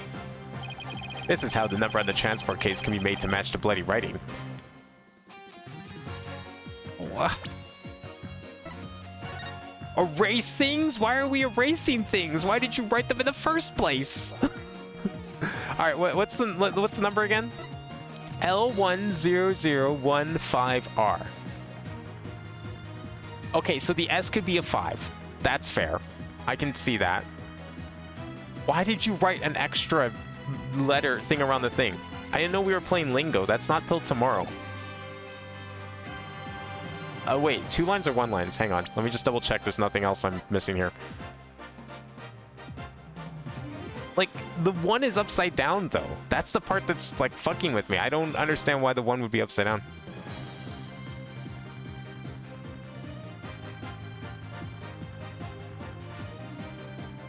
Because the one has no right being like this. Like, okay, that's the L. There's the 1. But okay, I guess that could be like an extra line. We have to erase, so 2 lines, I guess. We're doing, what is it? Hexagon, stars, zigzags? It's gotta be 2. Please erase the 3rd downward stroke of the W and the curved part of the D. Yeah, it looks a little more like it. Well, would you look at that? L-I-O-O-I-S? No, Your Honor, it's meant to be read as a word. It's not meant to be read as a word. The number is L10015, which, if you take away the final R, is the exact same number that's on the bomb transport case. Erase 2 lines and they match up, you say? Well, I can change anything into anything else by simply erasing 2 lines. What if we erase the lines from your name? Would you be happy as Mr. Wright? Well, would you be Mr. Wright? The only right spelling is right. Okay, I'm doing pretty well here. And I think I've drawn the right conclusion. Detective Arm's real message to us is the bomb transport case number. Your Honor, the 2 lines were added by the real culprit to intentionally mislead people. The original message Detective Arm left behind was the transport case number, but whoever assaulted Apollo changed the message. But why would she leave behind the transport case number? If you're right, boss, then what do you suppose Detective Arm was trying to tell us? Good question. What does this number represent? Do you see this number here? That is my identification number. I mean, that's certainly a weird way to identify your killer there, Miss Arm. Candace Arm lost her life in the courtroom bombing. Her dying message could only have had one purpose. Are you telling me that writing the name out in blood was actually correct for once? It's just someone came along later and messed with it? To tell us the name of the one responsible for the bombing. Well, don't keep us in suspense, Mr. Wright. Tell us who she was trying to name. Culprit that the victim was trying to identify is none other than... Take that! The defense wishes to indict Mr. Ted Donate on the charge of the courtroom bombing.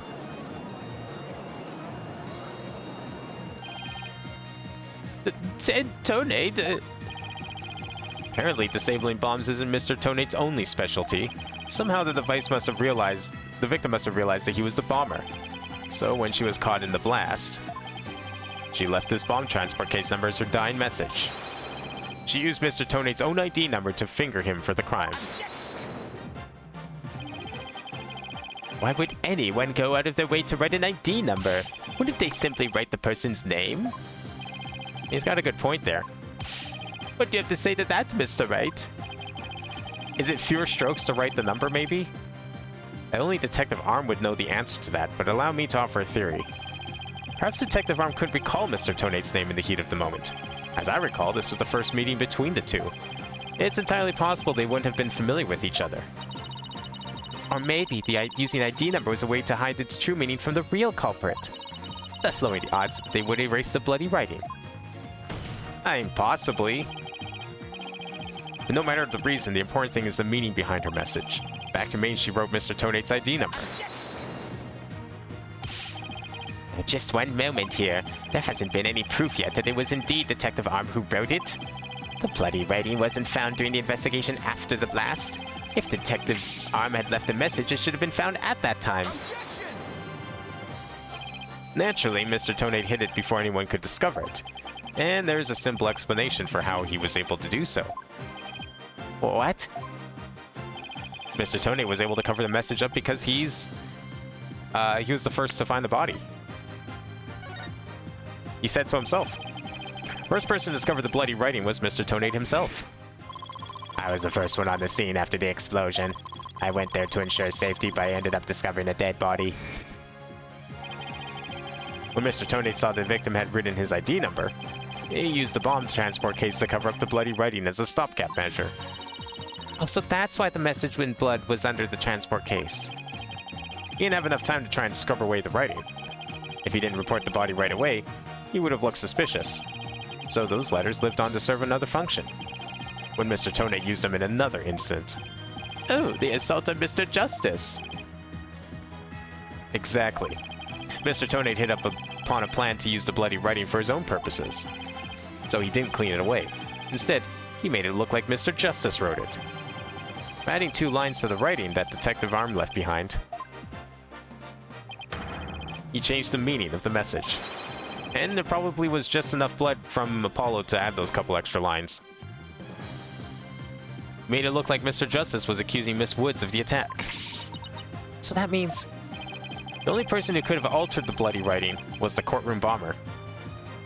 3D Phoenix looks weird. You're not the only one to think that. A lot of people are a bit mixed on the 3D Phoenix Wright games and kind of miss the 2D ones. I personally don't mind it. I think he looks fine. I think if anything, he looks like a bit of an upgrade from the Professor Layton game. But that could also just be because the Professor Layton game I was playing on a 3DS, and this one's like upscaled for HD, so obviously it's going to look a little better.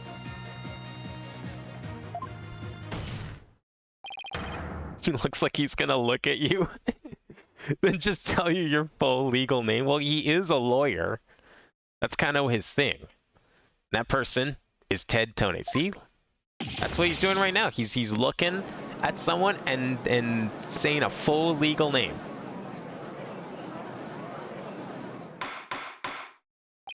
Order in the court. Order, I say.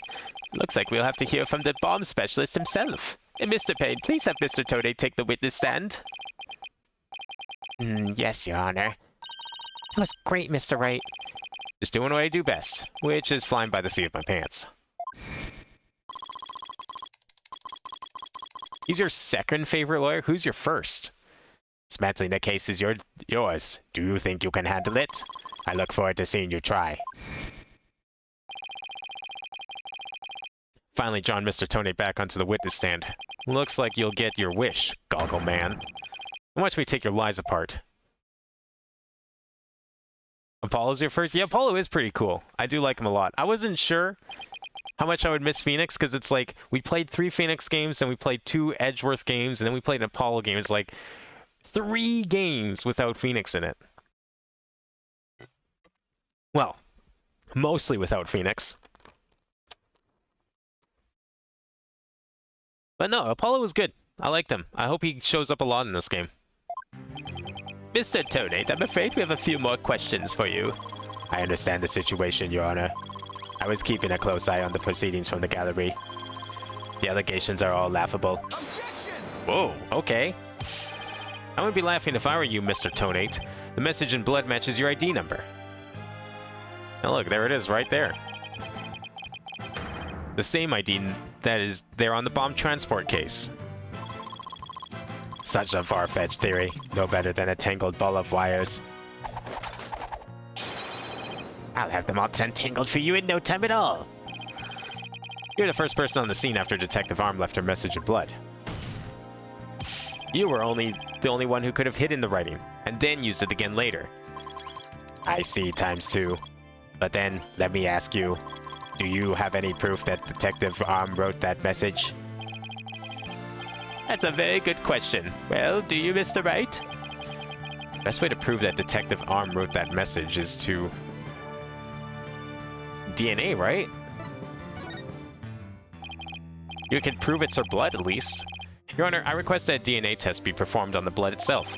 Once we know whose it is, it'll be obvious as to who wrote the message. Yeah, science! Very well. Bailiff, please put in a request for a DNA test with the forensics team. Yes, Your Honor. It will be some time before we have the results of the analysis. Until then, let's hear more from the witness. I would like nothing more, Your Honor.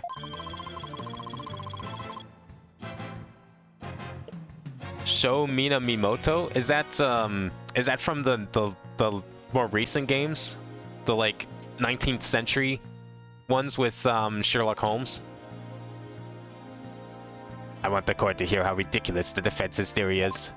We'll be getting to those games eventually. I plan to stream them once we finish this trilogy off, of course. I admit I was the first one on the scene after the explosion, but there was no bloody writing there at the time. Anyway, there is no way Detective Arm could have written it. She struck her head on rubble and died near the courtroom entrance. She was too far away from where the bloody message was found. Maybe she crawled.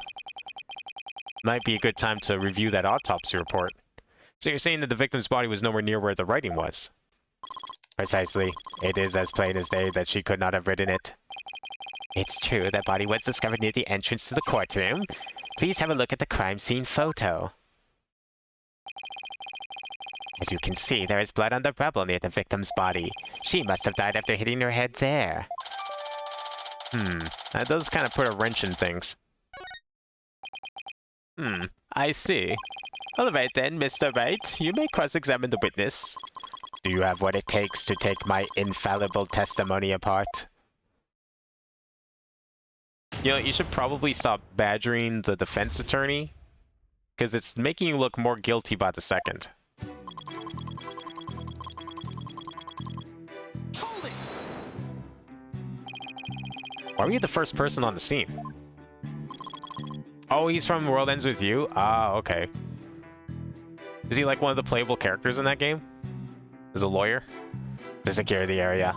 It is regulation for a bomb disposal specialist to enter first. In other words, you had the opportunity to alter the bloody writing then, didn't you? Well... Objection! Mr. Wright, please don't interrupt. Mr. Tonate is about to give testimony that will show just how wrong your reasoning is. Darn. I think he was just about to say something interesting, too. When I went in and saw the aftermath, well, it was quite the disaster. Did Phoenix Wright get a different VA? Yeah, he got a different VA in the last game too. I think it's the same one. It might be slightly different. I'm not sure. But you know what it could be? I wonder, did they use the original trilogy voice clips in the original version of Apollo Justice? Because I'm almost wondering, here's the theory I have right now. They changed his voice clips for this trilogy because it was way easier than trying to get permission to use a different VO's voice clips when they already had this guy because of the animated cutscenes. So they already got permission and already like made a contract with reusing Phoenix's voice actor for the 3D games. So they retroactively put them into the previous game. Maybe you had to record something new, I don't know. But they put them in the previous game so they didn't have to like make 2 different contracts with 2 different people. But I guess that theory hinges on the fact of what did Phoenix sound like in the original DS version of Apollo Justice, because I never heard him in that one. But he did sound different in Apollo Justice in this trilogy as well. But he sounds similar to how he does now. But the way he sounds now is the exact same voice he has in the cutscenes, which I'm also pretty sure it's also the same voice he had in the anime, for what it's worth. Because you play Ace Attorney Online, some servers have shown Minamoto as a playable character. Oh, I see. I've seen, like, I've heard that thing has like a bunch of custom characters that people have made for it. I have not played, I've never seen anything. I've seen like maybe 3 seconds of gameplay from The World Ends With You, and I know maybe 3 songs because of Theater Rhythm, and I know like 3 characters because of Kingdom Hearts. You're able to tell this even with those goggles on? With these goggles, there is no way I could have missed something like that. I can see quite well with them. In fact, I can see every hair on your spiky head. Oh, you have a few grays, Mr. Wright? Isn't he like 33? Damn. What? Poor Mr. Wright.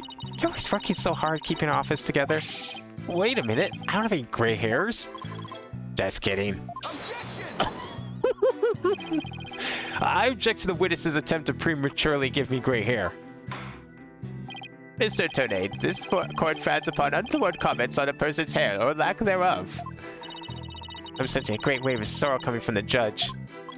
My apologies, Your Honor. May I please continue my testimony?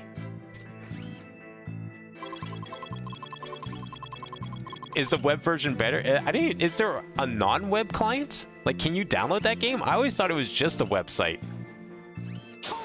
It looks like it could be fun, but like it's 100% roleplay, and roleplaying is not something I'm good at. I would not be able to improv or something like that. But I've always thought like seeing if I could watch a case or something, because I think that could be a lot of fun. I've definitely seen clips of people using it though, both for intended and unintended reasons. If she didn't write it, then who do you propose did? Mr. Justice, of course. Just before dying, he wrote the name of his attacker, Juniper Woods. A final message from your poor subordinate. Oh, Mr. Justice, I'm sorry to get all misty-eyed. Apollo is not dead, folks. So, how can you be so sure it wasn't Detective Arm who wrote the message?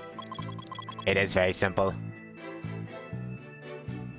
You can't download it, but you would have to download... Oh, yeah, then you have to download everything. That makes sense.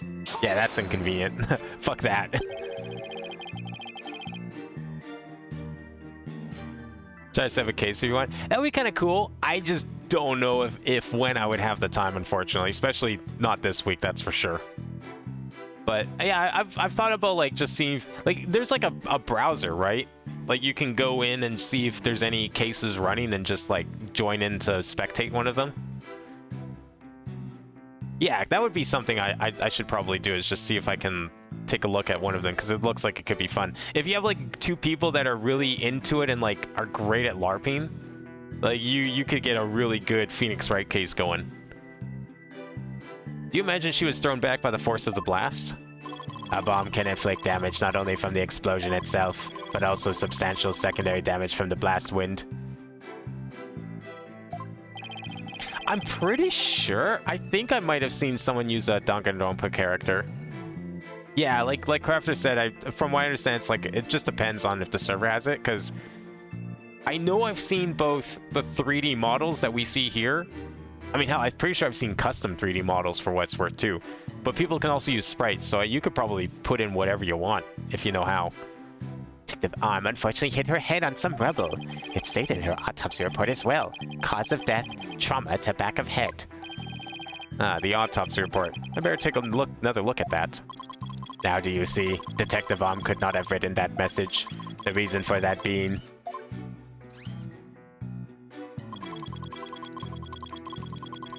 Is this what this whole testimony...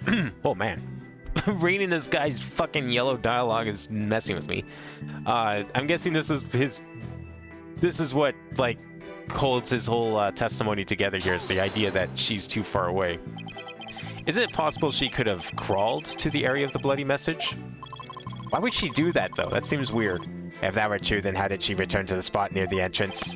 Maybe she crawled back after writing it. Hey, did this guy just hump me? Yeah, he not only did he hump you, he humped you in robotic text-to-speech.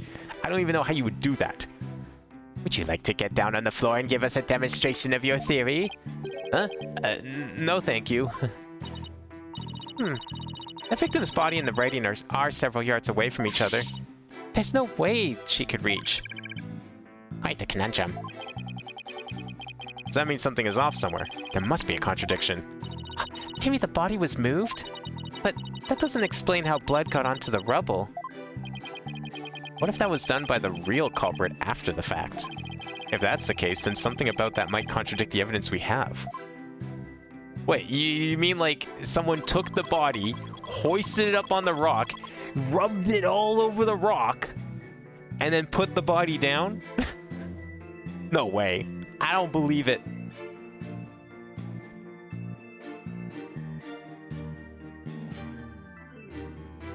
Can we get to text-to-speech for his voice? I don't have text-to-speech on hand.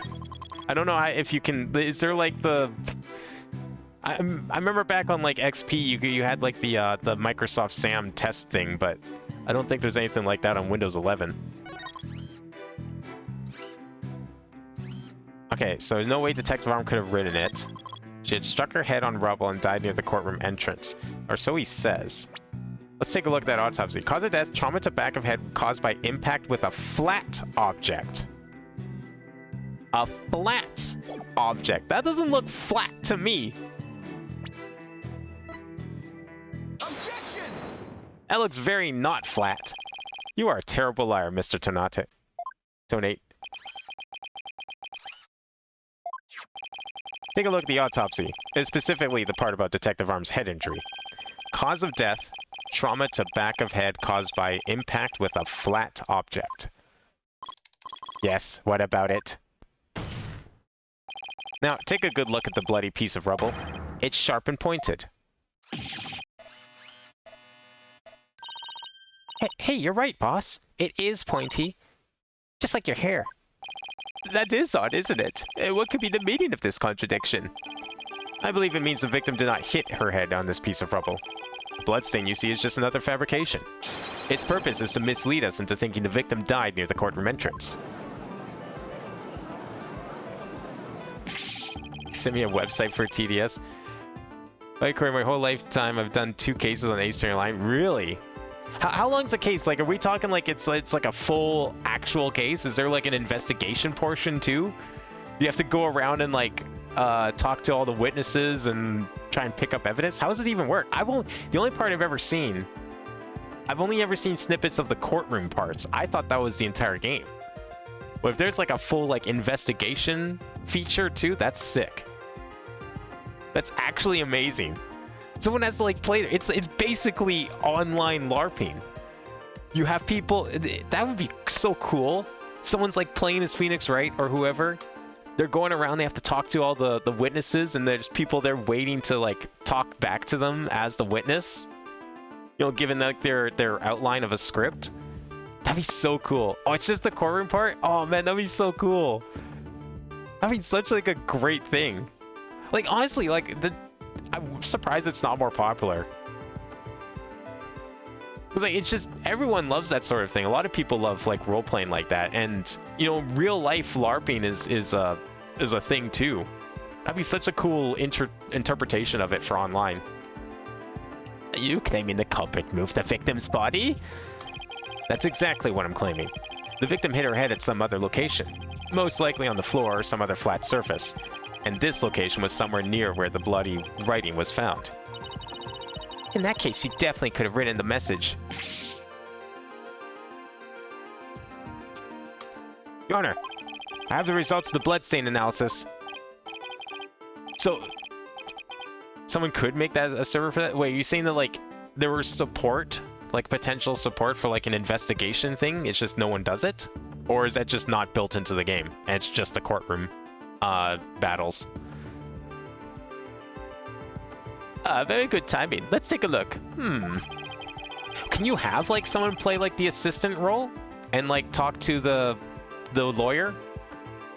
And do, like, a back and forth that way? Because, I mean, that's a pretty major part of it, too. It's like whenever Phoenix talks to, like, Maya or Paula talks to Trucy. I would say that's a huge part of the game still. You play as an assistant? Okay, that's cool. That's neat that that part's in, at least. According to this report, the message was written in Detective Arm's blood. And as the defense claims, only the parts of the message that were added afterwards were written in Mr. Justice's blood. It would appear that the defense's assertion is correct after all. Report that proves that the writing was done in Detective Arm's blood. Okay, well that helps our case, at least. Yeah, you did it. You were right, boss. Now I have to drive it home. I'll have to take a good look at the bloody writing analysis later. How do you even type that? Mr. Tonate, it is now apparent that you have told several lies to this court. I hope you have some sort of explanation for yourself. Fine, I will confess. Oh, well that was easy. You will? But then, why are you so calm? This time I will tell the truth. Oh, finally.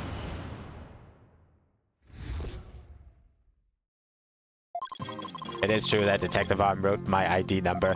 She very plainly wrote L10015R. I was shocked, but I did not detonate the bomb. Detective Arm must have mistaken me for the real bomber. Not wanting to be accused, I moved the body and covered the writing. My bad.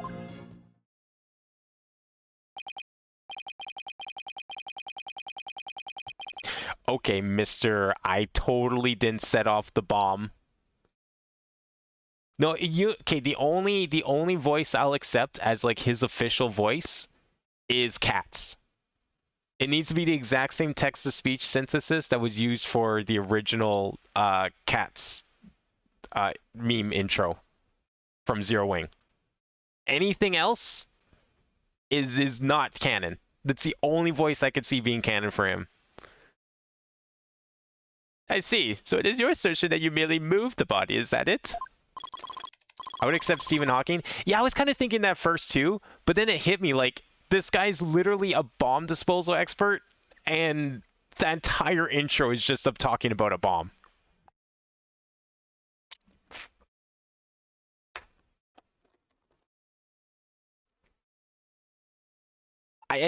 Stephen Hawking was the first thing I joked about, but nah, thinking about it again, I can't accept that. That's a good second pick though. I will concede that's a good alternative. But it's got to be the exact same speech synthesis that was used for the Zero Wing intro. That is correct. I did not kill Detective Arm. Oh, well, if that's all you did, then... Wait a minute. That is, in and of itself, is a criminal act. Glad to see you finally crossed that finish line, Your Honor. Very well, then. Your cross-examination, please, Mr. Wright. Go ahead and try it. I don't even know if it'll come through on stream if I do it. Do I even have that set up here? I don't think I have that properly set up in here. No, not at the website. I just mean on OBS. I don't know if I have that properly set up for capturing this. Even would that be? I guess we could use this one.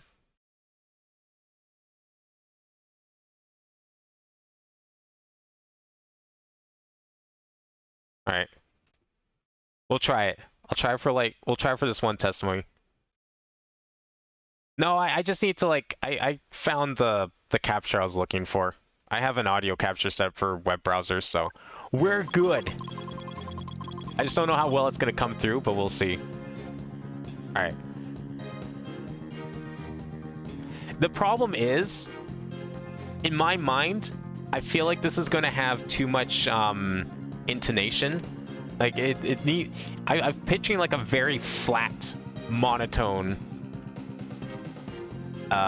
voice here. I don't even know if it's gonna pronounce some of these words correctly. All right, let's see how good this is.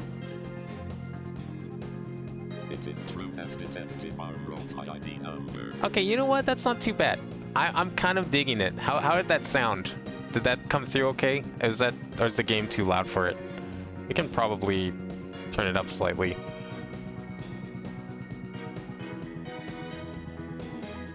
Bit quiet? Okay, yeah, I'll turn it up slightly for this one.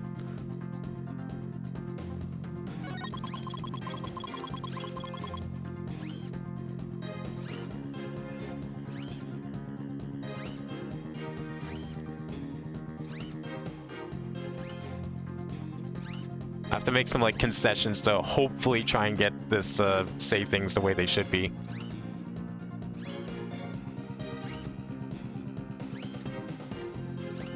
She very plain wrote L10015R. I was shocked.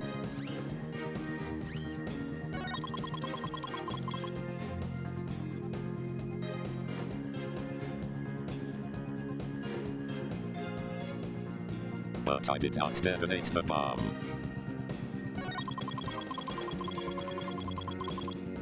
Look, if someone can actually find me the Zero Wings speech, that would be amazing. I need a comparison now.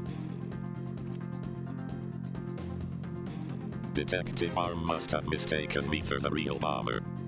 But this one's not too bad. I'm starting to come back around to this one.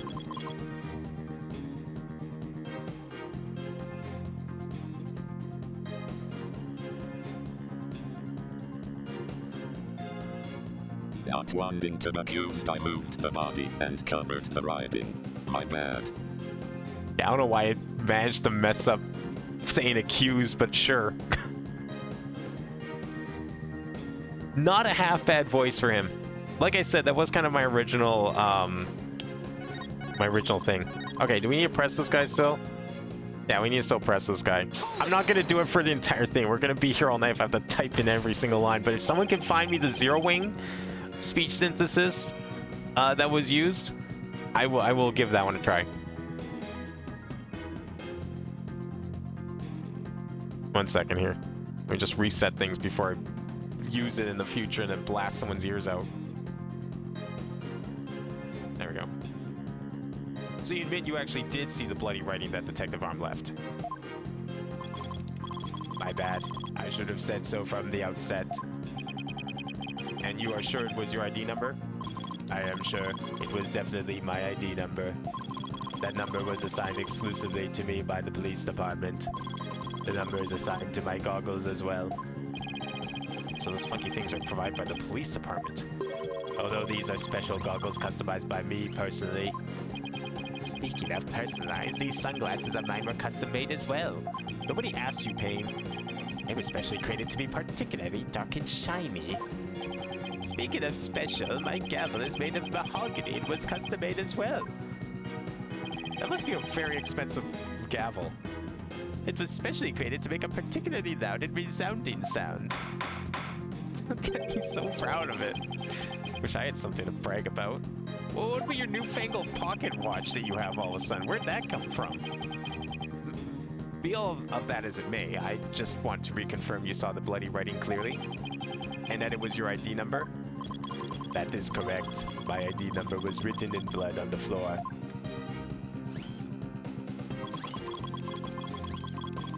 Hold it! L10015R? And it was written after the bomb went off in the court. Correct. I didn't know why she would write it, so that sent me into a panic. Sounds like you were quite the tizzy. If I were issued, I guess it would have psyched me out too. Can't imagine coming across a message, "Psychs" written in blood. If I saw gasp in pain written in blood, it'd certainly make me gasp. Rest assured, Mr. Toadate, I understand how you must have felt. And so you discover your ID number written in blood at the scene, and... That is right. I saw it with my own eyes. It very clearly said L10015R. Hold it! Didn't you? Victor may have special knowledge of who the bomber was. I have no idea what thoughts Detective On may have had inside her head. It is not like I ever dismantled her mind to check. Mr. Wright, if you have any suspicions about the witness, let's see your proof. Evidence is everything in the court of law. Even school children know that. How many years have you been a defense attorney now? Give me some slack, will you? Yeah, he had a bit of a break, okay? A bit of time off. Don't feel bad, boss. You just got your attorney's badge back after all. In that sense, you're still more of a beginner than I am. I suppose I should be thankful you're not a licensed psychologist.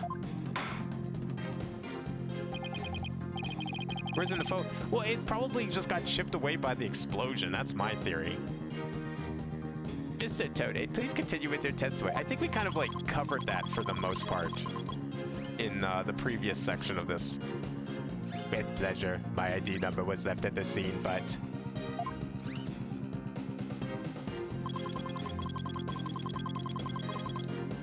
But she died from the explosion. Well, yeah. Hold it! Oh, I see what you're saying. Yeah, I guess it would have had to have been removed after the fact. That is weird. If I'm mistaken, do you mean you had nothing to do with the explosion? That is correct. That is why I was so shocked when I saw my ID number. The victim may have suspected Mr. Tony for no reason other than the fact that, as the bomb specialist, he was in charge of the bomb. In other words, a false accusation. It's vocational discrimination, I say. I do not support discrimination of any kind. Oh, really? Then what was with all the monkey talk earlier, Yeah, maybe there's no black people in here now, but,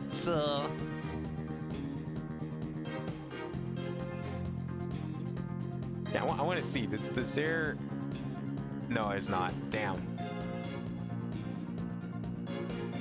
I did a quick Google search to see if, like, the one for that was used in the Zero Wing meme came up, but I didn't see anything. I'm not going to spend any more time than that. I figure, like, something that famous, if it wasn't a first-page result, then it's probably not worth trying to get anyways. Well spoken, Your Honor. If the victim had been found to be killed with a gavel, Mr. Bluesuit over there would probably have pinned the crime on you. He would? Well, that just wouldn't do. Mr. Wright, if you dare try to pin anything on me, I will find you in contempt of court. But I've never even tried to harm a hair on a strand of your beard, Your Honor. Well said, Mr. Payne, because I am so closely associated with bombs. I was afraid I would be prosecuted if anyone saw the bloody writing.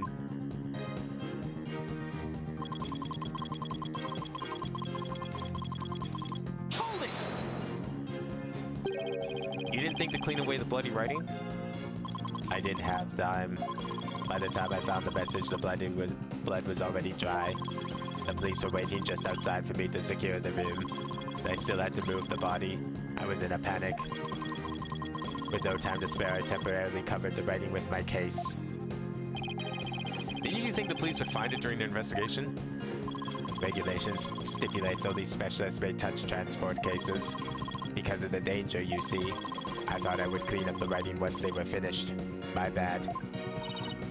This guy makes a lot of mistakes, considering his line of work. My bad. Does he really think that will just magically smooth everything over? This guy is something else.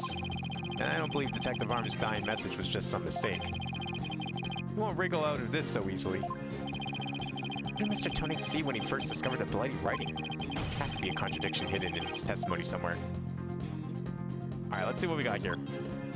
Detective Arm wrote his ID number, yeah. Very plainly wrote his ID number, yeah. But I did not detonate the bomb, okay. Detective R must have mistaken me for the real bomber. Not wanting to be accused, I moved the body and covered the writing. Okay, what are we, like, presenting as a contradiction? What do we have for evidence still? We have the case. We have this picture, or series of pictures. We have this new picture. DNA analysis definitely proves that the blood of the writing to be that of the victim, Candace Arm. However, the lines that were added later were found to be written in the blood of Apollo Justice.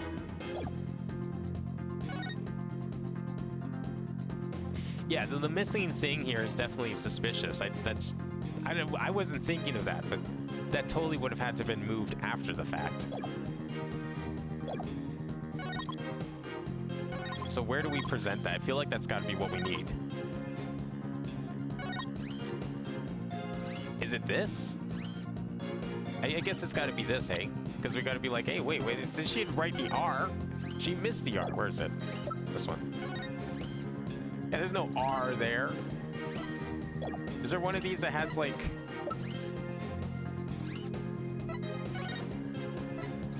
No. Okay, I'm going to try presenting this. Objection! Maybe it's to like show folk, to like bring a spotlight to the actual writing itself. I just want to make doubly sure that L10015R is really what you saw written in blood. Yes, it very clearly said L10015R. That's odd, because that's not what I see. Objection! What on earth are you babbling on about now? Was it you who claimed that the bloody writing was his ID number in the first place? Take a good look at the photo in the bloody writing analysis. Now tell me, does it really say L10015R? Something is missing, isn't it? And that something is the final R. What is the meaning of this, Mr. Toadate? Maybe it said loser? Well, I mean, apparently it said a bunch of things, but this guy keeps going around and changing what it says to try and pin the crime on different people. Oh, right. Now I remember there was no R on the end. It was just a slip of the finger. My bad. Come back, my beautiful contradiction. Don't worry, it's still there. I don't know what the hell he's talking about. It's not how that works. Mr. Wright, I'm not so sure it's simply a simple slip of the finger. You have something for me, Athena? I sense that he's extremely agitated, almost panicked. Really? What gave you that impression? He does look pretty flustered. Nah, this is perfectly normal behavior. He's totally fine. Well, Mr. Wright, it appears it was nothing more than a mere mistake. I don't know. Did he really just make a typo? What about that R? Did Mr. Tonate really see it? Nah, he saw it. Maybe Mr. Tonate really did see the R. There's no R anywhere in the bloody writing. What's going on here? Huh? Now they take another good look at the photo. I think maybe... That's it! Was it now, Mr. Wright? Are you trying to imitate Apollo and his cords of steel? Got it. So that's what happened. A slip of the finger. Is that really all it was? Because I don't think so. I propose that Mr. Tonate really did see the letter R. But the photo clearly shows that there is no R. No, Your Honor. Actually, just the opposite is true. The photo shows that Mr. Tonate actually could have seen the R. You missed Stephen Hawking's testimony? Yeah, someone gave me a Stephen Hawking thing. I can do some more of it. I just didn't want to do it for like the entire like cross-examination because that would have been a lot. But if he does another testimony, I'll do it. I'll do another text-to-speech. I still have it up. I feel like we got at least one more testimony from out in the sky. If you're going to make that claim, then you better be able to point out what you mean. What part of the photo shows that Mr. Turney could have seen the R? Oh, I fucking hate the controls in this game. Take that! Why did they have to fuck with them when they were totally fine in the first trilogy? This spot right here. But what exactly are you pointing at? Well, that's not... What do you mean that's not it? It's where the R was. It's to show it existed, show that you took it out. Am I thinking too far ahead again? Wait, how slightly off am I? Am I like, is that not the right thing I should be pointing at, or did I just like have it 3 pixels over to the right or something?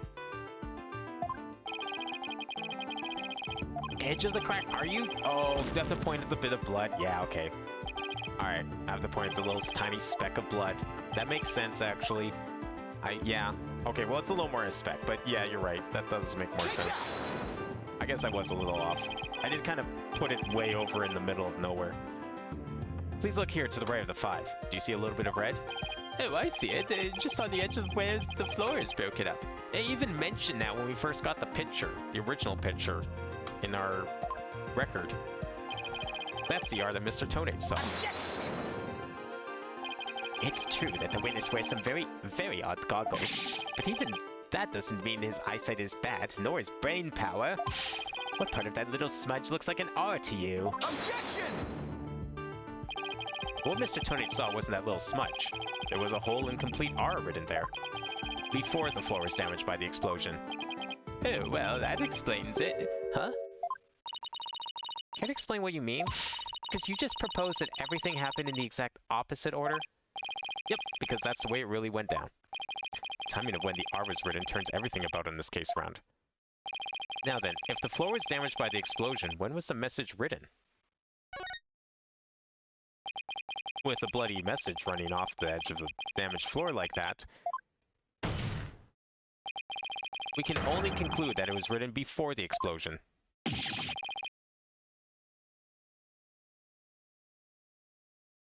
What did I say about the ATO, though?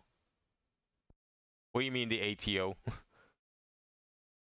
What, during the explosion wasn't an option? I mean, that would be pretty sick if she managed to, like, write it while everything was crumbling down around her and the bomb was going off. And actively chipping everything away, because that would have been pretty badass. But, unfortunately, that's kind of unrealistic. But that's ridiculous. If that were true, it overturns your own premise. That's right, it does. In fact, it turns everything upside down. The victim was not killed by the explosion in the courtroom. She was killed before the explosion ever occurred. I mean, I think we could have kind of assumed that, considering that the autopsy report doesn't line up with the photograph of her body. She had to have been killed by something else. Even, like, without this whole name writing thing, and she was just in that spot, she couldn't have been killed by that rubble. Order in the court. Preposterous claim is that? Have you forgotten that the victim's body was found at the scene of the explosion? Objection! Yeah, and what's that supposed to mean? Sure, but consider this scenario. She was hit on the head and killed before the explosion, or even before the trial began.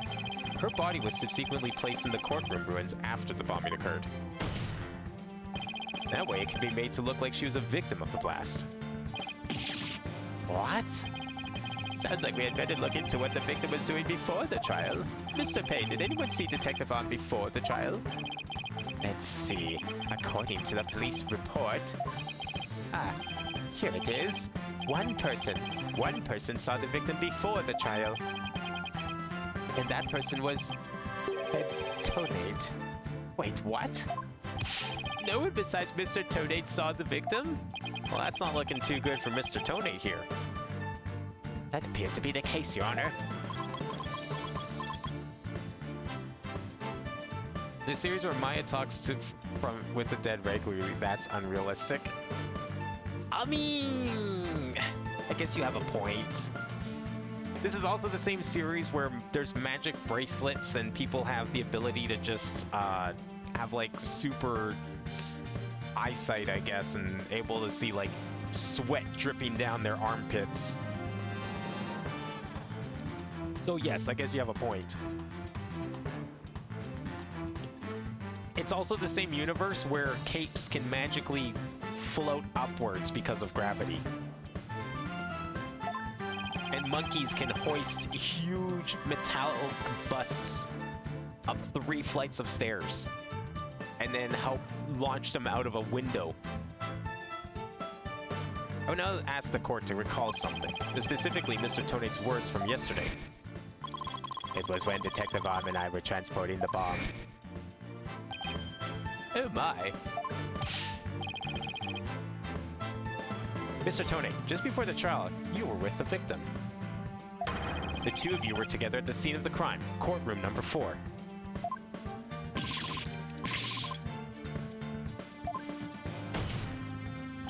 Your Honor, the defense requests new testimony from Mr. Tonate. We wish to hear what he has to say about his whereabouts just before the trial. Mr. Tonate, your testimony, please. My testimony, there is no need for. He's completely unnerved, Mr. Wright. You must have hit the nail on the head. All I did was transport the bomb to the courtroom. I already told you. This thing. I was the only in the courtroom with the victim because of our work. I swear I was the only transporting the bomb there. Objection! You and the victim were alone together at the scene of the crime. In other words, you certainly had the opportunity to commit murder, did you not? Objection!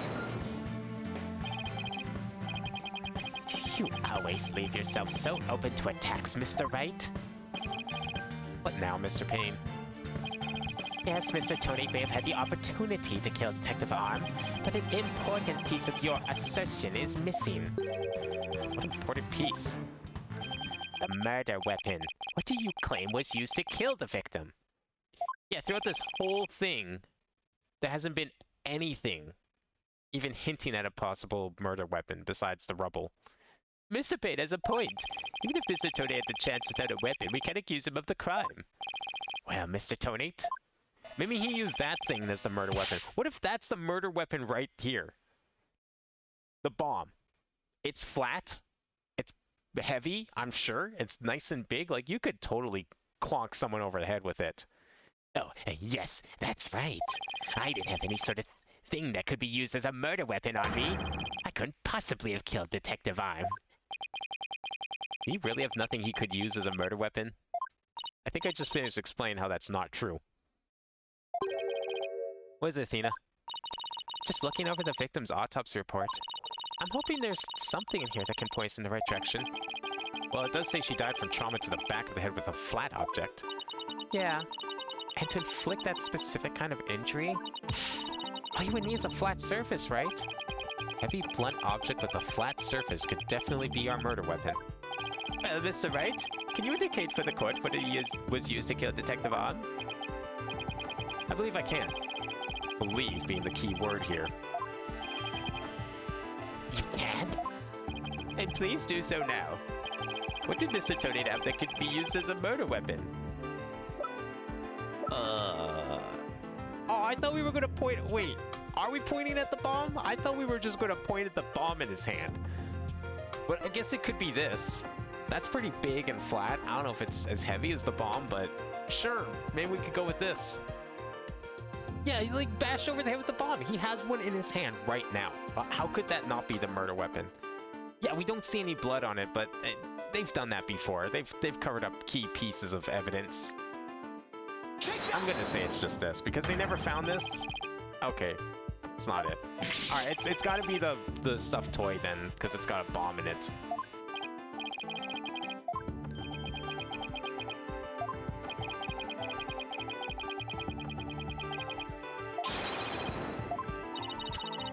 Well, at least we know this isn't the murder weapon. 1 down, 10 to go. Would need to be bloody. Yeah, it wouldn't necessarily need to be bloody anyways, and he could have easily wiped that off at any time if he keeps that. Like, that's apparently his practice bomb that he keeps at home to learn, to like practice taking bombs apart or something like that. So I'm guessing it's just we just have to present the bomb. The only thing that even has a picture of a bomb in the evidence. It's got to be this then.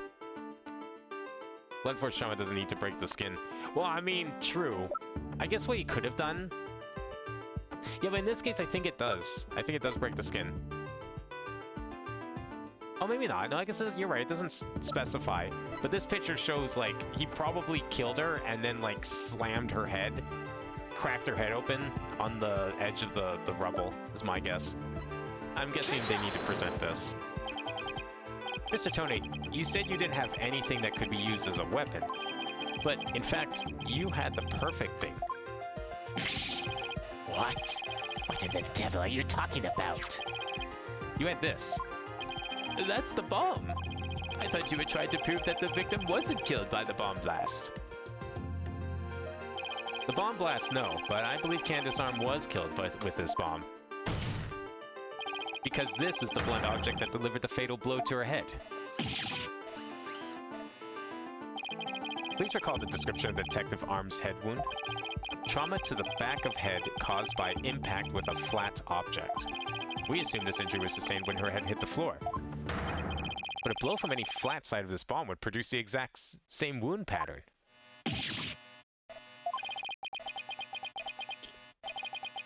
Is that bomb gonna actually explode now? He's slamming around like that, probably is.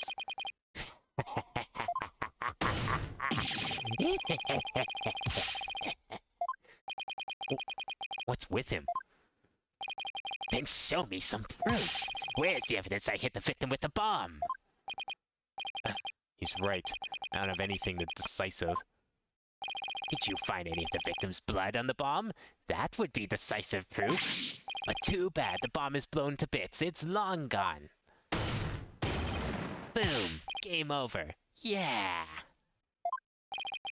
I see he's a Daytona fan. Mr. Wright, is there really nothing on the bomb in the photo? I don't see any blood or anything. Wait, the timer display's a little broken here.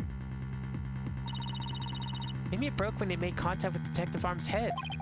That's definitely a distinct possibility. But unless we find a fragment with the victim's blood on it, it's not going to count. I guess you're right. Just to point out, back of the head, flat object. If she tripped and fell backwards, that suffice. Well, yeah. I mean, that's what Phoenix was saying too. Is like everyone just assumed that she smacked her head on the floor, but we're now saying that maybe it was deliberate. Setting off the bomb, Tony managed to obliterate all traces of the murder weapon. What in the world do I do now? Times like this, I've got to change gears and look at things in a different way. Instead of looking for the things he wasn't able to hide, I should be looking for a way to expose the things he did hide. Ted Tonate must have murdered Detective Arm before the trial started, and he placed her body in the courtroom after the bomb went off, which means there was something he needed to keep hidden until then. And I think I'm just the thing. Oh, now do we pick this? Oh, it shows exactly what Mr. Tonate had to hide. Oh wait, photo. Present the photo that shows does this count as a photo? Are we talking just evidence, or are we talking literal photos? Because I was thinking we were going to present the still missing remote switch, because they can't find it.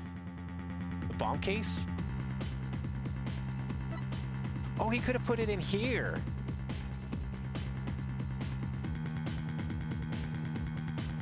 That's true. I mean, this is technically a photo. Chip on the top right in the writing photo? Wait, which writing photo? This one? I don't see any, like, fragment of a clock.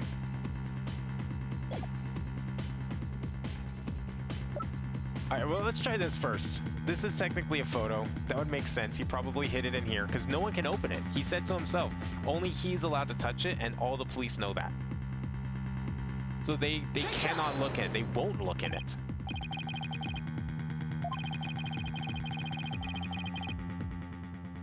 Oh, okay, I thought he was gonna hide in here. That was a good idea though, but I thought that for sure would have been it.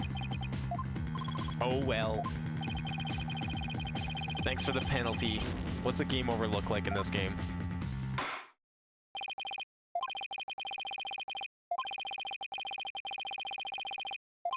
Chip on the top right in the writing photo. I'll take another look at the writing photos.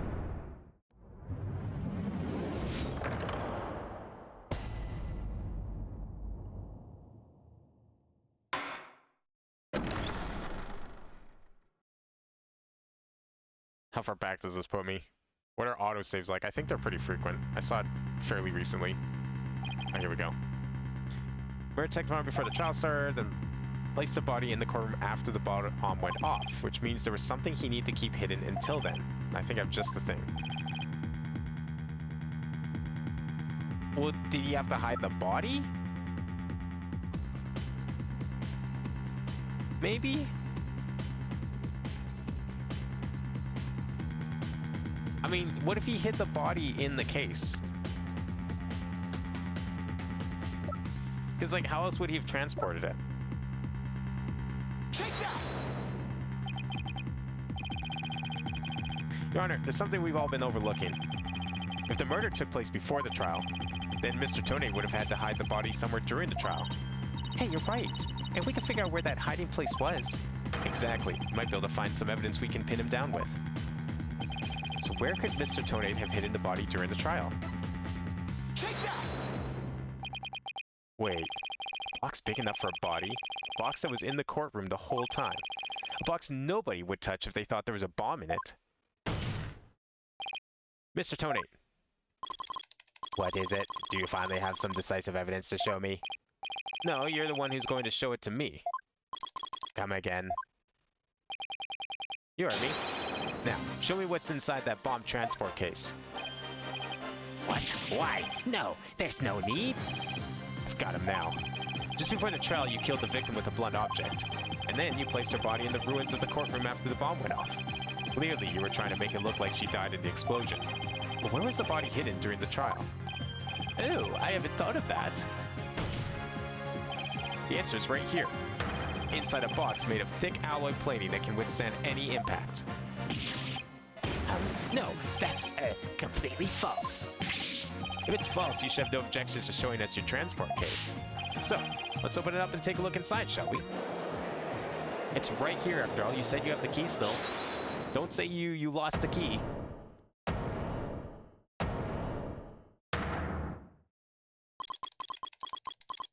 Don't say you lost the key. Let's not. Not if you value your life. What's that supposed to be? You threatening people in the court of law? What's he up to now? Remain calm and listen carefully. This bomb will detonate in 5 minutes. What?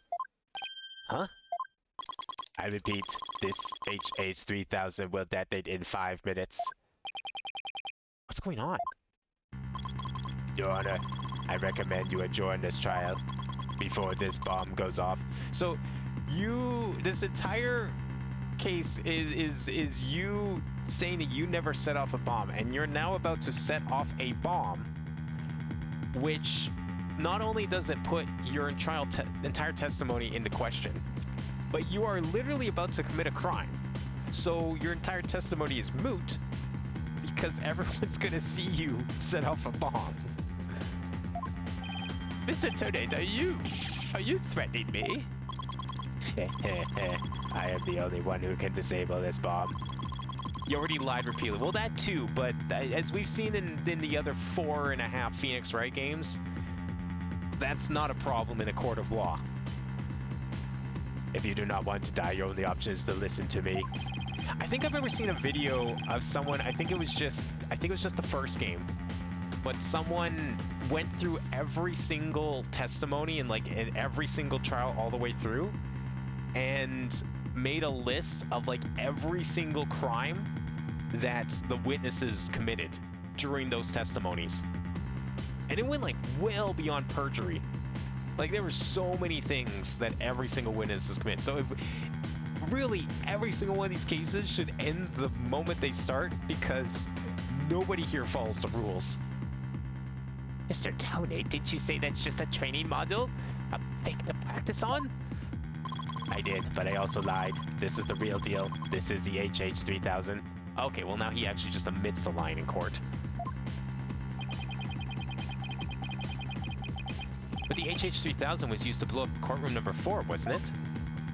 How do you know it was the real HH-3000 that blew up courtroom number 4? Huh? The bomb that blew up the courtroom was a different one. One that I made. What? Then are we to take that as a confession on your part? Take it any way you would like. Just before the trial, I took the HH-3000 out of the stuffed animal and put my own bomb into it. That was the bomb that exploded and destroyed courtroom number 4. It was HH-2999. Are you telling me he made 3,000 of these things? Well, considering how fast he can assemble and disassemble them, I could see it. Mr. Tonate, please be reasonable. Do you really expect us to believe a crazy story like that? The HH-3000. It is so unique. I had never seen anything like it. It is so unique that I could not replicate the detonation mechanism. So, I just had to have it. Was he a bomb collector? Besides, did anyone look inside the stuffed animal during the trial? Did anyone check to see if it really was the HH-3000 in there? Well, I mean, if the bombs exploded, how can we do that? I must confess, no one opened the stuffed animal to check. So there really is a possibility the bomb was switched out? No, not a possibility. Certainty, I did it. So he's had a real bomb with him this whole time? You had better get out of here while you can. You do not have much time. Make your time.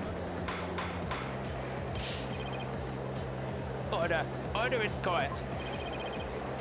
I'm out of here! It's gonna blow! Run! Is it actually going to blow up? I feel like this is a trick. I feel like he's still lying. Are you four still in here? Well, aren't you brave? It's just wouldn't do for the judge presiding over this court to run. But that horrible explosion the other day. Judge looks like he's about to book it for the nearest exit any second. I mean, wouldn't anyone be doing that? Like, this guy's this guy's giving a bomb threat. These people should be leaving. This isn't a choice. This is, you need to get the fuck out of here. Doesn't matter if it's real or not. In no situation do you take a bomb threat as a fake. You treat every one of those as real. As for Mr. Payne. That is... So wait, if the prosecutor runs out of the courtroom, does that mean I win? I mean, the last time the defendant disappeared, so the prosecution won, so I feel like that's only fair. And he's off. Mr. Wright, what do we do? It'd better be pretty pathetic to run now, wouldn't it? No, it wouldn't! If he's smart! The bomb might really go off. Only 3 more minutes, folks. Wait. Oh, I thought we could just, like, stay on that screen. I was waiting to see if we could, like, stay on there for 3 minutes. Is that bomb really the HH-3000? Oh, what should I do? Nah, fuck it. As if Phoenix Wright would ever make a smart decision in his life. I can't run now. Well, it's been fun, but I will be going now. With my dear HH-3000, naturally.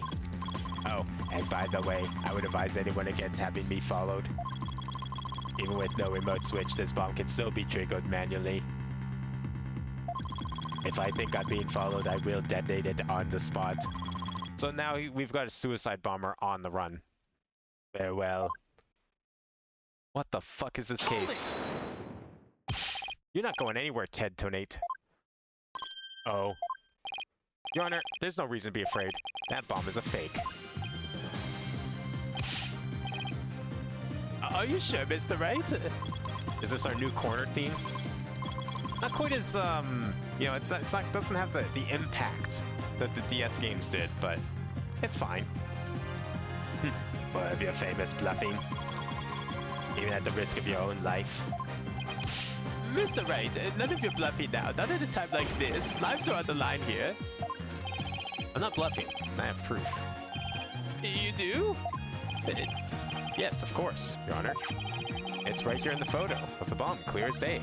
Proof that Mr. Tonate's bomb is not the real HH-3000. Really? Out with it then, immediately. Where's the proof that what Mr. Tonate has holding is not the real HH-3000? What part shows it's not the real bomb? Is it the lack of wires coming out of it? Well, the timer chip is allegedly from when he used it to smash open the victim's head. I'm guessing it's the lack of wires. Take that! The proof... Oh, maybe it is the crack. Oh, true, because if it's the real one, it should have a crack in the timer. And it doesn't, you're right, I see. Yeah, I see what you're getting at. Never mind. That makes sense.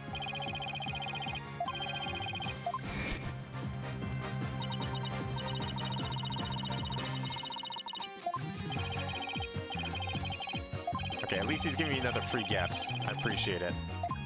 Now's not the time for penalties. Take that! Display for the timer on the bomb in the photo is broken. Most likely a broken Mr. Tone used the bomb to attack Detective Arm. But the display on the bomb in front of us is not broken. Oh, you're right. Therefore, this is not the real HH-3000. Mr. Tone was clearly lying when he said he switched out the bomb in the stuffed animal.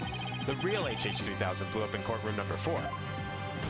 Okay, this man still gave a bomb threat? Like, that's grounds for arrest. This bomb is nothing more than a fake, a model used for training purposes. That's like the one thing he didn't lie about during this entire case. Fear not, Your Honor. I will examine the inside of the bomb transport case myself. Yes, please do that, Mr. Wright. But doesn't he have to get the key off of Ted? Ooh. That's not a stain you want to see in a transport case. What is that? Is that a blood stain? Just as I suspected. Also, the other thing too that proves it's not the real bomb, he said that he could not properly replicate the HH-3000. And yet, several times throughout this entire case, he showed off how he was able to immediately dismantle and reassemble this bomb that he has in his hand. So that's a contradiction as well. But that's not one we could do anything about. Our lives have all been blown to bits, Mr. Tonate. I'm confident DNA analysis on this bloodstain will confirm that it's Detective Arm's blood, and that those results will conclusively prove that you murdered Detective Arm. I'm guessing it's gonna actually... So I'm waiting for his breakdown. Like, it's not gonna be the bomb exploding, right? How about it, Mr. Tonate? Think you can dismantle this decisive evidence?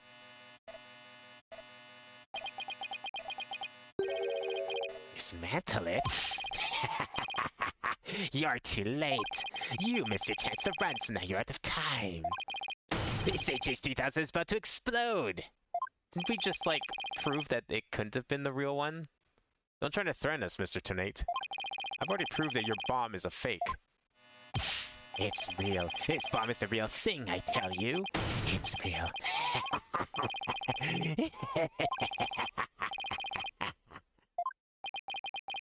Mad Bomber, party of one.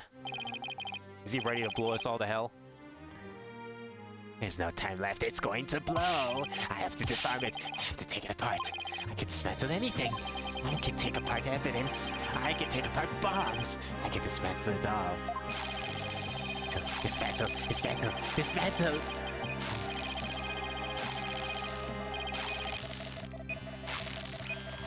What is he doing? What the fuck is he doing? Oh, okay. Well, that works, I guess. That might be a little insane. Ooh, he made it.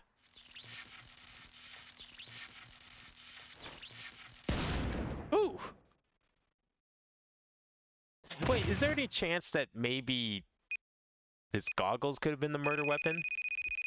Oh. Game over. Dismantle attempt failed. You know, I know a PS1 game that I think this man would enjoy a lot. It's all over. My life has been blown to pieces. I thought that stupid woman's fault. I was selling the bombs I disarmed on the black market. When I tried to take this one, she just had to notice, didn't she? She confronted me in courtroom number 4 that day. That's why. That's why I had no choice. If I knew what I was doing, I hit her. It's all her fault.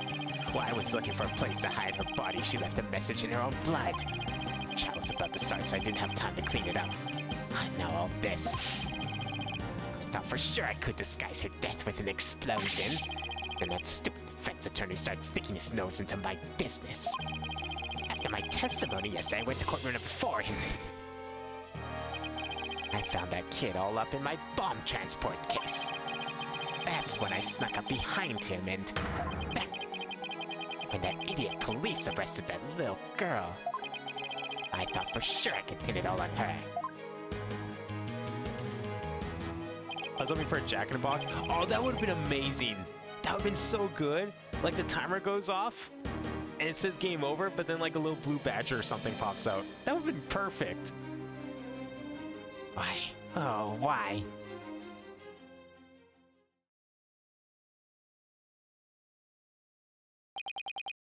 Head Toadades, you are hereby under arrest on suspicion of the courtroom bombing and the assault on Mr. Justice. Your innocence or guilt will be determined at a later trial. Now then, I see that members of the public have returned to the gallery. One person, however, seems to still be running far, far away. Be that as it may, I will now announce Miss Juniper Wood's verdict.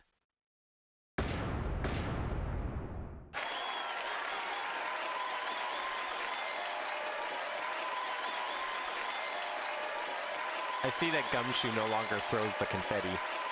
Very unfortunate. They have an automated system now. They don't need Gumshoe to throw the confetti anymore. Court is adjourned.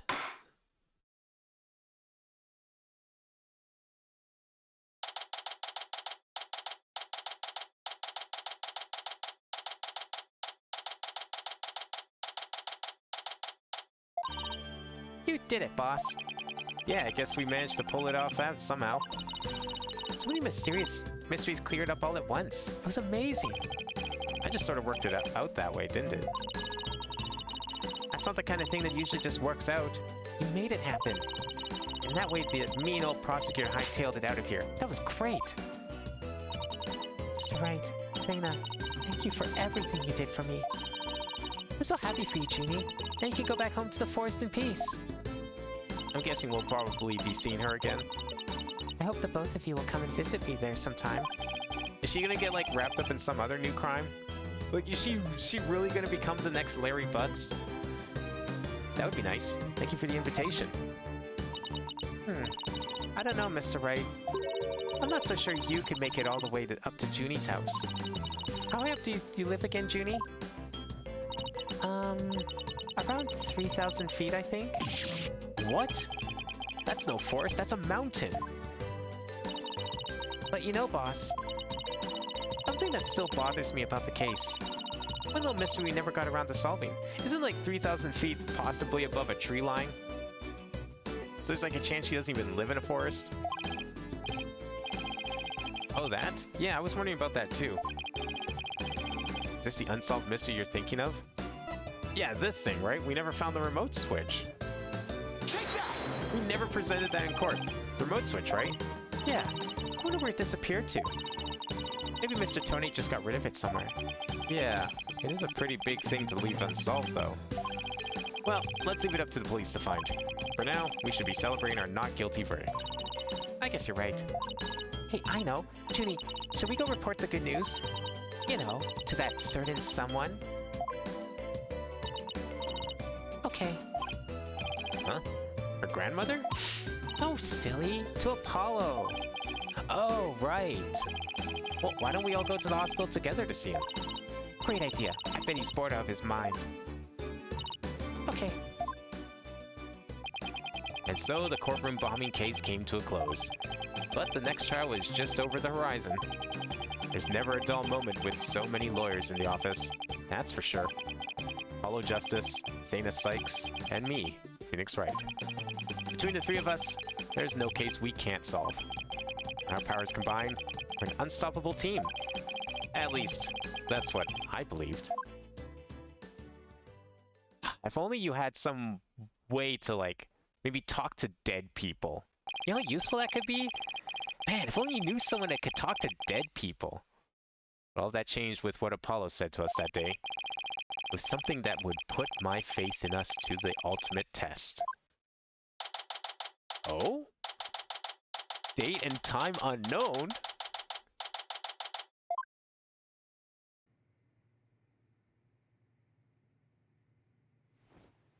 Sorry, but I'll be taking a leave of absence. What do you Wait, mean? what do you mean by a leave? Can you at least give me a reason why? I can only say that this is something I must settle on my own.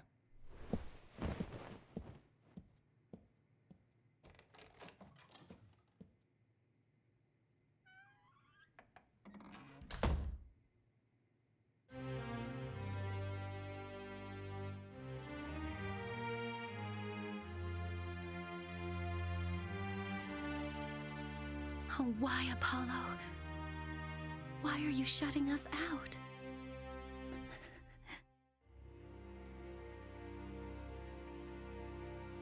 Kind of shocked they're just letting anyone walk into this, like, rubble-filled courtroom. That can't be safe. What happened to you, Apollo?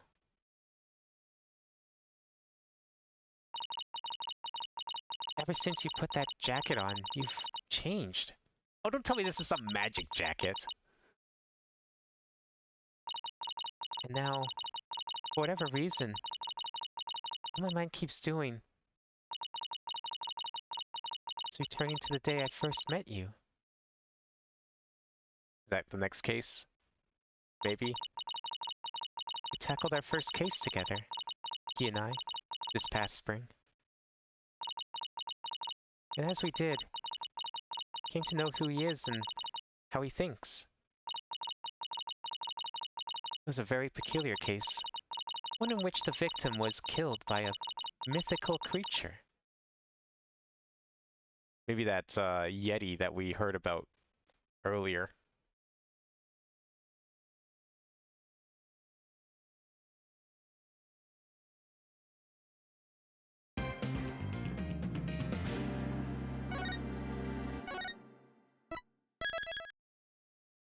Alright.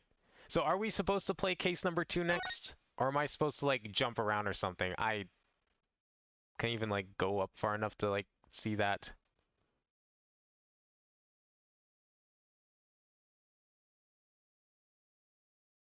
I don't even know. Where I need the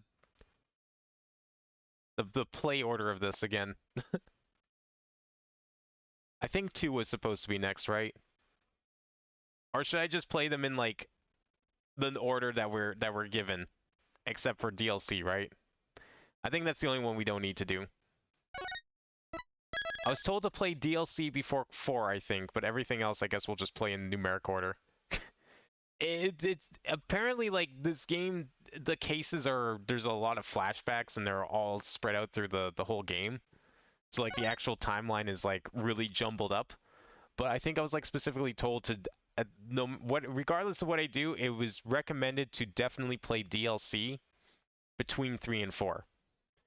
Just because of, like, a tonal whiplash, avoiding tonal whiplash after, you know, beating the game and then going back to, like, an extra case like that. So that makes sense to me. So we'll probably just continue with the numbers until we get past case 3. So case number 2 will be next time. I'm guessing we'll probably get our first real investigation with Athena and Apollo together. Hopefully Phoenix Wright shows up too. Hopefully Maya shows up. I don't know if Maya's even in this game. Hopefully she is. Somewhere. I mean, hey, we never expected Phoenix Wright to actually be playable or take the stand in the last game, and there he was. And Gumshoe even showed up, and I wasn't expecting that either.